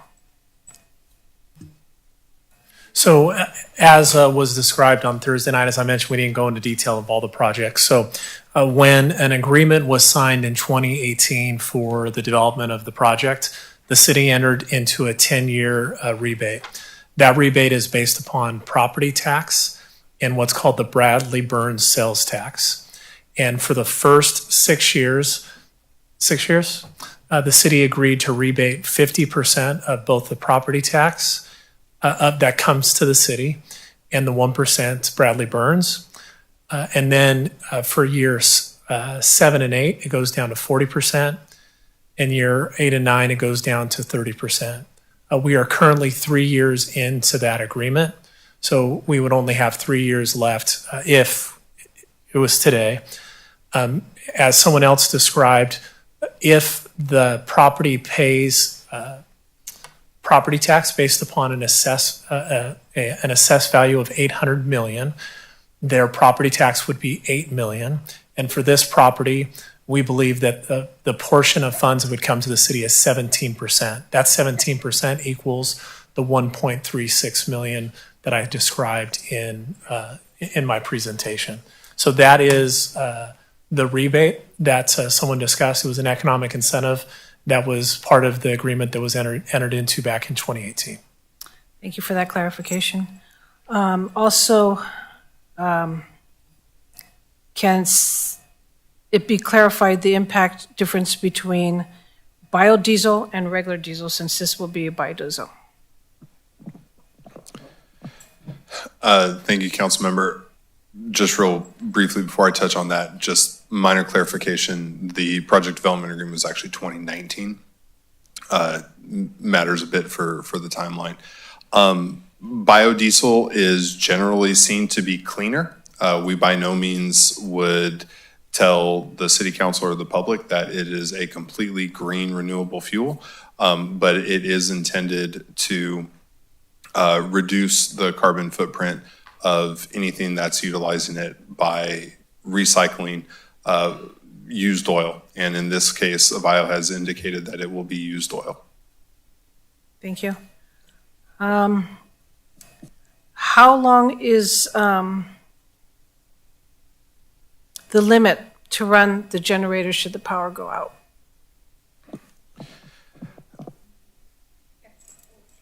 Sorry, I thought I heard somebody say something. The CEQA analysis identified and analyzed up to 50 hours of operation for each diesel generator.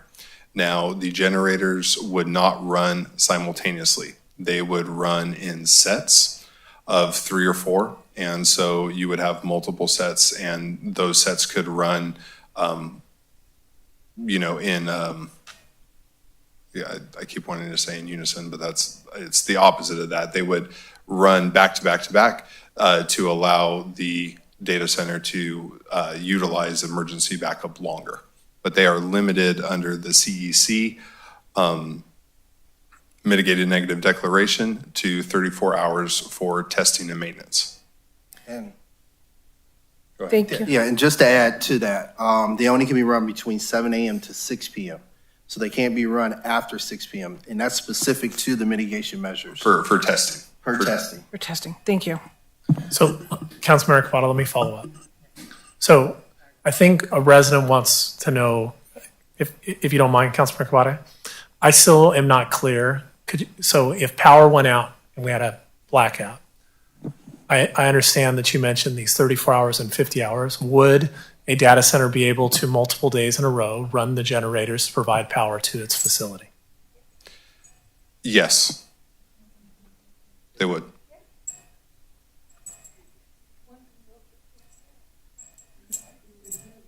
During decommissioning, can it be clarified about the dumping of the toxins during decommissioning in terms of the water? Like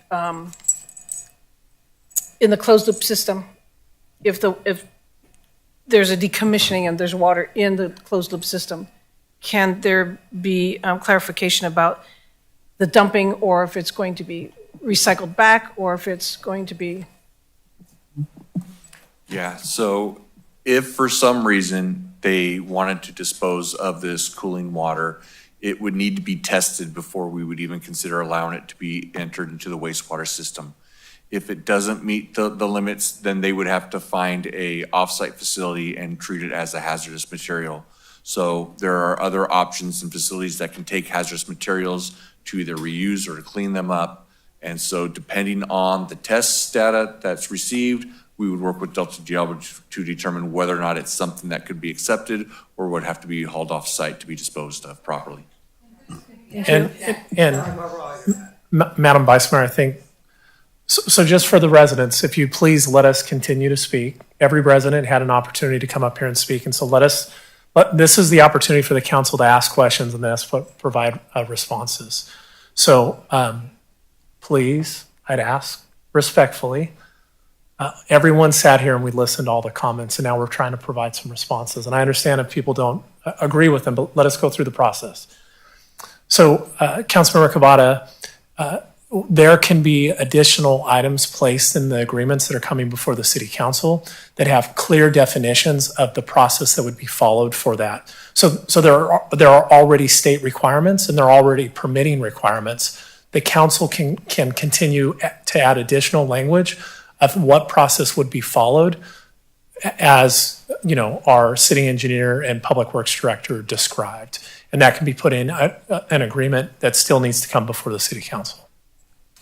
Thank you. And yes, these are questions that I've written down that were coming from the residents as they came up to speak. So I'm just trying to help answer their questions that also, had me inquisitive about it. Also, a couple over my own. And here's two more questions. I'm sorry. One would be, who pays for the independent monitoring? And will that be available for access to the community to see publicly, online or anything like that? That would be all costs would be borne by either the developer or the end user. And the information that we, as was mentioned earlier, there's an annual report that's required as part of the CEQA, an environmental review. We can always create a dashboard on the website, and we could describe what type of process would be followed for, public notification of any type of information that came out through reporting periods. Okay, my final question. What liability do we face if we decide to pull out of the agreement? And how will that affect us in terms of revenue, future projects, and just financial liability for breaching the contract?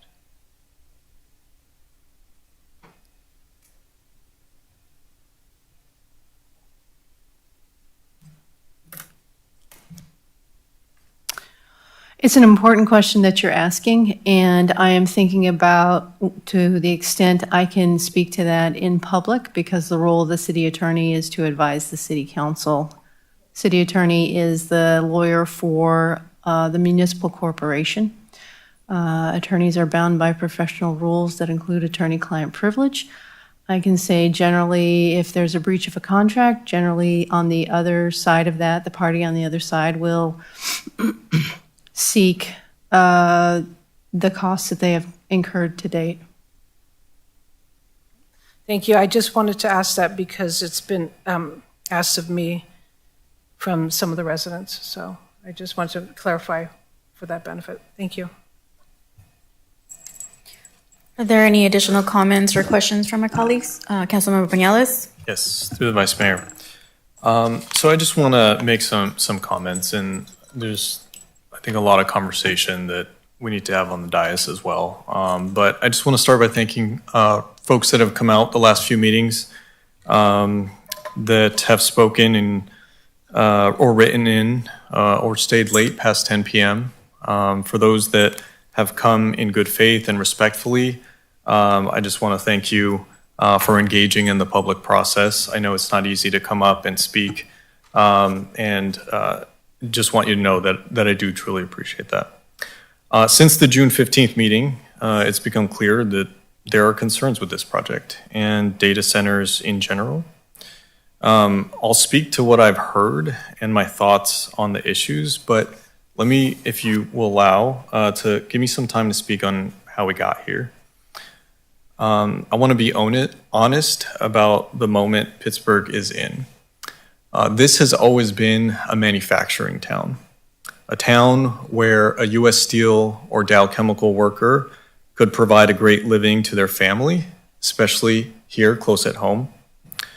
I was one of those Dow workers that was able to provide for my family. In the last few years, we've lost two of the employers that built this city. U.S. Steel wound down the UPI steel mill, and after more than a century after it opened, and Corteva, the former Dow Chemical manufacturing facility, began exiting its production site. And so that left us in 2023 with how does the next chapter for our city look when it comes to how do we provide jobs, how do we provide revenue, for our town and our city.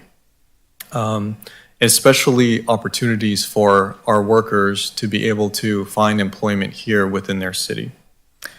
Back in 2018, when we first started looking at this project, data centers specifically on this property, we weren't as concerned necessarily with the loss of POSCO and U.S. Steel because it had not been announced at the time that they were shutting down, although there were some signs that U.S. Steel might. We were really concerned with financial projections about the revenue shortcomings that our city was facing, significant revenue shortcomings. And so we as a council, as city leaders, embarked on economic development projects and asking ourselves through public meetings, through the public process, what is it that we want to see in terms of economic development? Of course, we want to see those golden projects where you have 400 plus jobs, significant revenue, all in one facility in the perfect location. Of course, we would want that. And we would hope for that and plan for that. But in all honesty, that's not always what is practical and what can happen. We used every lever that we could to try to make use of this property, redevelop it into 175 acres, half of which was for economic development, half of which was for public open recreation space. And we singled out data centers as low impact uses that could bring significant revenue to our city. So that is how we got here. That is the thinking behind how we got here. Maybe contrary to what has been said in public, no, we did not come into this with any intent to do harm to our community or to put something that would harm our children or our communities. That is the last thing that we want to do. And so I ask that you give us the benefit of the doubt, and that you allow us the room here to work with you and have a dialogue and engage with our community through this process. I think at this point, we have a lot on the table in terms of the existing project, phase 1, phase 2, phase 3. I don't think that the revenues that we are trying to bring to the city are going to go anywhere, right? I mean, we can slow things down, right? We can make sure that we incorporate the feedback. I mean, I'd love to hear suggestions about, we heard community advisory commissions and engaging the public and how we can, bring ideas forward on how to strengthen phase 2 and phase 3. Phase 1 does have land use entitlements, and we need to respect that. And I will say that there are future opportunities to maybe incorporate some of the recommendations that a community advisory council might bring forward. And so we might still be able to implement some of those things. Might, right? I want to make sure that expectations are clear. But I think for phase 2 and 3, there are opportunities to have meaningful engagement with our community and bring forward ideas on how we can make those phases better. What I will say is, I lead with curiosity. When the June 15th meeting came up, and I started hearing all these concerns, right? Like I'm running through my mind, okay, what is it that is in the approval documents, and what can we roll out as not applicable in this situation? There are a lot of data centers across the country. They are not built the same. California has strict standards on this. I, after listening to the comments from the June 15th meeting, staff, myself, Councilmember Killings, we went to visit a data center to understand how have these data centers changed since our approvals in 2024. And we had the opportunity to go to Santa Clara. They have 55 data centers, and they're building more.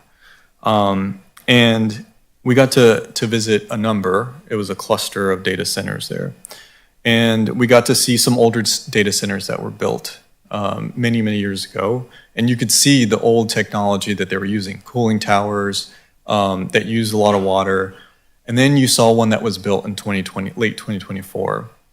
And as staff had mentioned, we stood across the street from it. You could not hear this data center. And so that was really reassuring to me because I was really concerned when a lot of residents have came forward and said, look, this is what I'm concerned with. Texas, Michigan, like these noises are what I'm concerned with. So I went out there, visited, and can reassure you, we are not going to hear this thing. But reassurances are one thing. Accountability in terms of project approvals and how we tighten up accountability for this project is another thing. So I would definitely entertain further conversations about how we can put into enact an accountability framework for data centers, whether it's phase 2, phase 3, future data centers, or the existing phase 1 as appropriate. So I'll conclude my comments there. I know there's a number of concerns that were brought forward. I think staff has answered some of those. There are still outstanding questions. I hope we can continue through this process and get clear answers for folks where appropriate. Thank you. Excuse me, through the Vice Mayor and City Council, it's almost 11 o'clock, so we'll need to take a vote to go beyond 11 o'clock to finish out the agenda. So a motion will be needed, and we can do a roll call vote to go beyond 11 o'clock. Do you any? Through the mayor, I'll move approval to go past 11 o'clock. We can set it to 12 for now. Second. Okay, roll call vote. Councilmember Camara. Yes. Councilmember Banales? Yes. Vice Mayor Lopez? Yes. Councilmember Killings? Aye. Thank you. Are there any additional comments from my colleagues? Councilmember Killings? Thank you through the Vice Mayor. I know the evening is late, but appreciate everybody that came out. And once again, as it was stated by my colleagues, since June 15th and being able to hear the residents and the concerns, obviously it makes us all have to think through the decision that was made. And I know that is a difficult thing in terms of hearing that, yes, it has already received its entitlements. There's a process that has been playing out over the past 8 years. And we can't just totally disregard that. But there is still something to be said about what we're hearing in the present right here, right now, and how do we move forward in terms of addressing the community's concerns and having a more robust conversation and engagement around the future of development, specifically around data centers in the city of Pittsburgh. For me, as it was already shared and laid out, being here since kind of the inception of moving this direction from the golf course to moving into first with EDS and then ultimately with the VIO, I believe my colleague, Councilmember Banales, has really laid out in terms of kind of the thinking of council. One thing that, is constantly a conversation that we have, and we understand absolutely that it is not about putting profits over people or saying that some amount of money is worth jeopardizing the health or bringing harm to our community.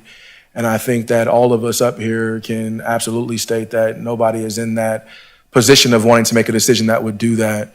But as we're looking at overall in terms of the process that this project went through, and even as, I can understand residents sharing about, their feelings towards the virtual workshop or their anticipation for certain decisions to be made or actions to be taken.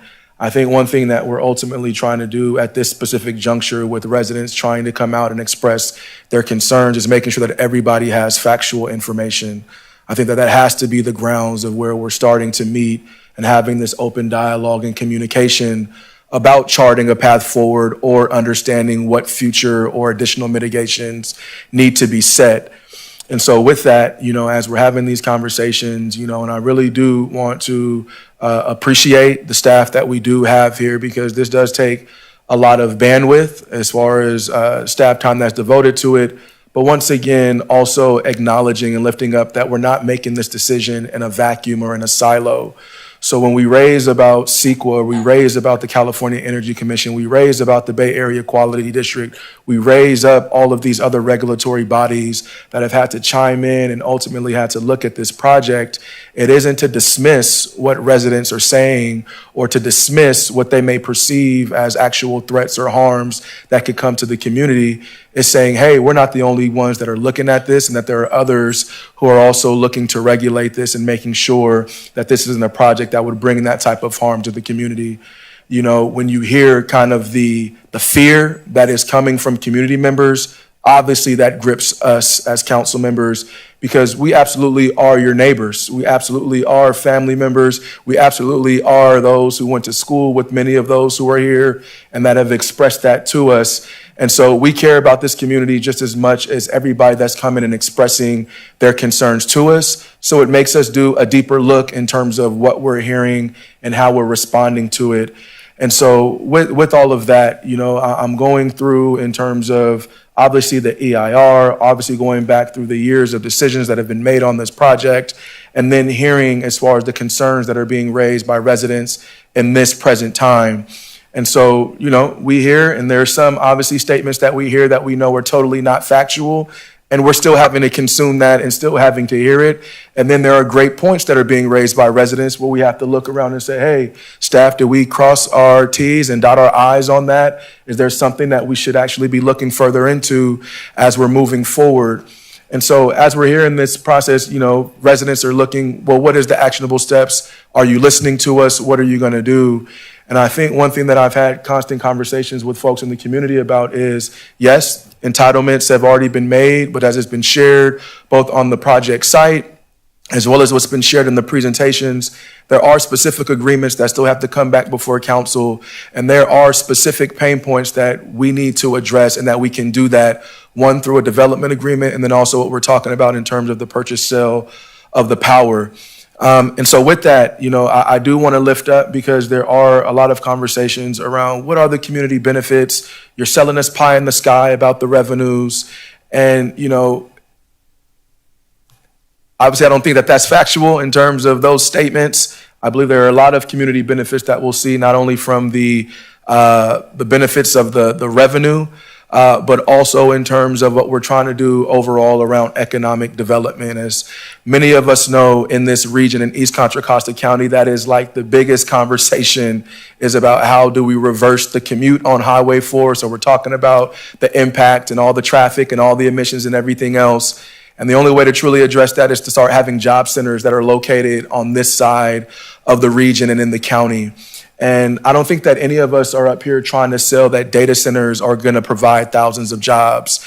And I really don't recall. And once again, if that has been something that the public has heard or believed that we were selling, that is not the position I know of this council, because we know that the real value is in terms of the infrastructure and what is created around that. And so with all of that, you know, I don't want to be too lengthy with my comments, but I know that residents have been waiting to hear from council members. And so there's a lot of factors that have gone into the decision-making over the years. And especially when I hear residents, you know, one thing that we hear, whether it's about a hotel being built, a grocery store being built, is as if the city builds it. You know, why are you spending money to go build this? The city isn't building the data center. The city doesn't build the hotels. The city doesn't build the grocery stores, right? It's when folks have an interest, they believe that the market will support, or they believe that there's a return on their investment that they're going to make into the community.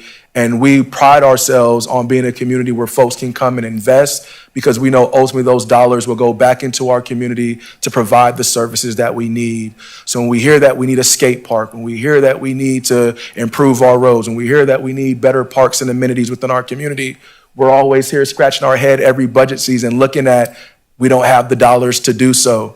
And how do we grow the revenue pie? How do we continue to be able to pour back into our community? And this is an opportunity to do that.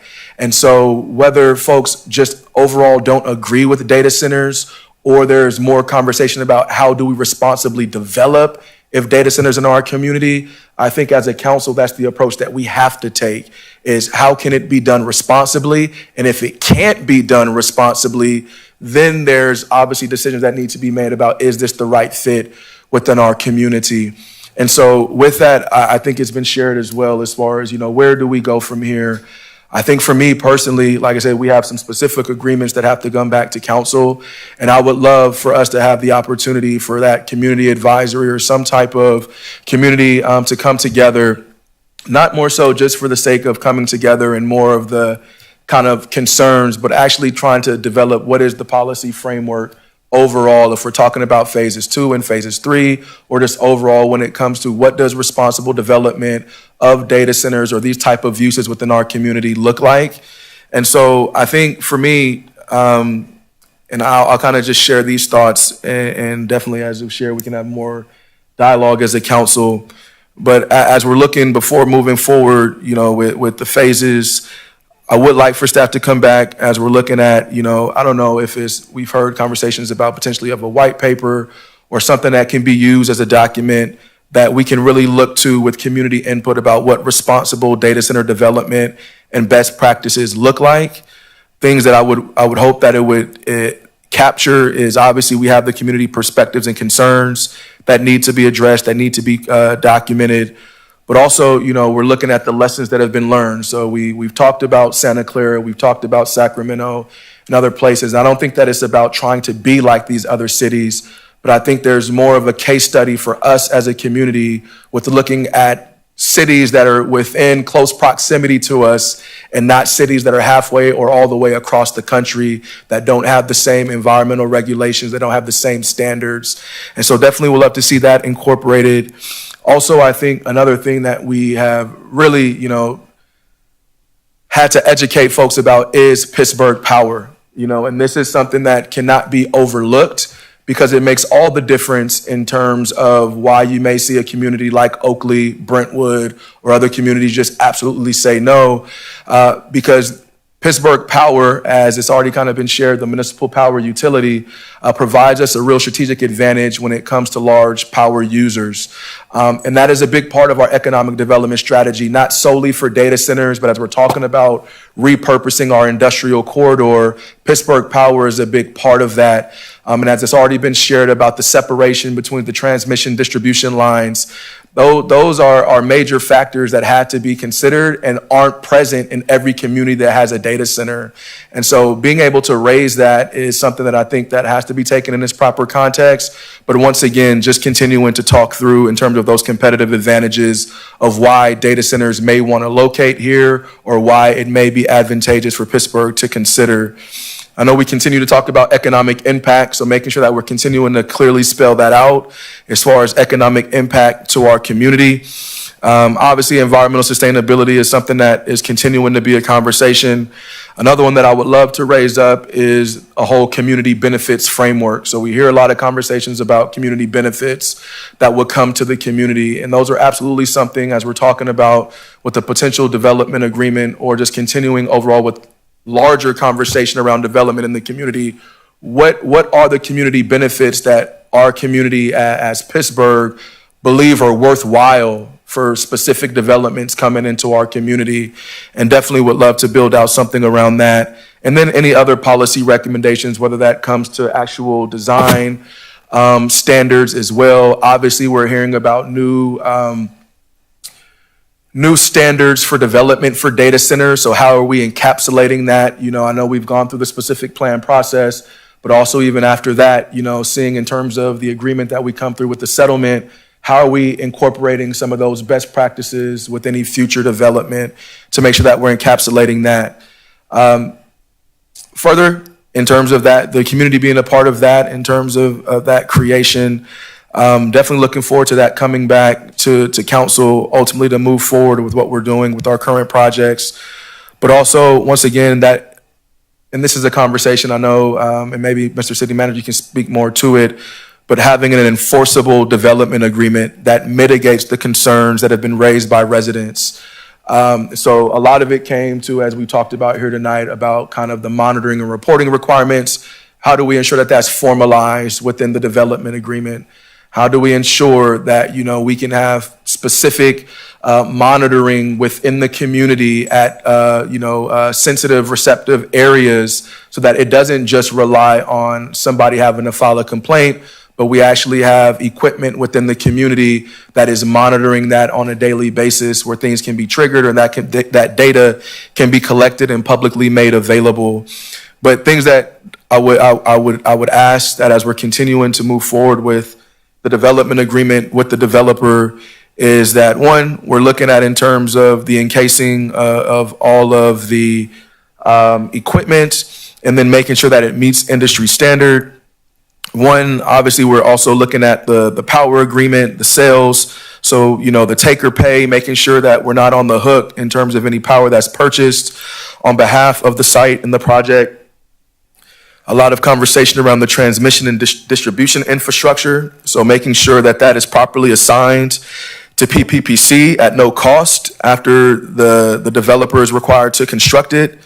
One thing that we also saw in the site visit to Santa Clara and seeing the cluster of development of data centers that were there was also around design of the substations, that there is kind of a push now to see how we can improve even aesthetics when it comes to the design of the substation. And so definitely would love to incorporate or look to see how we can incorporate that as well. I think this is also a conversation with Delta Diablo. I did ask their general manager about this as it was coming up, about the potential recycled water that is used if it had to be discharged. And it was kind of shared in terms of pre-treatment that would have to be required before going to Delta Diablo if they did have to receive it for any reason. So ensuring that we have language around the kind of the pre-treatment, if any effluent, it has to be released or go to the wastewater site, that it is pre-treated to a residential standard before being discharged to the wastewater treatment facility. And then I think, the community benefits, I think, is a large conversation as well. So whether that's a community benefit fund, whether we're looking at, we're having a lot of conversations around Premier Fields. I would love for phase 2, to be developed. And once again, this isn't hard and fast in terms of me just saying it, but just ideas in terms of as we're talking about community benefits. Another big benefit that we've talked about is around the need for fiber infrastructure throughout the city, and that these data centers are going to need that type of infrastructure, obviously, for their facility, but creating the infrastructure where other tie-ins could happen. So we're trying to see it driven to the Garcia corridor. We know we have, depending on where you are downtown, it gets pretty poor downtown. And so how can we kind of, incentivize the creation or being able to plug in to that fiber expansion throughout the city? I think it's also been talked about in terms of internship, workforce development, especially the partnerships with Las Vedanas. And then once again, just kind of the permanent noise monitoring and enforceable nighttime decibel limits. I know it was shared about daytime versus nighttime, and definitely want to make sure that we have things that are enforceable, especially when it comes to the nighttime decibel limits, and making sure that we can verify in terms of the noise and the impacts that we believe are adequately addressed within the EIR, but ensuring that we have the mechanism through the DA to enforce when it comes to the monitoring and ensuring compliance. So those are just general thoughts in terms of receiving all that we've heard and knowing the opportunities that we have before us and things that are still being worked through, but definitely still open for conversations, here at the dais as it relates to moving forward, making sure that we're keeping residents informed, that we're having that community engagement. But I think, creating some type of framework as we're continuing to move forward, especially around, once again, the DA for moving forward with phase 1, but also as we're even looking forward to phase 2 and 3, or even if there are other opportunities that folks may be looking towards or may come to the city, having a framework that we know has been vetted with some type of community group, that has been formalized through some type of document that can guide us in moving forward. Because one thing that, I can take as someone sitting up here on this dais is that definitely feeling the frustration of folks who feel like we've either hidden something or that folks weren't adequately informed or weren't able to be a part of the process. And so absolutely, we want to make sure that residents don't feel that way in terms of moving forward and doing what we can or what we must do to cure, to correct, and to make sure that folks know how to meaningfully participate in the process.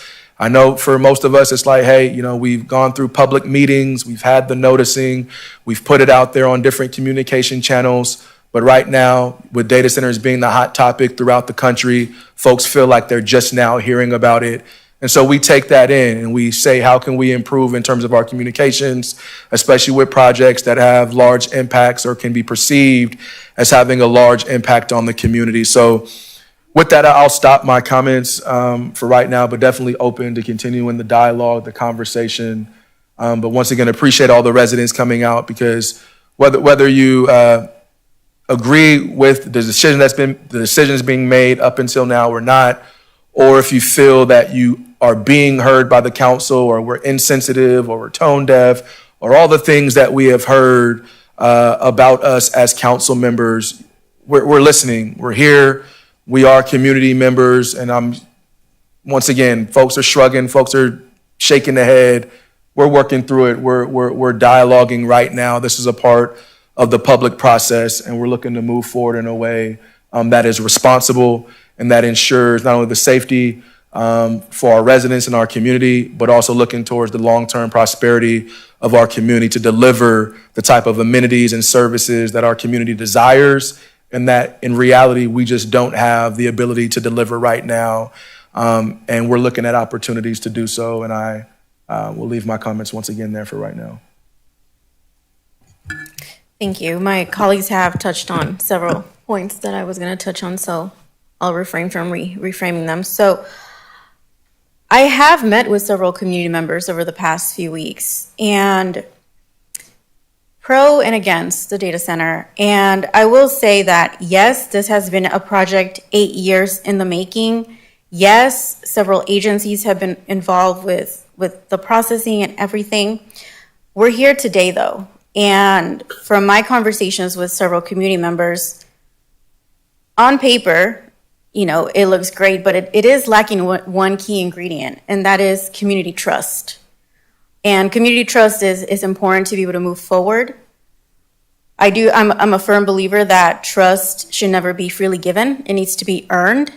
And so at this point, I would call for a citizens advisory committee. I have met with a community member, one of the founders of the Anti-Data Center, and in my conversations, these community members have brought up significant points, such as the Citizens Advisory Committee should not be governed by or entirely by the city of Pittsburgh. It should be composed of 1 or 2 city council members, elected city council members, 3 to 5 community members, and be the bridge that will create full transparency of this project or any other future projects. It would ensure compliance. Again, everything might look beautiful on paper, but it is the actual compliance. Once the project comes, how would it look like if anything were to go south? Maybe a decommission bond and any other appropriate bonds to protect the residents of Pittsburgh. Complaints, you know, be the channel that manages complaints from the residents of Pittsburgh. One of the very important ones that I've heard throughout the community, even for those who are pro the data center, is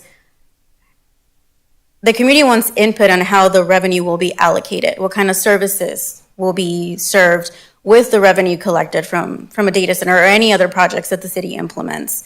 It's very important that we keep in mind that we have the aging generation that is due for additional services. We have public safety, but we also have those underdogs in our community who never really get the services that they need met. I also met with educators in the community, and one of the most compelling reasonings behind the opposition is we have a group of little ones here in Pittsburgh, our neurodivergent kids who, you know, even if we have city staff and council members who have visited these facilities and they couldn't hear noises, I would call for an audio engineer, to a third-party audio engineer, completely independent from the developer or from the city, to conduct additional studies, keeping our neurodivergent kids in mind to make sure that, you know, the sound levels wouldn't affect them. And again, most importantly, in listening to my community members, the main question remains, can we coexist with a data center here in the community? Can we coexist and make sure that our natural resources are not impacted? It is my hope that the answer will be yes, but that's why I call for a Citizens Advisory Committee to create trust, because without trust, no project can really go into full fruition. We need trust amongst our community to be able to implement whatever it is that we're seeking the developer to be compliant on. I always say this, developers are not fully incentivized in having a duty to the residents. It is the government. It is the local government who has the duty to protect the residents. And moving forward, I am hopeful that our conversations can continue to make sure that we have that in place. You know, my mom always says this saying in Spanish, but I guess translated in English would be, don't wait to have to secure the pool. Don't wait until the child drowns to create implementation measures. Do it now, because mitigation efforts are required now before any building begins. So those are my comments. Any additional? Councilmember Killings? I guess just if there's any conversation that we need to have as far as direction to staff. I know we titled this as an item, policy discussion, direction to staff, so I want to make sure that we're giving appropriate direction that you'll need from us. If council would like, I could kind of go over next steps and some of the direction I've heard tonight, unless you wanted additional conversation amongst yourselves. Is the council okay with me? Councilmember Banales has additional comments. Yeah, I just want to, I think Councilmember Killings might have said this, but I just want to make sure that it was part of the summary there. But, you know, we talk about phase 2 and 3. I want to make sure that the public has, one, ample notice whenever phase 2 and 3 is anticipated to move forward. And also that the public process, similar to how phase 1 was done in terms of public meetings, is initiated for those phases, right? So no zoning administrator approvals, but rather go to the Planning Commission and to the City Council as it relates to phase 2 and 3. And so hopefully that'll take care of some of that, but then the ample noticing needs to be reworked so that we don't, you know, come into a situation where people don't feel like they were warned or that they had an ample opportunity to participate in the process. Thank you. Councilmember Cabada? Yes, I just wanted to reiterate that, you know, again, there's many processes that happen before it even reaches City Council. For example, it will come to the Planning Commission, where planning commissioners are to, what they approve of during a Planning Commission meeting, and some of you who've been on the Planning Commission understand this, that they approve on the findings of the results of the reporting.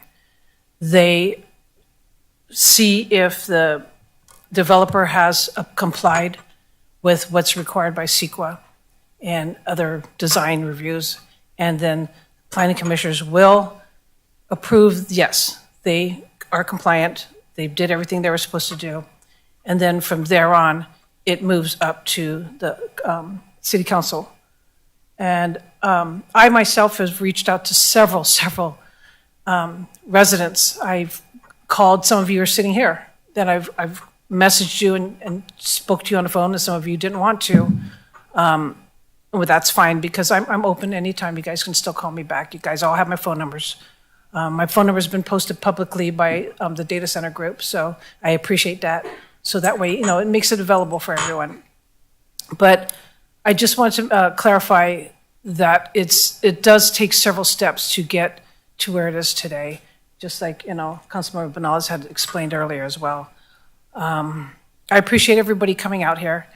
The movement that you've made makes people come out more to learn more, and that's what's really important to me. We didn't have this before. We didn't have everyone here coming to learn about the projects that we're doing. And to me, this increases the exposure that we need to have for people to learn what's going on in the community. And I welcome you all to keep coming to these meetings, anytime we have any project coming out, please come to the Planning Commission meetings. We need to hear your input, and that's what's important. And you want a community, you want us to be open with the community. That's what we're doing. We make it available for you all. So please continue to come, and I appreciate you coming tonight and staying this late and asking your questions and making your points, because we do hear you. Mr. City Manager? Thank you to the council for the discussion tonight. First, I want to mention I think it's 48 or 49 days since the June 15th meeting that we had a number of residents come and express concerns about this project. This is our second meeting since then. In residents' terms, that's really, really slow. In government terms, that's really, really fast. In order to be able to put together additional information, go through due research, and try to provide information to residents. And so I appreciate both the positive and negative feedback that we got today as related to our meeting that we held on Thursday. But it was a good process, I believe, that's providing factual information to residents.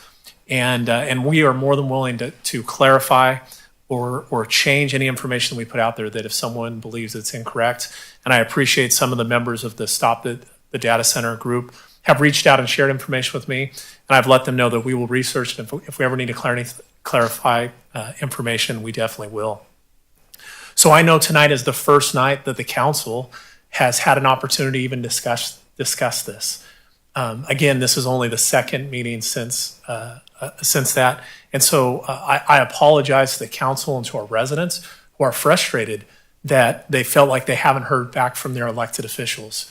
And but I know that the council understands the process that we go through to put together a meeting. And but to the residents, I apologize that it's taken longer than they expect. And but this is it takes a while.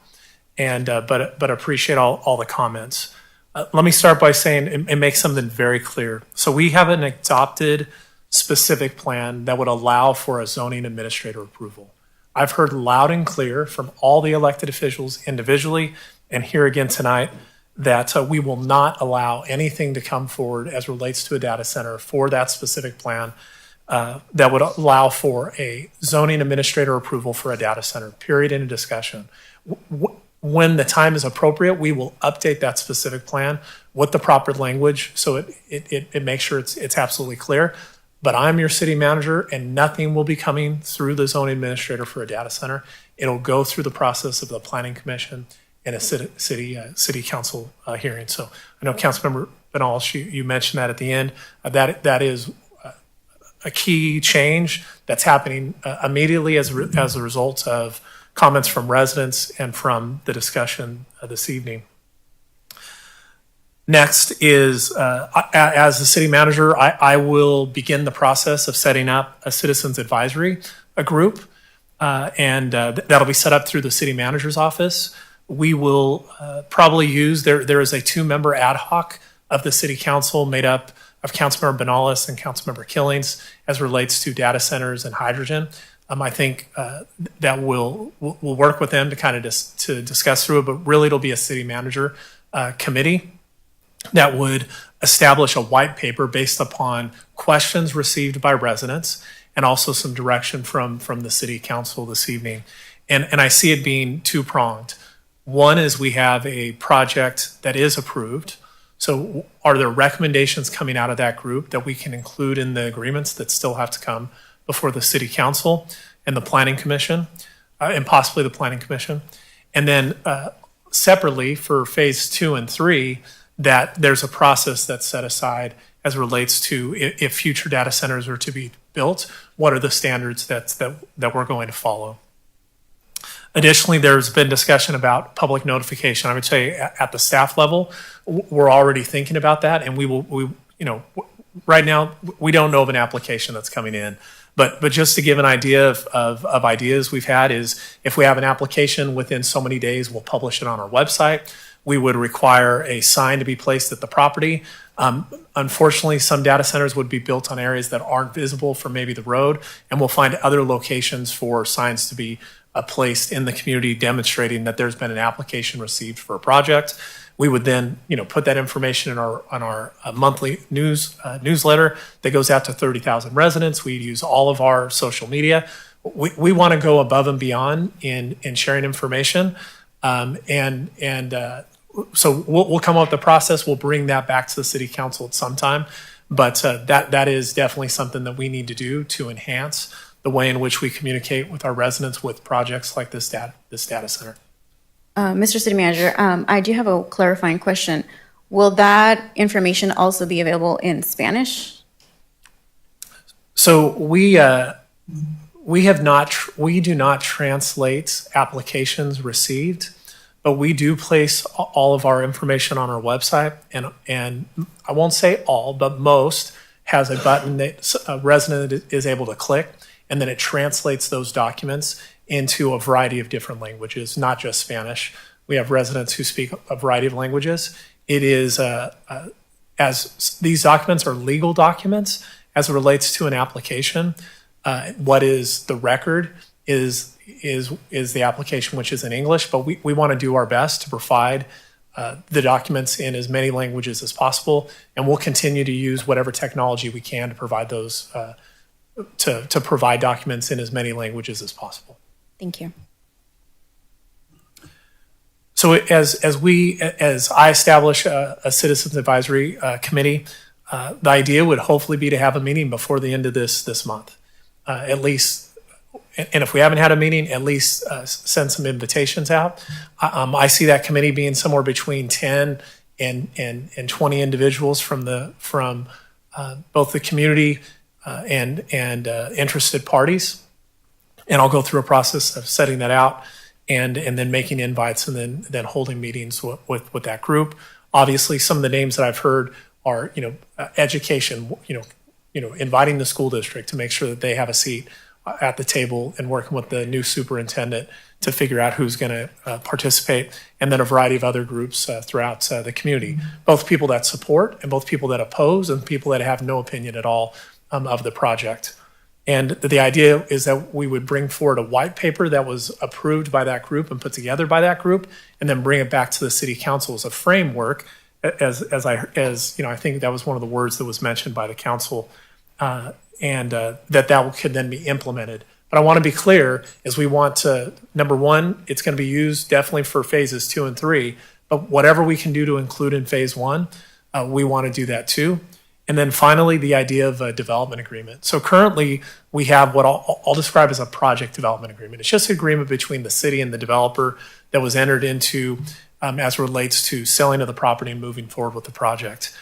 There is a very specific law as it relates to a legislative development agreement. It requires a planning commission hearing and also a city council hearing.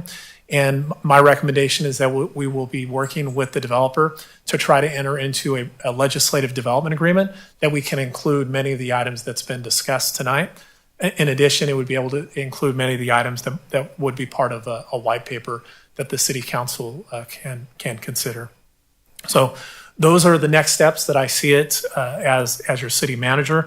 I know there's a lot of other little things were mentioned, enforceable requirements, what are industry standards, making sure that the Pittsburgh Power transmission is fully covered by the cost by the developer. There was a lot of other items that were mentioned, but I think in general, hopefully I've covered what the city council has talked about this evening. If there's anything else, if you'd like to give me feedback, I don't need a motion tonight from the city council.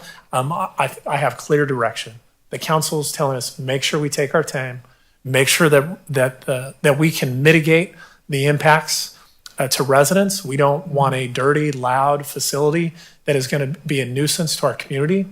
I won't be able to answer questions to people that do not want a data center, but we do want to go through the process to make sure that we have, if a data center is going to be built in Pittsburgh, that it's the best data center possible, that we have the best community benefit to our communities, and that has the least amount of impact, negative impacts to our community. And so I appreciate all the conversation this evening from the City Council.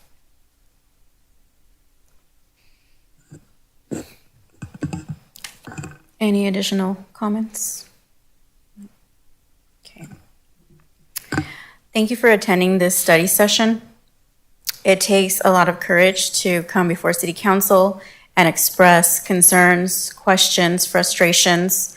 I thank everyone. It's 11:33, and the fact that many of you are still here, I thank you. It shows commitment to the community. It shows self-accountability, and it shows that we're all here for a common goal, which is to make Pittsburgh better. At this time, I will go ahead and close out this special meeting and reconvene for the actual meeting. Thank you, everyone.